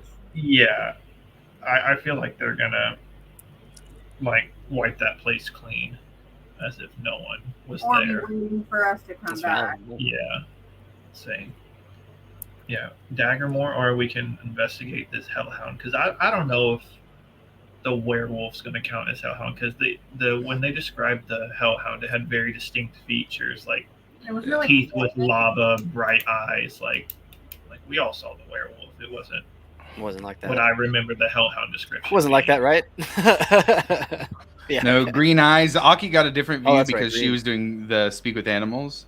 Aki, would you have shared that with the group about the Like what conversation, you I guess, so to speak? Absolutely. Yeah, so you guys would all have the vibe that this thing didn't talk like if you cast Speak with Animals, you're expecting to talk to something with the brain of a wolf. It spoke much more clear, much more intentional, much more intonated. It seemed like that. Obviously, it turned into a werewolf, but, there was something else. Hearing this from Aki, do any of us know what that means? Like, do we pick up or know anything in the back of our heads that would help identify what that could have been? Nothing specific. Nothing. So what was said was general enough that there wouldn't be anything that you guys could roll for that would be specific enough to pinpoint. I would say we serve a higher purpose could mean so many things that it wouldn't pinpoint anything directly. And I don't want to just be like, oh, a higher purpose could be this god or this god or this god or this ideal or this ideal or this historical concept. Like, there's a ton of things it could be. Okay, sweet. Just checking.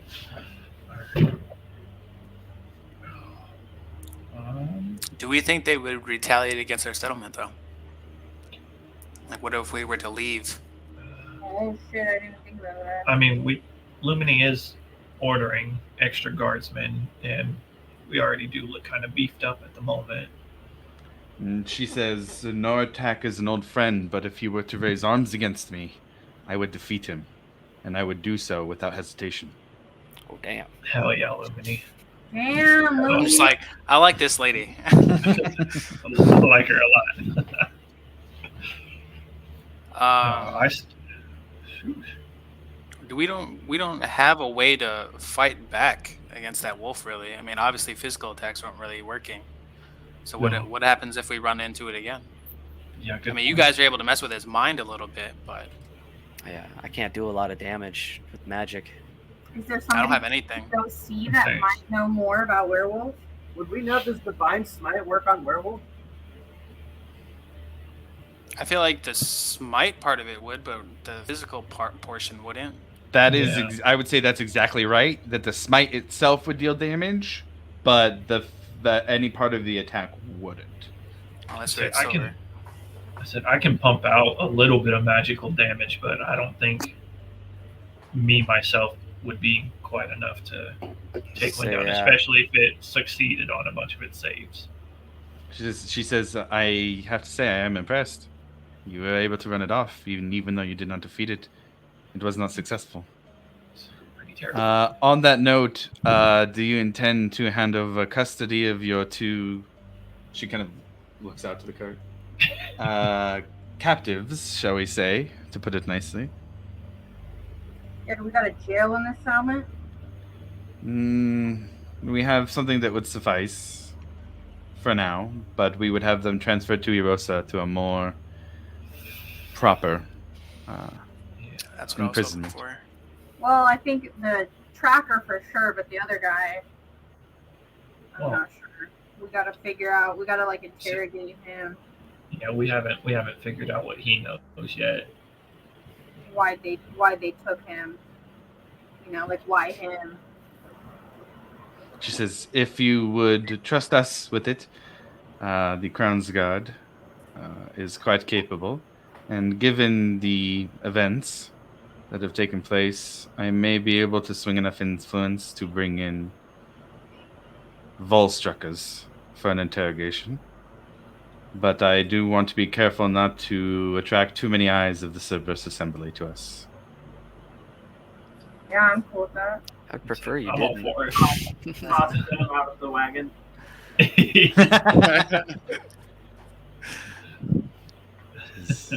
Well then. She says, I sense a bit of hesitation from some of you. Is this a unanimous decision for the group? I mean, I if don't the group mind. is fine with it, that I am. Obviously, there's a whole lot of gray area here. We don't really know Mhm. who's working with who, so I'm just gonna keep up my my guard and just hope the best that you are truly with us and don't have any ties to Nortak or whoever he may be working with, Red Will. Because my loyalties to the Dendalian Empire and to the safety of those in the Zemni fields. I want I'm with to. her. And my hesitation doesn't lie with you, Lumini. It's when you. I would prefer your discretion with the Cerberus Academy or Assembly. I wouldn't want them to get involved either. If you would allow me that. She says, trust me, I do not want the eyes of the Assembly on us either. But if we need their protection, that may be the cost. Would you simply show me the kindness of informing me if you do tell them? I will. I For now, I will hold off on requesting Volstrucker enforcement, and we'll send them to Evosa. I'm sure they can interrogate adequately there.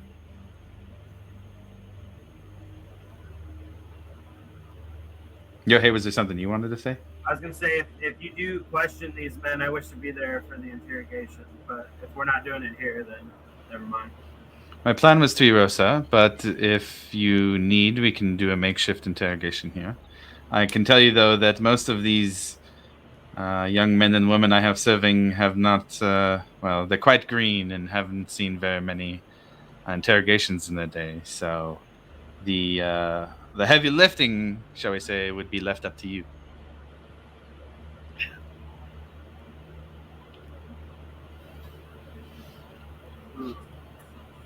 I think I'll leave that up to your interrogator. A wise choice. They are very skilled at what they do. All right, then. I've got quite a bit to do, quite a few requests to make. You all be safe. And please keep me in the loop for anything that you are trying to do anything that you deem necessary, which I hope is all of it.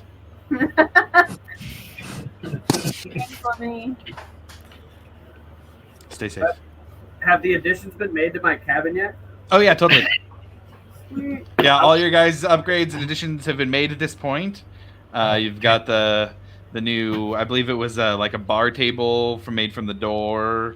Varric, you have your sturdy door with a symbol to the Dawnfather on it. Aki, your windows have been installed.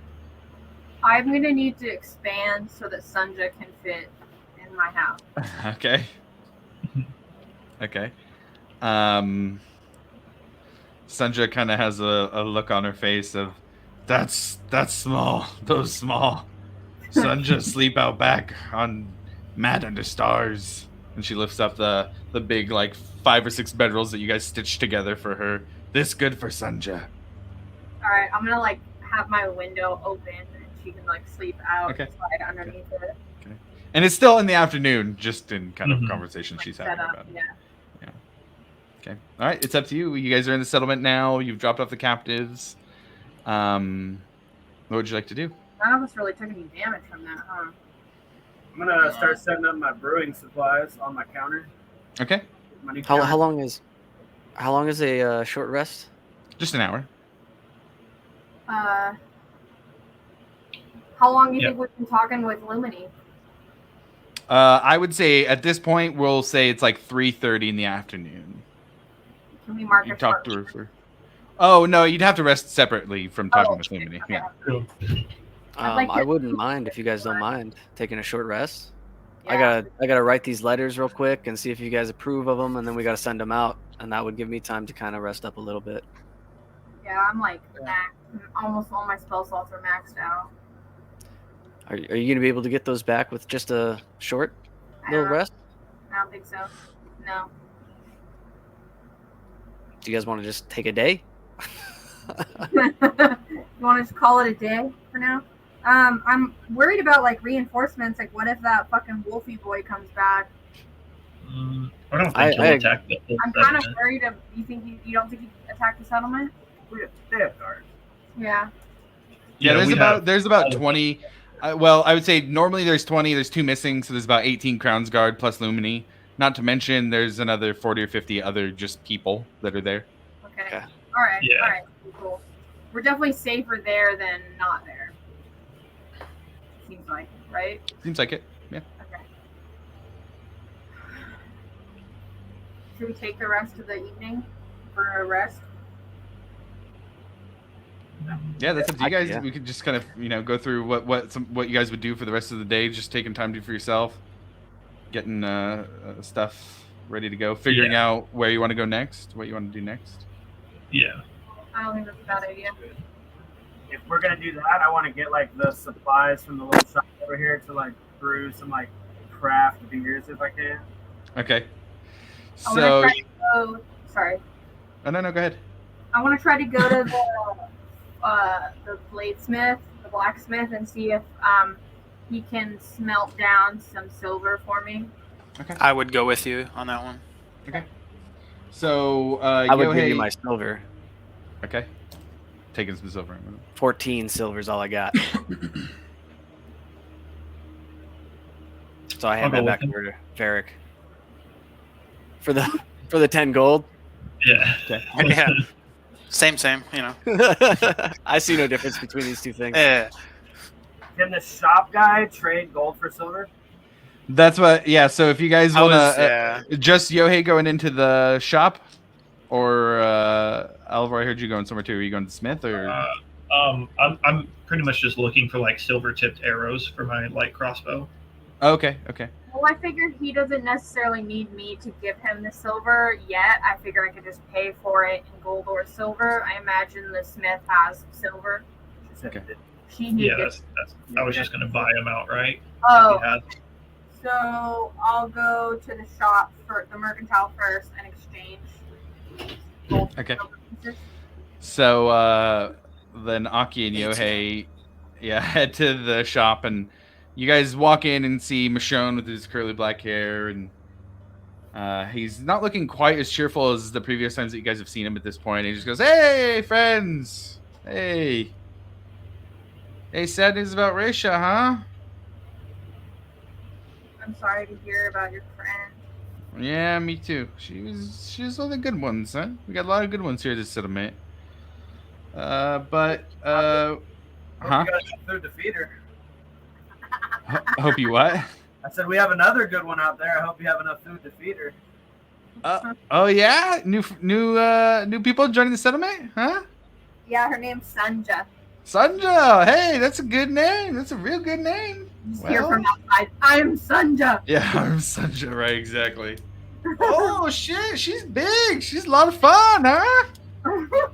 All right. Well, make sure she doesn't break anything. You break it, you buy it. He kind of yells out to her. You break it, you buy it, Sandra.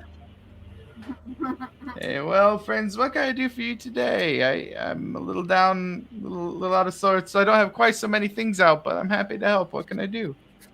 I'd like to exchange some gold for silver pieces. Right. I mean, so you're not buying anything. Oh no, I'll be buying stuff.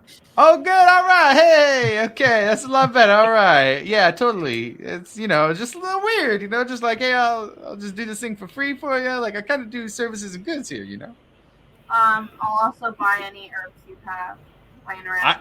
I got lots of herbs. You want all the herbs? I got like a kit here, and he goes from under the counter, and it's like just like place it up. It's like a whole little like setup of like he opens it up, and it's like, all right, little glass vial. This is like a good 50 spice box. It's kind of expensive, but it's good stuff all across the empire. How much? This one 20 gold for all these spices. 20 gold? But it's everything you ever need. Everything you need. You're gonna be making the best food in all 70 fields. Handpicked by my wife, every single spice handpicked by my wife. And then can I do my gold and silver exchanging as well? Because yeah, you buy the spice, I'll trade as much silver and gold for you want. Cool. I'll buy it. All right. Okay, and you have now a box of like 50 of like the most varied spices. Some are from the Menagerie Coast, some are from different areas of the Zemni Fields, but you have a extensive selection of spices. Sweet. Bathhouse, baby. How about you, my dwarf friend? What can I get you? I was hoping you might have some extra wheat, or Oh yeah, Zemni Fields got all the wheat. You want wheat or you want flour? Flour. Yeah, we got flour. We got lots of flour. I'll give you you do like a little sack for silver. Full gold gets you a sack that like you probably have to get your friend Sanja over there to carry. It's a big sack. It's a big sack of the best flour around.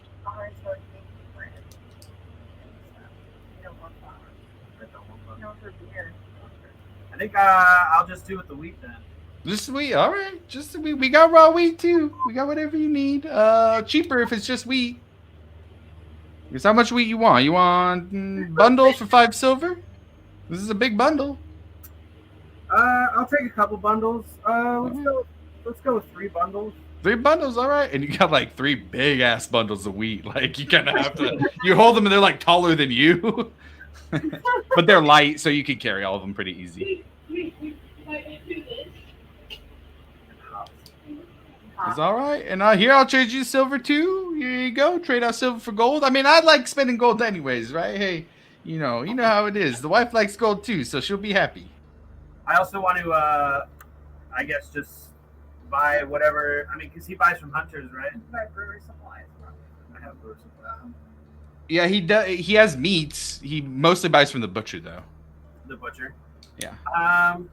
I guess I'd like to buy does he have just like a slab of beef or like a goat or? So he mostly is in jerky and rations. He goes, that's a little. I mean, it's a little big for me. I got like more processed stuff. I could get you like a steak. I got like 5 steaks in back. I could get you, but they're like probably like that big. If you want like a goat or like beef, you got to go over and see the butcher. He can help you out though. It's pretty cheap. I usually buy from him. He's good stuff. Aswin mostly brings him the good stuff, but Gareth over there, he'll help you out. And then I guess I'd like to buy, whatever, just like a large amount of fruits. Yeah, hey, I got fruits. We'll get you. We got some that are like already made with a bunch of different ones.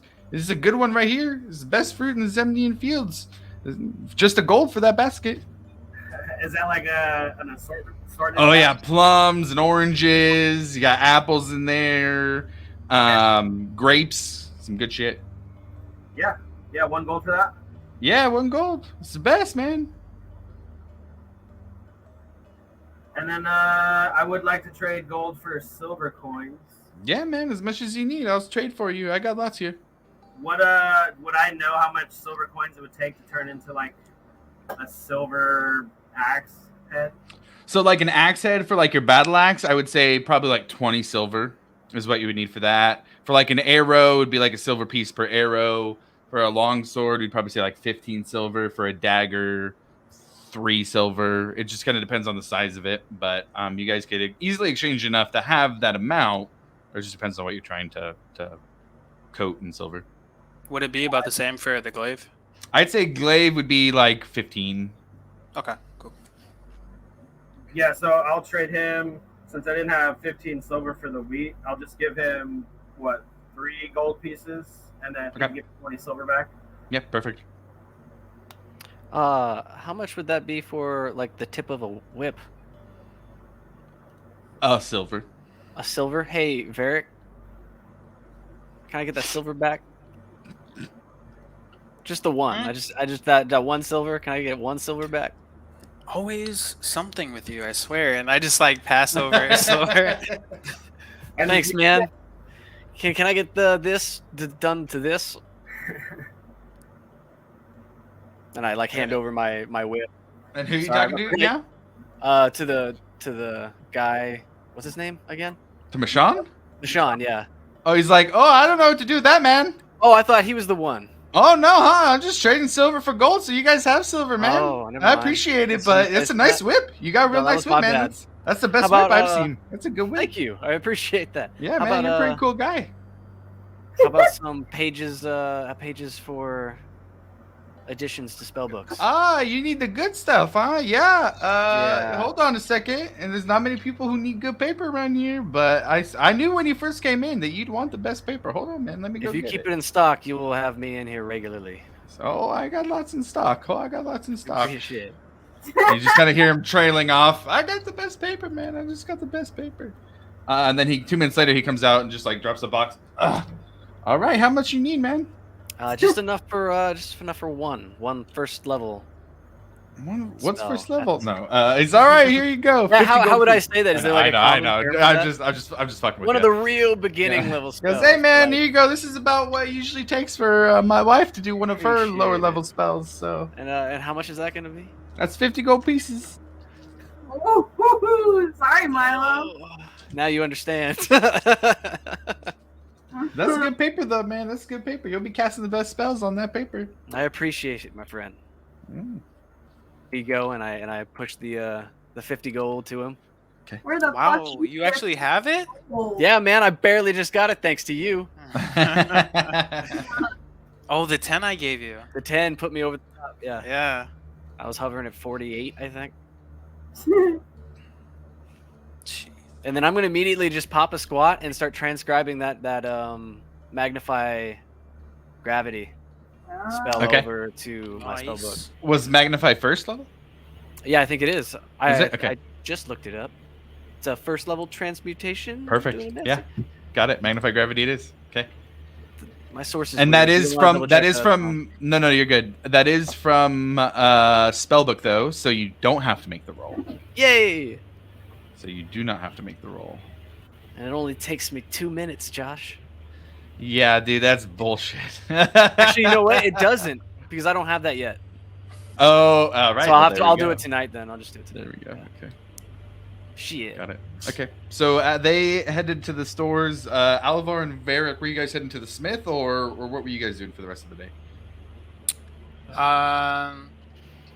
You can go first. I have two different things.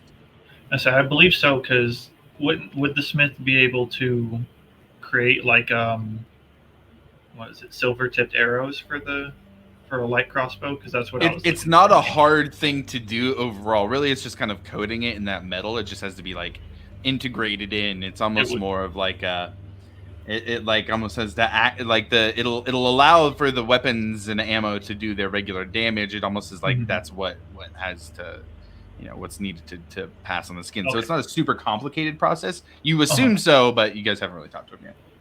Okay, all right, yeah, that's mainly what I'm looking for, because I just need something for my light crossbow. Yeah. So for anybody who wants to join, then Alivor will head into the blacksmith. And this was the building that was kind of had a couple barn doors that were open. You can hear the sound of the hammer on the anvil. You've got, when you walk into those double doors, you just feel this blast of heat in your face, and you can kind of see like embers and sparks out of a fire that it almost looks like there's something magical that is kind of going up and down on the bellows to keep it very, very hot flame. And you see a bald man, big build, and he's got his back turned to you right now. Looks like he's got a smithing apron on, and just kind of raised the hammer. Doesn't hear you come in right away due to the noise of the bellows and the fire and the forge, everything going on. Mm-hmm. So I just want to, yell out, get his attention. Hey there, friend. Oh. Yeah, hi. Who are you? Name's Alivor, new to the settlement. I come in here looking to see if I can possibly buy some special equipment off of you. Because I don't have any equipment that I'm selling right now. I'm just smithing stuff for the construction. I do walls, nails, spikes. Oh, okay. Would you, by chance, be able to smith any silver items, possibly? What do you need silver items for? We've encountered had some strange encounters along the way. I just step in and say a big fucking wolf. Yeah, pretty much, yeah. A big wolf. All right. And, just trying to vary the arsenal. Makes sense. Roll persuasion check with advantage with Varric coming up to help you. Hell yeah, thank you. Under 2. Because that was my plan, was to go to the Smith as well. Okay. 24. Ooh, nice. Okay. Damn. Well, look, I heard about you guys. That's fine. It'll cost you a little extra. I'd say a gold piece per weapon that I do, just to make it worth my time. I'll have to do this at night when I'm supposed to be sleeping, so. How about arrows? Could you do arrows for a crossbow, maybe? I could do arrows. And you guys have to provide all the silver. I don't have any silver here I can use. But I can melt down silver pieces. Okay. So, hearing that, how much silver per arrow are we talking here? I need silver piece per arrow. Silver piece per arrow? All right. So if I gave you 30 silver pieces, 30 arrows, correct? Plus a gold for my treble. A gold for your trebles? I can do that. That's fair enough. 4 gold, basically. 4 gold? All right. And that'll get you 30 silver arrows. All right. Sounds like a deal to me. I hold out a silver and a gold and my whip and say, just the tip, sir. He just looks at the rest of you. Is he for real? He's a teenager. Dead serious. All right. He's a teenager. Look, if I do this, I don't want you coming back to me saying this is my fault. If you hurt yourself with this thing, that's on you. Don't worry, I'll tell his mom. It'll be all fine. right. Silver and a gold. All right. Yeah, I'll do it. Anybody else? Josh. Oh, go ahead. I was just wondering, like, I already have the katana. Well, I guess I could do arrows, but I'd have to get a bow. I was wondering, since I have Pipes of Haunting, could we like work in some way if he made me like silver, like a silver flute or something? Or I would say it wouldn't. So the magic from the Pipes of Haunting still affect the werewolf. It wouldn't add damage to do silver. So I would just need something separate. Maybe just like a silver dagger. Okay. He could do the katana if you wanted to silver the katana too. That'd be like a long sword, so it'd be 15 silver for the katana. Oh yeah, let's just do the katana then. Plus, it looks cool. Plus the gold, so that'd be 2 gold, 5 silver. Okay. For the katana. So, Josh, actually, I had a question for you. Sure. I just realized this, but is my glaive +1 magical? Yes. So that would do damage. With the rolls you guys had, you would know magical weapons will also not hurt a werewolf unless they are silvered. Oh, okay. Then silver glaive it is. Yeah, it has to be silvered. Even magical weapons will not hurt it. It has to be silvered specifically. So you said that was 15?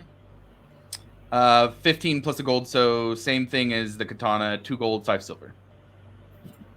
Okay. And then what about for a battle axe? Battle axe, that'd be 20 silver pieces and the gold, so 3 gold pieces in terms of currency. And he goes, if you're all hunting a big wolf, as it sounds like you are, and he kind of gives a knowing look, giving the silver, better watch out. That curse spreads real easy to anything it hits. A bite or a scratch, you'll be looking at fighting off the curse yourself. Y'all are damn lucky. Is there any way to be better prepared to prevent that? Or just don't get bit? Don't get bit. Like I have. Yeah. Some high-level restorative magic will help, but takes a little bit more than the average spellcaster can conjure. Got it. Don't get bit. Thanks, big guy. We appreciate your help.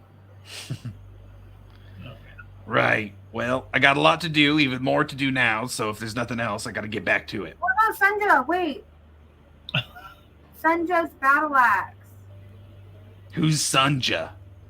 No, I just forgot. Wait, are we outside?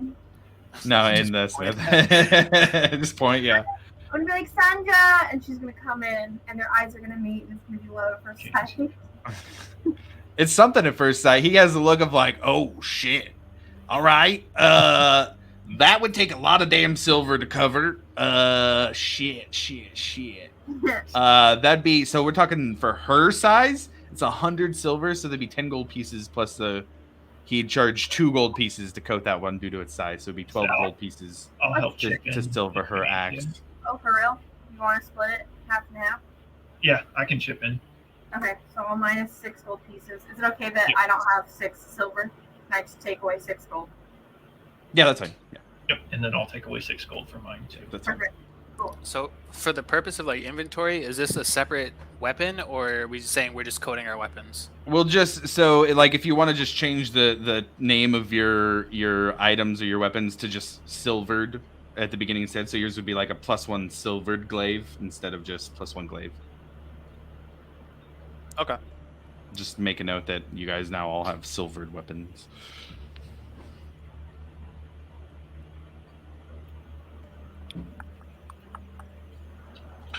So you guys spend your afternoon and early evening going about, talking to Michonne, talking to Gareth the smith, getting your weapons silvered. But with that, you guys have the early evening to kind of do what you will. We can go around and just do a quick, hey, what are you doing for the night to get settled and go about before you settle down for the night? And are you guys talking about what you want to do the next day? I think we just go around the circle, everyone tell them what we're gonna do, and then we meet up afterwards. Perfect. Let's start with you. Oh, So I am very curious as to who Lumini trained with, so I'm gonna go talk to her. Okay. She is still kind of just entertained. Ah, Varric, yes, come in. What is it that you need? I was just curious. You said you came up with Noratak and that you guys trained together and whatnot. I was just curious who exactly you trained with, or who trained you. If there was anyone in particular. I would say roll a persuasion check. She's not like resistant or trying to hide anything, but just to get an idea of how that goes. Okay. Let's see.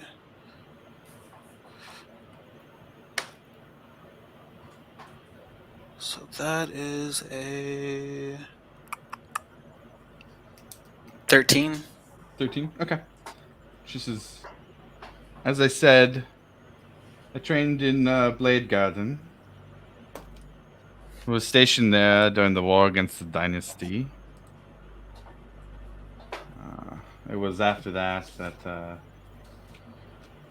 Noratak and I split ways.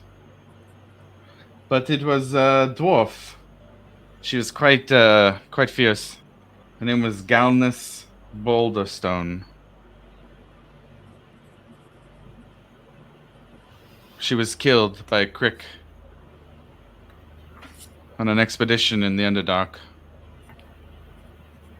trying to get the tunnels under the Ashkeeper Peaks safe. Can I get the name again? Galnus Boulderstone. Okay.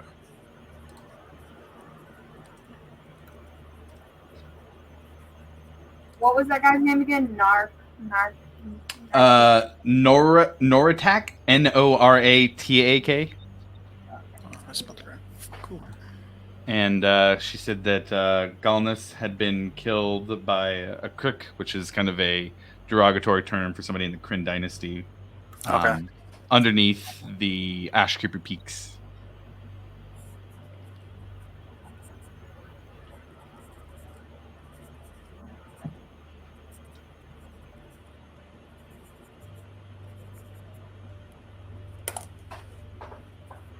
Cool. Yeah, I was just curious, and hope you didn't take any offense earlier to the whole conversation we had. Obviously, we're fairly new here.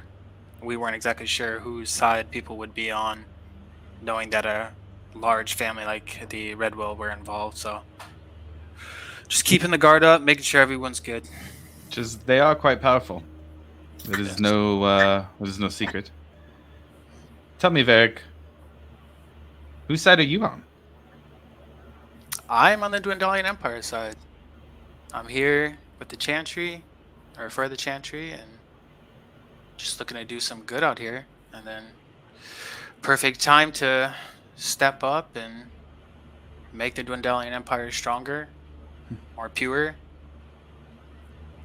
And do you believe that all of your new companions share your ideals? I mean, like I said, we're all new here, so it stands to be seen whether everyone is worth trusting.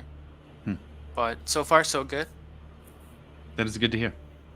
I hope that continues to be the case. As do I. I might recommend a name for all of yourselves. A little bit of branding goes a long way out here.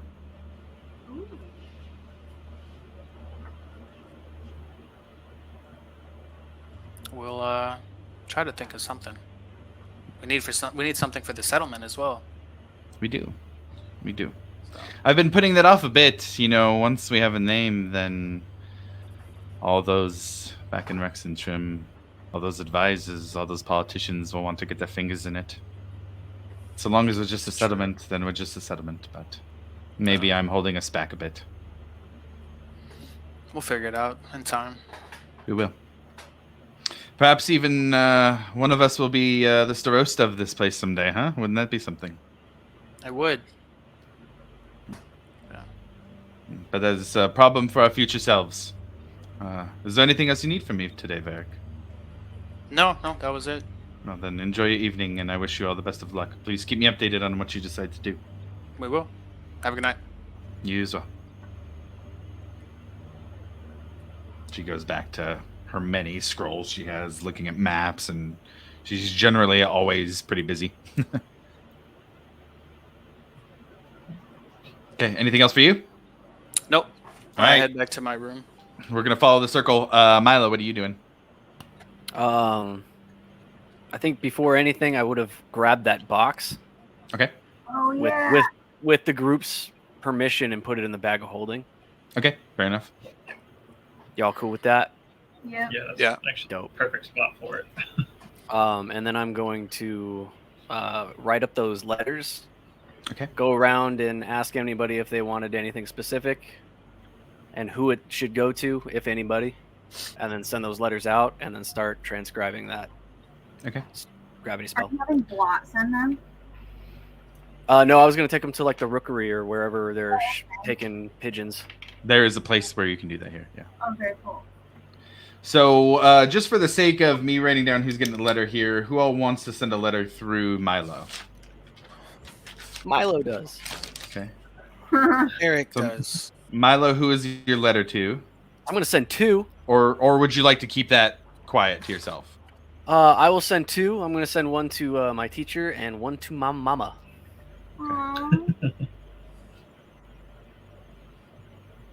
She likes to stay informed. If you would like to send a letter to Milo's mom, Yes. Just be like, what the fuck? Yes. let her know that everything's okay. Your son is okay. He calls me dad. Immediately suspicious. What are you? Okay, so what are you telling your mom? Just generally about what's happened? Yeah, pretty much just a complete breakdown that I am extremely Full poor, breakdown. and this is Tenfold. it's more expensive than I thought it was. But everything's going well, and that we haven't really found anything of magical note except for some strange goings-ons with the necromantic magic here in the settlement. I give a complete breakdown about that. Complete breakdown. Got it. Yep. And And I pretty much say the same thing to my instructor. Laix Silverquill, he gets the same thing? Yeah. Okay, got it. I think it would be important to mention that, like, maybe we can have some sort of, like, I don't know, encryption on the letters just in case, so they don't get, like, into the wrong hands. I just feel like the person that you're sending it to would have to have prior knowledge of that. Well, I just mean, like, what if the fucking bird gets shot down by somebody, and, you know, what if they're, like, keeping tabs on the ins and outs of the settlement? I mean, he's I mean, gonna she- like you would know that if was the Blot point. goes down. It's not going through block. It's going through just regular. Oh, that's right. Yeah, you said that. Yeesh. Let me check. Let me check the spell book. And I whip my spell book out. I do. Oh crap! You haven't learned it yet. I know, but as I was like, if I do learn it, it's gonna take up that That'll take your spot. gold. Yep. And I It'll take want up that your gold. gravity spell. Yes, sir. Alright, I mean, it's fine. Like, I'm not sending a letter, so I just thought I'd throw it out there. Seemed important to mention. Oh, I'm still gonna send it either way because I feel like I, the information we're sending out is already out there anyways. I am just going to pitch this to you all for a Oh my small donation of. Oh my god, here we go. I can go over and grab the things that I need to do this. How much That gold was are you 50 asking? gold last time. 42 gold. 42 gold. Oh total. my. Oh my 42 god. gold. I'll give you 50 gold. Oh, big Oh, Bob, yo, hey. Oh, and I like fall to my I'll go- knees. hey, like- I'll go- daddy. I'll go. Yeah, call him daddy. You I'll can go send all halvesies the with letters you want to my mother. Let your mom know that everything's okay. He's so nice. You said how much from each of you? Oh, yeah, I'll go halvesy. I'll have some with that. Yeah, yeah. So what? 25 apiece. 25 apiece. I'm not even gonna add that. I'm just gonna run back over and grab the stuff. So illusory script or illusory writing, or whatever the term is, that was a scroll. So you do have to make the Arcana check. Yes. Okay. And that is, you know what? Like I kind of got halfway through it. This will help us, right? It's not what I don't think it is. I guess. That's the only reason I keep giving you money. I know. That's these will all help us in the future. I promise you, John. Ladies and gentlemen, please. I'm gonna cast Bardic Inspiration on him. So just so he can get that Arcana check. Oh yeah. Yeah. Totally. So that's exactly what we wanted. yeah, illusory script. It lasts for 10 days, and basically only the people who you want to see it will see it. Oh, That's perfect. Amazing. Cool. How many You're letters did we useful. send? Do I know anybody? Do you know anybody what? Would I know anybody with my ties to the Empire that he's sending, like, in that area? So your focus was more on like trade routes for the Menagerie Coast. So Rexentrim wasn't really the place where you spend a lot of time. You were more in I would say like Port Damali, Nicodranus area, where there were Crown's Guard stations. There's quite a few Empire posts there to kind of help guard the routes. So Rexentrim you wouldn't have a lot of ties to, but there are certainly people there you could reach out to that you do have ties to if you would like to do that. What is, like, the ruling family of that area? So the Menagerie Coast is it's separate from the Dwendalian Empire. It's not a specific family that rules it. So the Menagerie Coast is part of what's called the Clovis Concord. And the Clovis Concord is a series of cities, basically self-governed, not like necessarily democratic specifically, but there's like regional leaders. So almost like the polis in a sense, where it's not as big as those, but you have these areas that are governed independently, and they're all working together in the Clovis Concord to do it. So I would say if you were looking in Nicodranus, which is one of the bigger cities on the Menagerie Coast.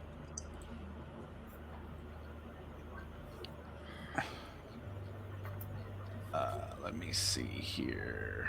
Nicodranus. So Nicodranus is ruled by the Marquis Zafe Uladon. And you would know enough to know that his family has ties to the Dwendalian Empire, more so than most places in the Clovis Concord. And although you wouldn't have worked with the Marquis directly, you would definitely have ties to the Crown's Guard and the Dwendalian influences in Nicodranus. Okay. I don't think I'm gonna send any letters out, but Okay. Good information. Okay. All right. So we've got we need to do the roll real quick to make sure that you actually can do the spell. Sounds like you got a Bardic Inspiration. How much is the Bardic Inspiration die? I believe it's a D6. Yes, 1d6. D6. Okay, cool. I will throw out you haven't used your inspiration, I believe, either. So I have not. Oh shit. Oh, Ooh. I got it's a dirty 20 plus all Okay. the other stuff. Yeah. you learn illusory script and successfully copy it into your spell book, where the scroll burns up into like a magical dust. Okay, and My so so then now they are encoded, so they're safe for travel. Varric, what letters are you sending? So I'm sending two. First one I'm gonna send to Brundigelschen or Gleshen, Okay. the Watchmaster of the Rexentrim Crown's Guard. Mhm. That one I'm gonna make it a little bit more, not vague, but just a quick summary of the events. Maybe keep some more of the more sensitive details to ourselves. Okay. So I'm not sure how far this whole Crown's Guard thing goes. Sure. And then the second one would be to my sister. Okay. And that would be full breakdown. Full breakdown. Got it. Yep. Okay. Cool. Okay. And Milo, anything else you wanted to do before you guys all met back up? Or just letters and spell learning in 2 minutes? God. Oh wait, you don't have that. Can't yet. do it. I has to be. So that would 4 be hours, so that would take a couple hours to do, but it's fine. I'd also 'cause you like guys to kind of in downtime, little swap downtime. out one spell for reverse or magnify, if I can. Does that Oh, take just in terms extra of being time? prepared. Yeah, preparing an extra different spell. It's really during a long rest, but it's fine. Oh, are we not doing a long rest? No, that's what I mean. You- Like we're kind of in a rest period, so that's fine if you Okay, just want okay. to choose them. Yeah. Okay. How about Alivor? What are you doing to kind of settle in for the evening? I don't really have anyone serious to send a message to. If I do, it'll be to troll somebody. But so I think Okay. it'll just be best to not do such. Okay. Was there anything else you wanted to do in the settlement May cause that more that trouble. night? No, but I am gonna, while everyone's thinking about it, I'm gonna take a look at the upgrades and think Okay. about putting in some of those before we clock out. Totally. Okay, got it. All right, then how about Yohei? You got anything you want to do for the evening? We still have that owlbear meat, right? Yeah, there's The young owlbear meat, yeah. Ooh. I'd like to kind of just like use my brewing supplies to kind of brew us up some drinks and stuff. Okay. And then cook some of that owlbear meat while I'm doing that. Okay, easy enough. I would say for the brewers, go ahead. Let's see. I would say just roll like a general either survival or even just like a general intelligence check. For plus your proficiency bonus. I'm gonna go with survival. Okay.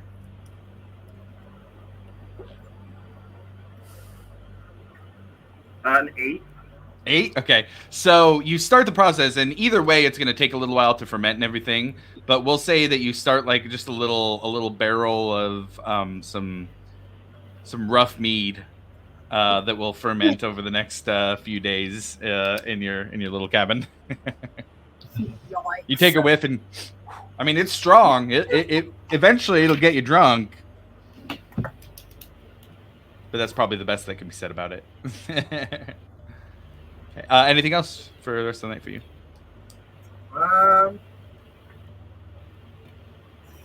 No, that should be it. Okay. And then Aki, what about you? I'm hanging out with Sanja. I am checking out those herbs that I got from the mercantile, and just kind of like hanging them up in my, hut. And then I wanted to do something else, but I don't remember what it was. So I'm just gonna be playing my viol, Okay. Fill it. Okay, got it. So with that, we'll have everybody kind of gather up. There's a little. Yes, sir. Can I just run to the general shop again and just ask for like a general? Do you have any like self-help books or like self-improvement books? Any kind of studies that? Anything on religion or another I language? mean, hey man, anything you're like that? great. Anything You're to great the read way on you the are, road? Madlo. You're great, man. You're the best. I appreciate that, but I'm trying to Yeah. learn. Trying to. I don't have any. Yeah, I don't have any books here, man. I'm just a What books? general kind of sell goods and services. I'm gonna have to change that. Could you stay in the mark? Can you start looking out for maybe books like that? Yeah. Or even stealth things I would head be out maybe once a month, and the wife stays in woman's the shop. She takes over the shop, and when I do that, I'll check out some books in Erosa. Probably find some good stuff, best stuff in the area, really. Thank you. I appreciate you looking out. Hey, you're welcome. Anything specific you're looking for? Any type of specific knowledge? Yeah, maybe like some languages or something on religion, something that Okay. textbooks of any kind. Yeah. We'll get those Empire-approved religions, those books ready to go for you. I'll keep an eye out. And if you find any ones that aren't to the approved, I just like to read. So I'm I not won't do that practicing because anything. I'm not going to risk my ass so you can read, but I'll get you whatever I can, man. I'll get you whatever I Valid, can. They'll be valid. the best books you've read. Appreciate it. All And right. then Do you happen to have any casks of like wine or anything? Oh yeah. You go. Oh, we got the best wine, man. We got all kinds of connections in Comorda. We got some of the Stossman wine. They're part of the Amber Council here, but they're cousins. They make wine over in Comorda. We've got some Lionette wine. We've got some couple brews from the Menagerie Coast. Some from Nicodranus, some from Portamale. We got like a real nice raspberry wine from Portamale. It's real good. How much for a cask of that? That was a cask of that. I mean, that's a little bit expensive. That's gonna run you 20 gold for a full cask. Do you also sell casks of like mead? Yeah, man, we got lots of stuff. Wife and I are trying to open a tavern, but we're not there yet. A little closer after you buy this, though. Can I buy one of the raspberry wine and then one of a cask of mead?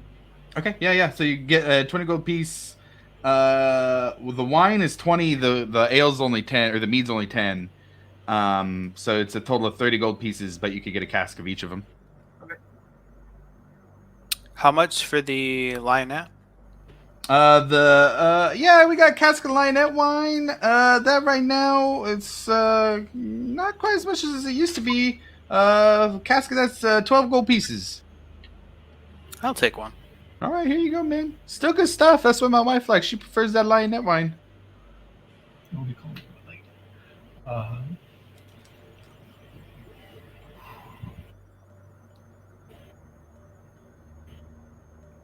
Getting drunk tonight or what?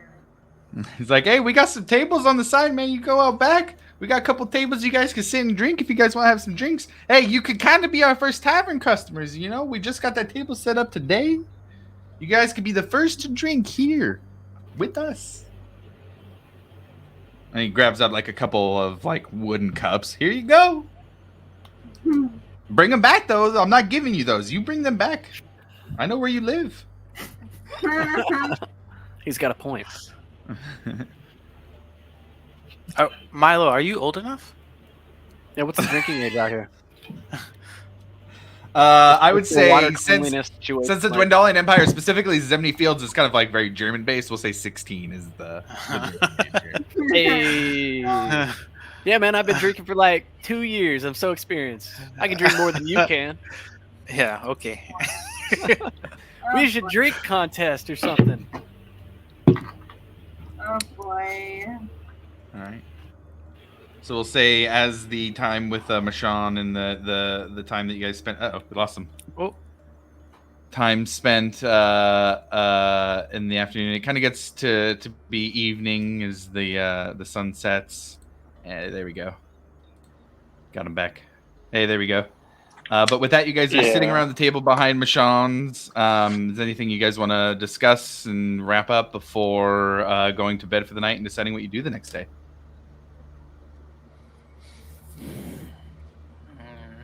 This is just conversation between you guys at this point. Yeah. I'd like to give that cask of ale I bought to Sanja. Aww.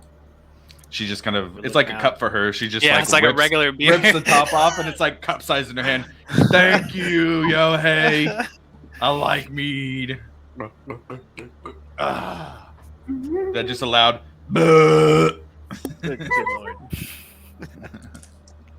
And then, I start dishing out wine to everybody if they want wine. Hell yeah, I want some wine. I'm starting to play a Mariel tune. Okay. Be careful with your cups. Mashan was very good of his cups.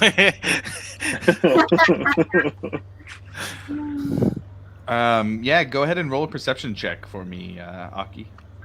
Okay. Perception? Sorry, I said meant performance. Okay, I rolled a 19 plus 8, so 27. 27, okay. You play a nice tune, and after the events of the last 2 days, it really feels nice. You guys start to feel a little more at ease. You can kind of drop your shoulders a little bit. You're not looking over your shoulder constantly. For the first time, you feel like you're back home and you're safe. And whatever has happened, you can now move forward together and figure out what the next step of the plan is. So, Alivor, what's up with you trying to hide the voice in your head, man? Listen, What the fuck okay? is up with that? Yeah, you know? Listen. I already told you why. We're trying to play every side of the board here, you know? We didn't know who was what. We didn't know who was friend, who was foe. So, it's trying to keep everything close to the chest. At that, I finally retract Blot from his wrist. Oh, as yeah, it he's been on me slips the back entire onto time. me. and- Oh my god! Mm-hmm. Buddy, hey, what? Well, it's like I've seen things. Blot ain't seen nothing.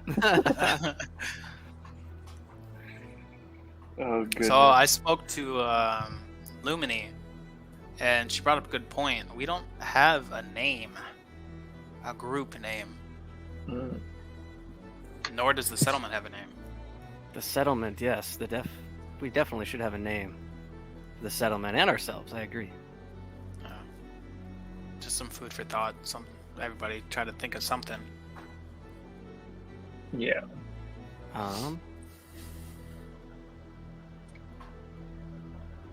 Looking for something on I know, going completely off of that subject, I just wanted to go back to our conversation earlier with Lumini.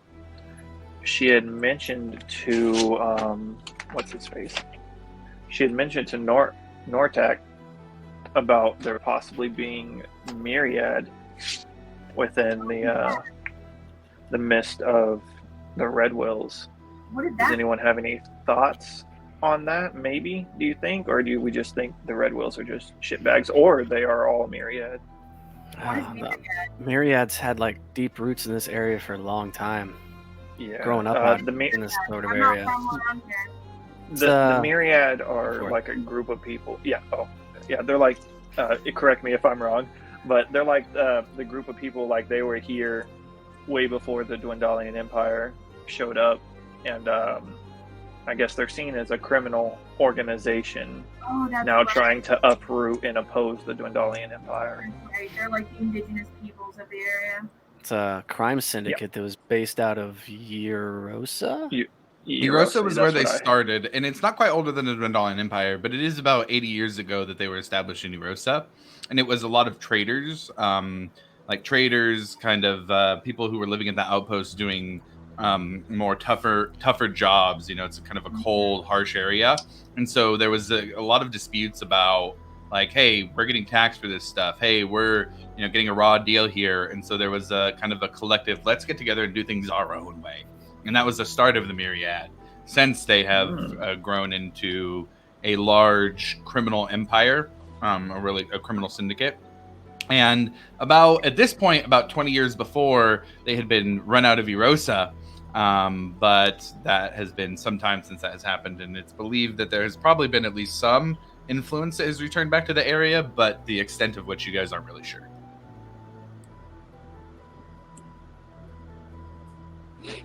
Yeah.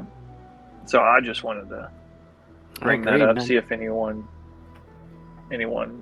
thought anything about it, or It's We'll hard see. to think that if somebody's doing crime out here, that the Myriad wouldn't know about it and be a part of it. If they knew about it, they'd either be a part of it or put a stop to it. And I just don't think that there's a chance that they don't know about it. That's Yeah. a good point. That's a very good point. I'm just saying it's not. I don't feel like the Myriad at the moment might be the pressing matter, but definitely something we need to keep in the back of our heads. I agree. Who do we I think Lumini had a point as far as pissing off the wrong people at the wrong time. Yeah, Redwill not a fan of having him oppose us at the moment, but we'll do what we do. Who do you think sent the As werewolf? again, I look at Varric and Yohei, just shake my head. Look, man, I was gonna let somebody come in and muscle us. Oh my goodness! So you're willing to risk the entire settlement and all of us just because you gotta look big. You're willing to let a man go on killing children. Yeah. One, I never said that. I said we're gonna go about this nice and easy, and we were gonna tell Lumini everything. We're just gonna wait for the opposition to leave so they don't know our moves. You guys just threw all the cards out on the table there. I mean, how does it look with us And accepting they everything by from them? attacking the card. Say, I don't care how it looks. What's important is what we do about it. Looks whatever. It's what we do. I think Aki had a good question about who sent the werewolf, or who was Yes. the werewolf. Did that voice sound? Oh shit, we don't know. Oh yeah, yeah. We're just. Did she relay that to us? She Yeah, did. werewolf I You guy. guys thought both she- relayed, so we both know Yeah. about the voice that Alavar had heard and the voice that Aki had heard. Do we know if those sound similar? I ask ye. I mean, I would say that you guys wouldn't be able to tell because you've heard them differently. You could kind of give descriptions of them, but it's like hearing two voices in your head and comparing, like, hey, this is what the voice Yeah. sounded like in my head. Hey, this is what the voice sounded like in my head. You're not going to be able to come to a definite conclusion at all. Yeah. Well, do better, guys. God damn it. Just like fed up.